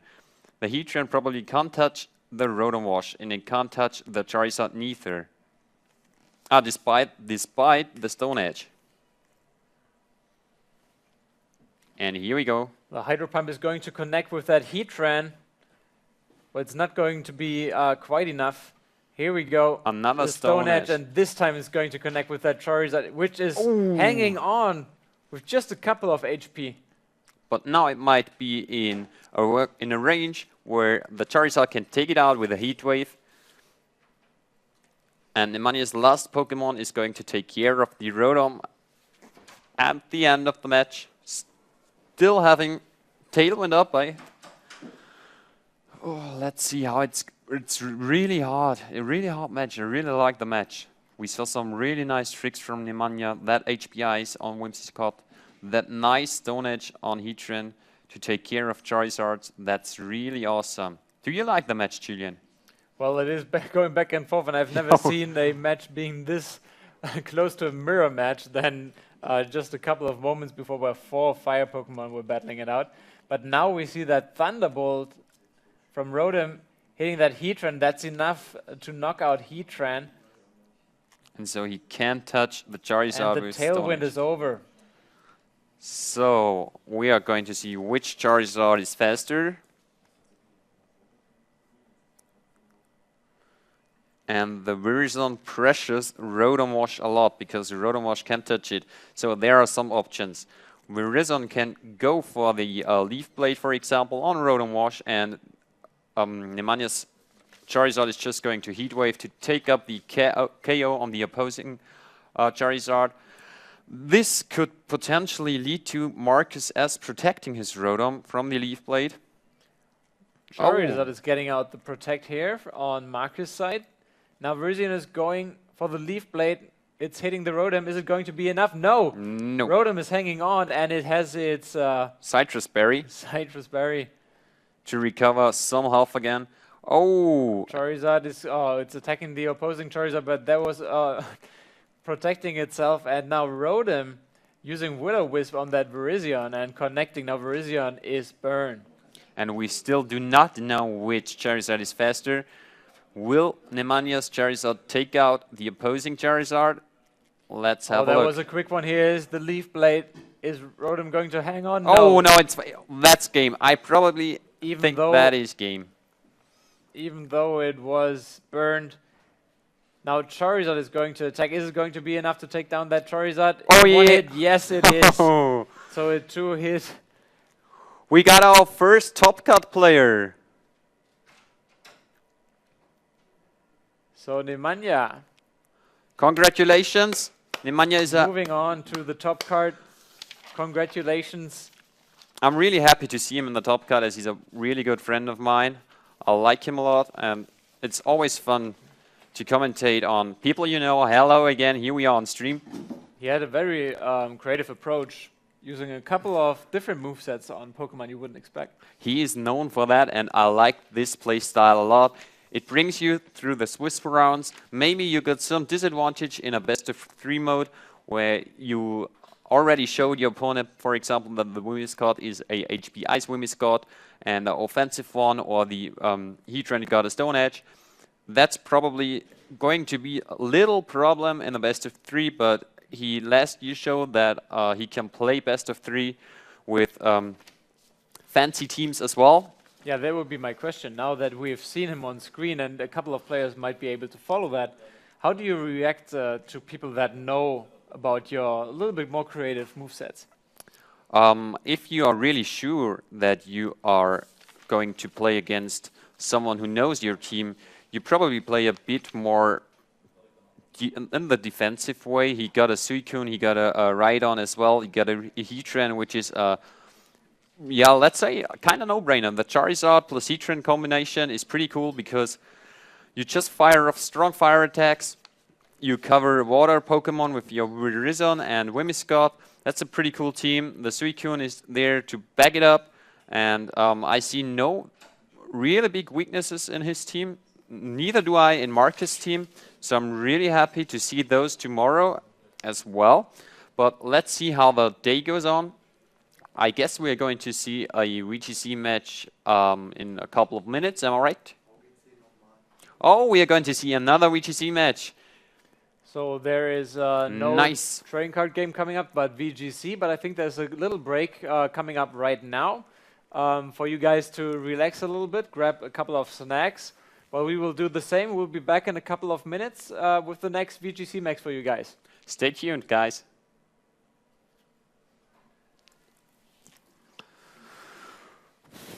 Geil, der Kuh. Oh, mein Wasser meinst du?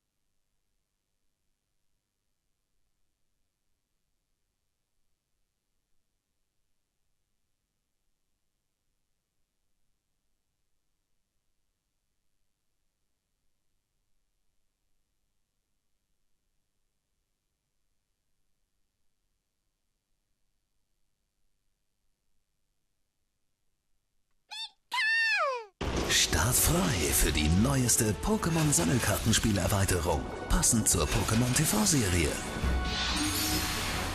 Pokémon-Sammelkartenspiel XY Proto Shock, jetzt im Handel.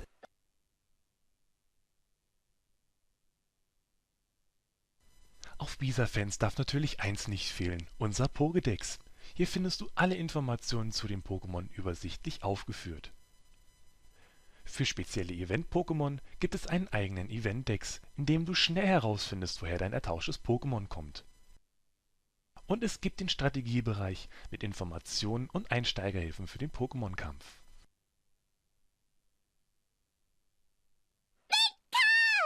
Startfrei für die neueste Pokémon-Sammelkartenspielerweiterung, passend zur Pokémon TV-Serie. Pokémon-Sammelkartenspiel XY Phantomkräfte, jetzt im Handel. PlayOn.de, deine Community rund um das Pokémon-Sammelkartenspiel. Erhalte brandaktuelle News zu Turnieren, Kartenabbildungen zu allen deutschen und englischen Pokémon-Karten. Öffne virtuelle Booster-Packs, verwalte deine Kartensammlung und finde passende Tauschpartner und lerne von Decklisten der weltbesten Spieler. www.playon.de.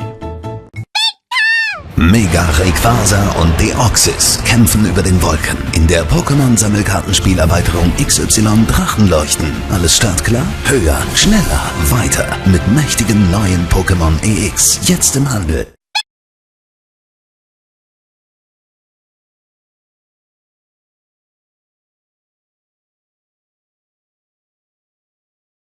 Bisa-Fans ist die größte deutschsprachige Fanseite über Pokémon.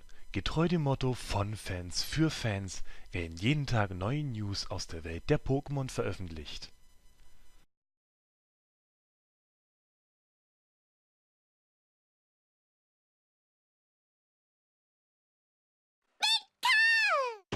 Start frei für die neueste Pokémon-Sammelkartenspielerweiterung, passend zur Pokémon TV-Serie.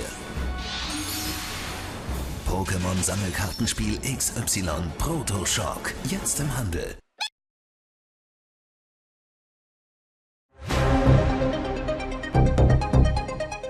Ja, Roland, abermals Headshot der Junioren und Senioren. Ist ja quasi so dein. Wie oft hast du das schon gemacht? Das ist jetzt das zweite Mal. Das zweite Mal erst, das stimmt. Aber eigentlich bist du schon ziemlich routiniert. Ja, weil man ja auch selber andere Turniere noch macht, wie Regional Cities und so weiter. Da ist man auch als Judge oder Head Judge unterwegs und deswegen kommt dann auch Routine rein. Ja. Fühlst du dich wohl dabei oder würdest du auch gerne nochmal was anderes machen in Zukunft? Ich fühle mich also sehr wohl dabei. Das wird jetzt auch das Wochenende zeigen, wie das erste Mal jetzt ist mit der deutsch-österreichischen Meisterschaft. Ja. Wie das dann alles abläuft, aber ich könnte mir vorstellen, auch demnächst auch höherwertige Aufgaben zu übernehmen. Naja, habe ich noch nicht gemacht. Ich war mal Second Head of Support. Ja.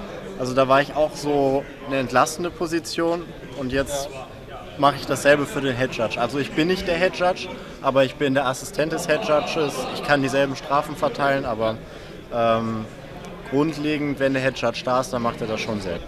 Als Head of Support habe ich eine ganze Menge zu tun, viel zu viel für meine Umstände.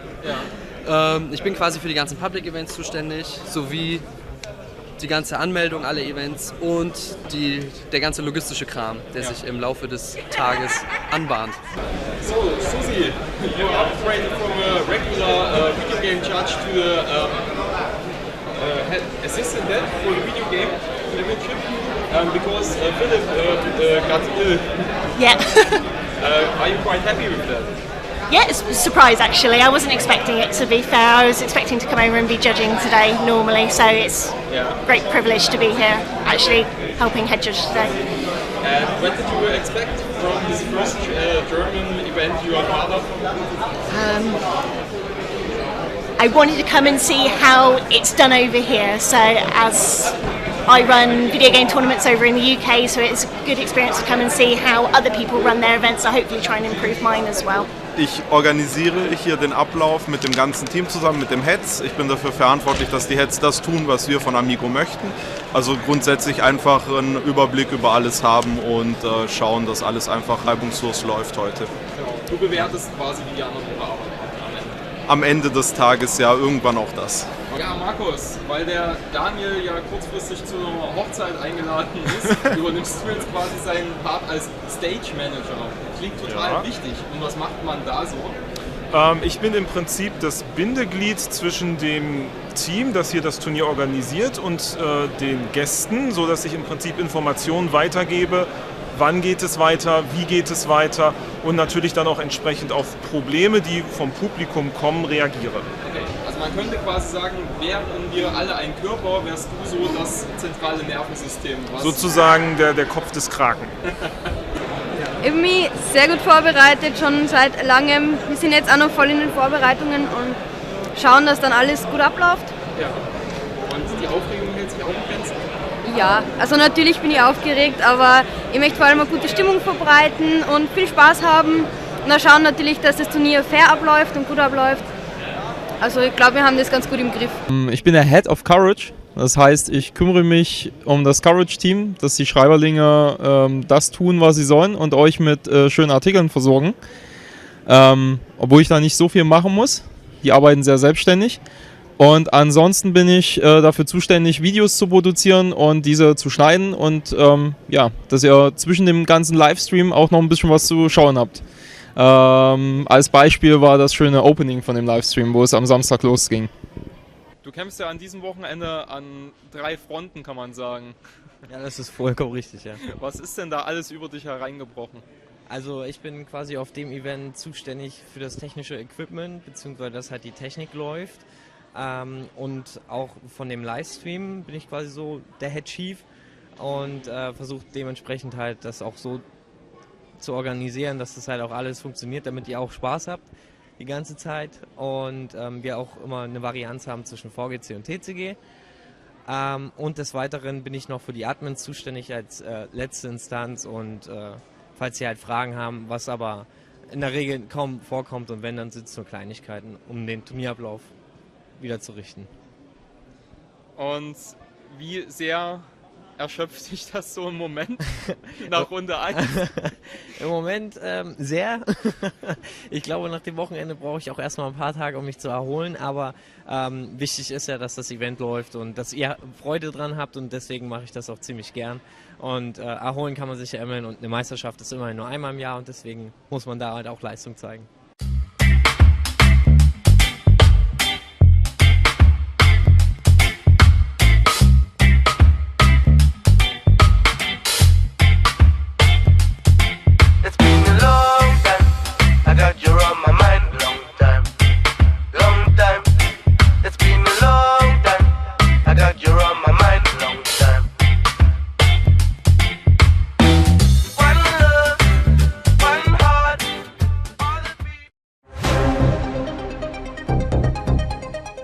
Ja, Roland, abermals Headshot der Junioren und Senioren. Ist ja quasi so dein. Wie oft hast du das schon gemacht? Das ist jetzt das zweite Mal. Das zweite Mal erst, das stimmt. Aber eigentlich bist du schon ziemlich routiniert. Ja, weil man ja auch selber andere Turniere noch macht, wie Regional Cities und so weiter. Da ist man auch als Judge oder Head Judge unterwegs und deswegen kommt dann auch Routine rein. Ja. Fühlst du dich wohl dabei oder würdest du auch gerne nochmal was anderes machen in Zukunft? Ich fühle mich also sehr wohl dabei. Das wird jetzt auch das Wochenende zeigen, wie das erste Mal jetzt ist mit der deutsch-österreichischen Meisterschaft. Ja. Wie das dann alles abläuft, aber ich könnte mir vorstellen, auch demnächst auch höherwertige Aufgaben zu übernehmen. Naja, habe ich noch nicht gemacht. Ich war mal Second Head of Support. Ja. Also da war ich auch so eine entlastende Position und jetzt mache ich dasselbe für den Head Judge. Also ich bin nicht der Head Judge, aber ich bin der Assistent des Head Judges. Ich kann dieselben Strafen verteilen, aber grundlegend, wenn der Head Judge da ist, dann macht er das schon selbst. Als Head of Support habe ich eine ganze Menge zu tun, viel zu viel für meine Umstände. Ja. Ich bin quasi für die ganzen Public Events zuständig, sowie die ganze Anmeldung, alle Events und der ganze logistische Kram, der sich im Laufe des Tages anbahnt. So, Susi, you upgraded from a regular video game judge to the head assistant then for the video game championship because Philip got ill. Yeah. Are you quite happy with that? Yeah, it's a surprise actually. I wasn't expecting it, to be fair. I was expecting to come over and be judging today normally, so it's a great privilege to be here actually helping head judge today. What did you expect from this first German event you are part of? I wanted to come and see how it's done over here. So as I run video game tournaments over in the UK, so it's a good experience to come and see how other people run their events, so hopefully try and improve mine as well. Ich organisiere hier den Ablauf mit dem ganzen Team zusammen, mit dem Heads. Ich bin dafür verantwortlich, dass die Heads das tun, was wir von AMIGO möchten. Also grundsätzlich einfach einen Überblick über alles haben und schauen, dass alles einfach reibungslos läuft heute. Genau. Du bewertest quasi, wie die anderen arbeiten am Ende des Tages ja irgendwann auch das. Ja, Markus, weil der Daniel ja kurzfristig zu einer Hochzeit eingeladen ist, übernimmst du jetzt quasi seinen Part als Stage Manager. Klingt total wichtig. Und was macht man da so? Ich bin im Prinzip das Bindeglied zwischen dem Team, das hier das Turnier organisiert, und den Gästen, sodass ich im Prinzip Informationen weitergebe, wann geht es weiter, wie geht es weiter und natürlich dann auch entsprechend auf Probleme, die vom Publikum kommen, reagiere. Okay. Also man könnte quasi sagen, wären wir alle ein Körper, wärst du so das zentrale Nervensystem. Was sozusagen der Kopf des Kraken. Ich bin mich sehr gut vorbereitet, schon seit langem. Wir sind jetzt auch noch voll in den Vorbereitungen und schauen, dass dann alles gut abläuft. Ja. Und die Aufregung hält sich auch in Grenzen? Ja, also natürlich bin ich aufgeregt, aber ich möchte vor allem eine gute Stimmung verbreiten und viel Spaß haben. Und dann schauen natürlich, dass das Turnier fair abläuft und gut abläuft. Also ich glaube, wir haben das ganz gut im Griff.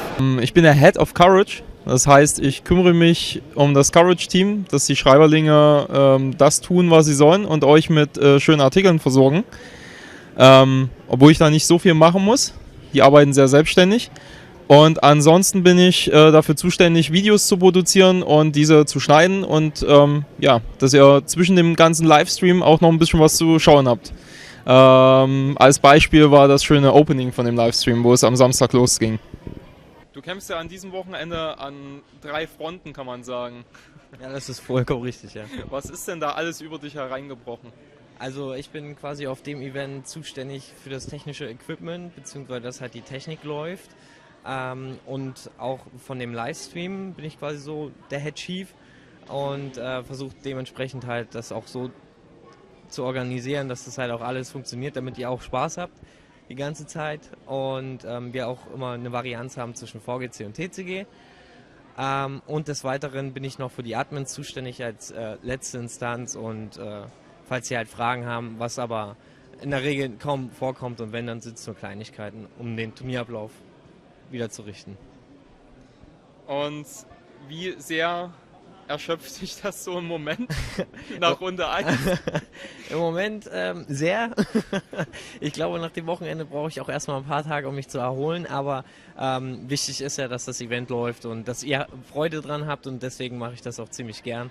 Und erholen kann man sich ja immerhin und eine Meisterschaft ist immerhin nur einmal im Jahr und deswegen muss man da halt auch Leistung zeigen.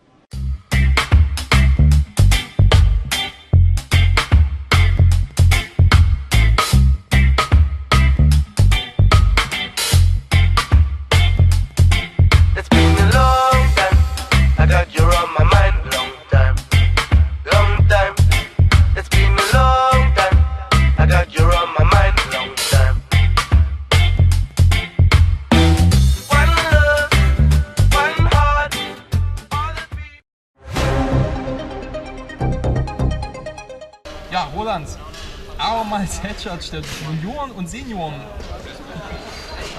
Ist ja quasi so dein wie oft hast du das schon gemacht? Das ist jetzt das zweite Mal. Das zweite Mal erst, das stimmt. Aber eigentlich bist du schon ziemlich routiniert. Ja, weil man ja auch selber andere Turniere noch macht, wie Regional Cities und so weiter. Da ist man auch als Judge oder Head Judge unterwegs und deswegen kommt dann auch Routine rein. Ja. Fühlst du dich wohl dabei oder würdest du auch gerne nochmal was anderes machen in Zukunft? Ich fühle mich also sehr wohl dabei. Das wird jetzt auch das Wochenende zeigen, wie das erste Mal jetzt ist mit der deutsch-österreichischen Meisterschaft. Ja. Wie das dann alles abläuft. Aber ich könnte mir vorstellen, auch demnächst auch höherwertige Aufgaben zu übernehmen. Naja, habe ich noch nicht gemacht. Ich war mal Second Head of Support. Ja. Also da war ich auch so eine entlastende Position und jetzt mache ich dasselbe für den Head Judge. Also ich bin nicht der Head Judge, aber ich bin der Assistent des Head Judges. Ich kann dieselben Strafen verteilen, aber grundlegend, wenn der Head Judge da ist, dann macht er das schon selbst. Als Head of Support habe ich eine ganze Menge zu tun, viel zu viel für meine Umstände. Ja. Ich bin quasi für die ganzen Public Events zuständig, sowie die ganze Anmeldung, alle Events und der ganze logistische Kram, der sich im Laufe des Tages anbahnt. So, Susi, you upgraded from a regular video game judge to the head assistant there for the video game championship because Philip got ill. Yeah. Are you quite happy with that? Yeah, it's a surprise actually. I wasn't expecting it, to be fair. I was expecting to come over and be judging today normally, so it's a great privilege to be here actually helping head judge today. What did you expect from this first German event you are part of? I wanted to come and see how it's done over here. So as I run video game tournaments over in the UK, so it's a good experience to come and see how other people run their events. So hopefully try and improve mine as well.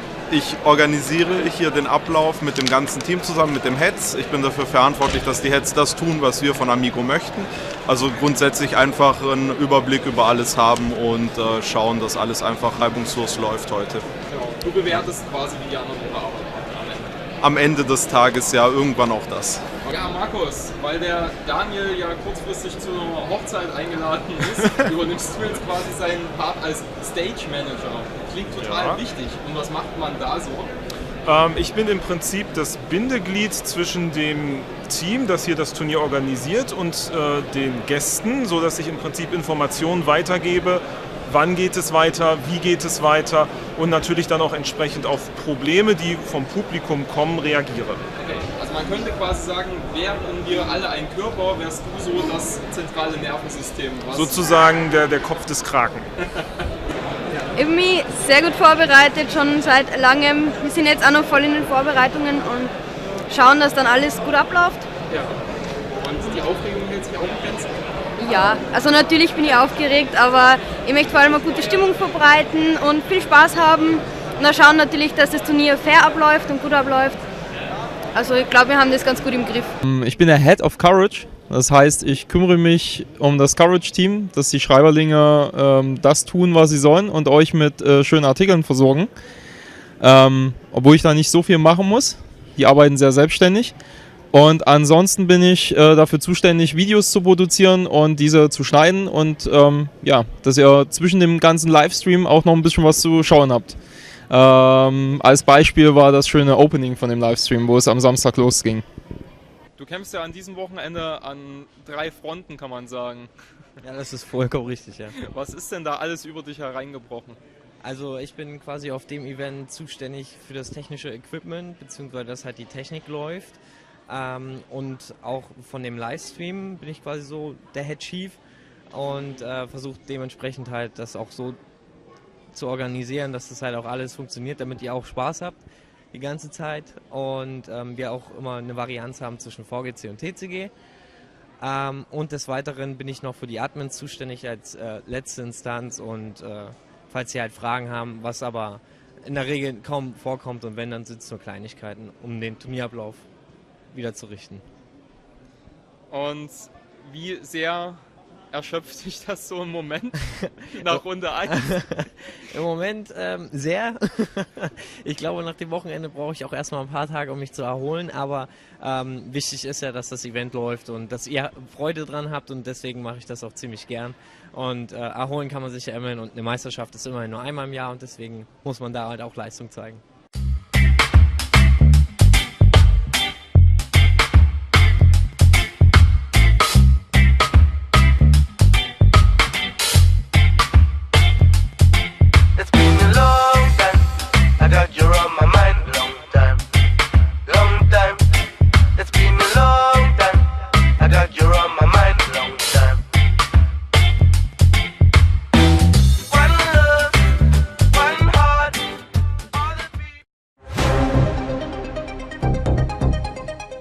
Ja, Roland, abermals Headshot der Junioren und Senioren. Ist ja quasi so dein. Wie oft hast du das schon gemacht? Das ist jetzt das zweite Mal. Das zweite Mal, das stimmt. Aber eigentlich bist du schon ziemlich routiniert. Ja, weil man ja auch selber andere Turniere noch macht, wie Regional Cities und so weiter. Da ist man auch als Judge oder Head Judge unterwegs und deswegen kommt dann auch Routine rein. Ja. Fühlst du dich wohl dabei oder würdest du auch gerne nochmal was anderes machen in Zukunft? Ich fühle mich also sehr wohl dabei. Das wird jetzt auch das Wochenende zeigen, wie das erste Mal jetzt ist mit der deutsch-österreichischen Meisterschaft. Ja. Wie das dann alles abläuft, aber ich könnte mir vorstellen, auch demnächst auch höherwertige Aufgaben zu übernehmen. Naja, habe ich noch nicht gemacht. Ich war mal Second Head of Support. Ja. Also da war ich auch so eine entlastende Position und jetzt mache ich dasselbe für den Head Judge. Also ich bin nicht der Head Judge, aber ich bin der Assistent des Head Judges. Ich kann dieselben Strafen verteilen, aber grundlegend, wenn der Head Judge da ist, dann macht er das schon selbst. Als Head of Support habe ich eine ganze Menge zu tun, viel zu viel für meine Umstände. Ja. Ich bin quasi für die ganzen Public Events zuständig, sowie die ganze Anmeldung, alle Events und der ganze logistische Kram, der sich im Laufe des Tages anbahnt. So, Susi, you are upgraded from a regular video game judge to the head assistant head for the video game championship because Philip got ill. Yeah. Are you quite happy with that? Yeah, it's a surprise actually. I wasn't expecting it, to be fair. I was expecting to come over and be judging today normally, so it's a great privilege to be here actually helping head judge today. And what did you expect from this first German event you are part of? I wanted to come and see how it's done over here, so as I run video game tournaments over in the UK, so it's a good experience to come and see how other people run their events, so hopefully try and improve mine as well. Ich organisiere hier den Ablauf mit dem ganzen Team zusammen, mit dem Heads. Ich bin dafür verantwortlich, dass die Heads das tun, was wir von Amigo möchten. Also grundsätzlich einfach einen Überblick über alles haben und schauen, dass alles einfach reibungslos läuft heute. Genau. Du bewertest quasi, wie die anderen überarbeiten. Am Ende des Tages ja irgendwann auch das. Ja, Markus, weil der Daniel ja kurzfristig zu einer Hochzeit eingeladen ist, übernimmst du jetzt quasi seinen Part als Stage Manager. Klingt total wichtig. Und was macht man da so? Ich bin im Prinzip das Bindeglied zwischen dem Team, das hier das Turnier organisiert, und den Gästen, sodass ich im Prinzip Informationen weitergebe, wann geht es weiter, wie geht es weiter und natürlich dann auch entsprechend auf Probleme, die vom Publikum kommen, reagiere. Okay. Also man könnte quasi sagen, wären wir alle ein Körper, wärst du so das zentrale Nervensystem. Was Sozusagen der Kopf des Kraken. Ich bin mich sehr gut vorbereitet, schon seit langem. Wir sind jetzt auch noch voll in den Vorbereitungen und schauen, dass dann alles gut abläuft. Ja. Und die Aufregung hält sich auch in Grenzen? Ja, also natürlich bin ich aufgeregt, aber ich möchte vor allem eine gute Stimmung verbreiten und viel Spaß haben. Und dann schauen natürlich, dass das Turnier fair abläuft und gut abläuft. Also ich glaube, wir haben das ganz gut im Griff. Ich bin der Head of Courage. Das heißt, ich kümmere mich um das Courage-Team, dass die Schreiberlinge das tun, was sie sollen und euch mit schönen Artikeln versorgen. Obwohl ich da nicht so viel machen muss. Die arbeiten sehr selbstständig. Und ansonsten bin ich dafür zuständig, Videos zu produzieren und diese zu schneiden und ja, dass ihr zwischen dem ganzen Livestream auch noch ein bisschen was zu schauen habt. Als Beispiel war das schöne Opening von dem Livestream, wo es am Samstag losging. Du kämpfst ja an diesem Wochenende an 3 Fronten, kann man sagen. Ja, das ist vollkommen richtig, ja. Was ist denn da alles über dich hereingebrochen? Also ich bin quasi auf dem Event zuständig für das technische Equipment, beziehungsweise dass halt die Technik läuft. Und auch von dem Livestream bin ich quasi so der Head Chief und versuche dementsprechend halt das auch so zu organisieren, dass das halt auch alles funktioniert, damit ihr auch Spaß habt die ganze Zeit und wir auch immer eine Varianz haben zwischen VGC und TCG. Und des Weiteren bin ich noch für die Admins zuständig als letzte Instanz und falls sie halt Fragen haben, was aber in der Regel kaum vorkommt und wenn, dann sind es nur Kleinigkeiten, um den Turnierablauf wieder zu richten. Und wie sehr erschöpft dich das so im Moment nach Runde 1? Im Moment sehr. Ich glaube, nach dem Wochenende brauche ich auch erstmal ein paar Tage, um mich zu erholen, aber wichtig ist ja, dass das Event läuft und dass ihr Freude dran habt und deswegen mache ich das auch ziemlich gern. Und erholen kann man sich ja immerhin und eine Meisterschaft ist immerhin nur einmal im Jahr und deswegen muss man da halt auch Leistung zeigen.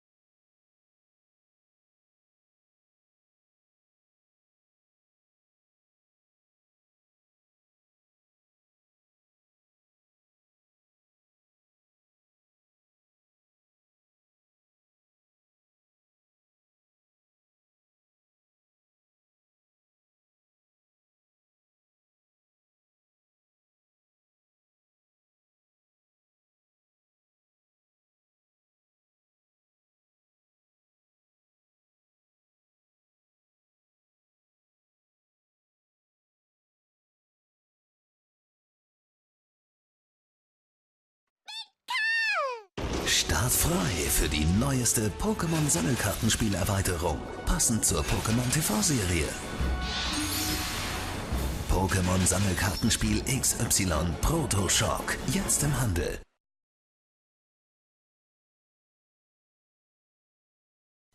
Auf Bisa-Fans darf natürlich eins nicht fehlen, unser Pokédex.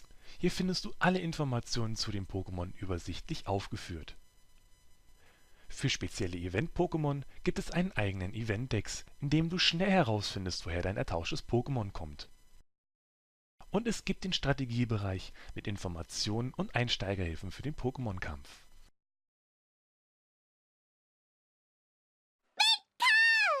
Start frei für die neueste Pokémon-Sammelkartenspielerweiterung, passend zur Pokémon TV-Serie.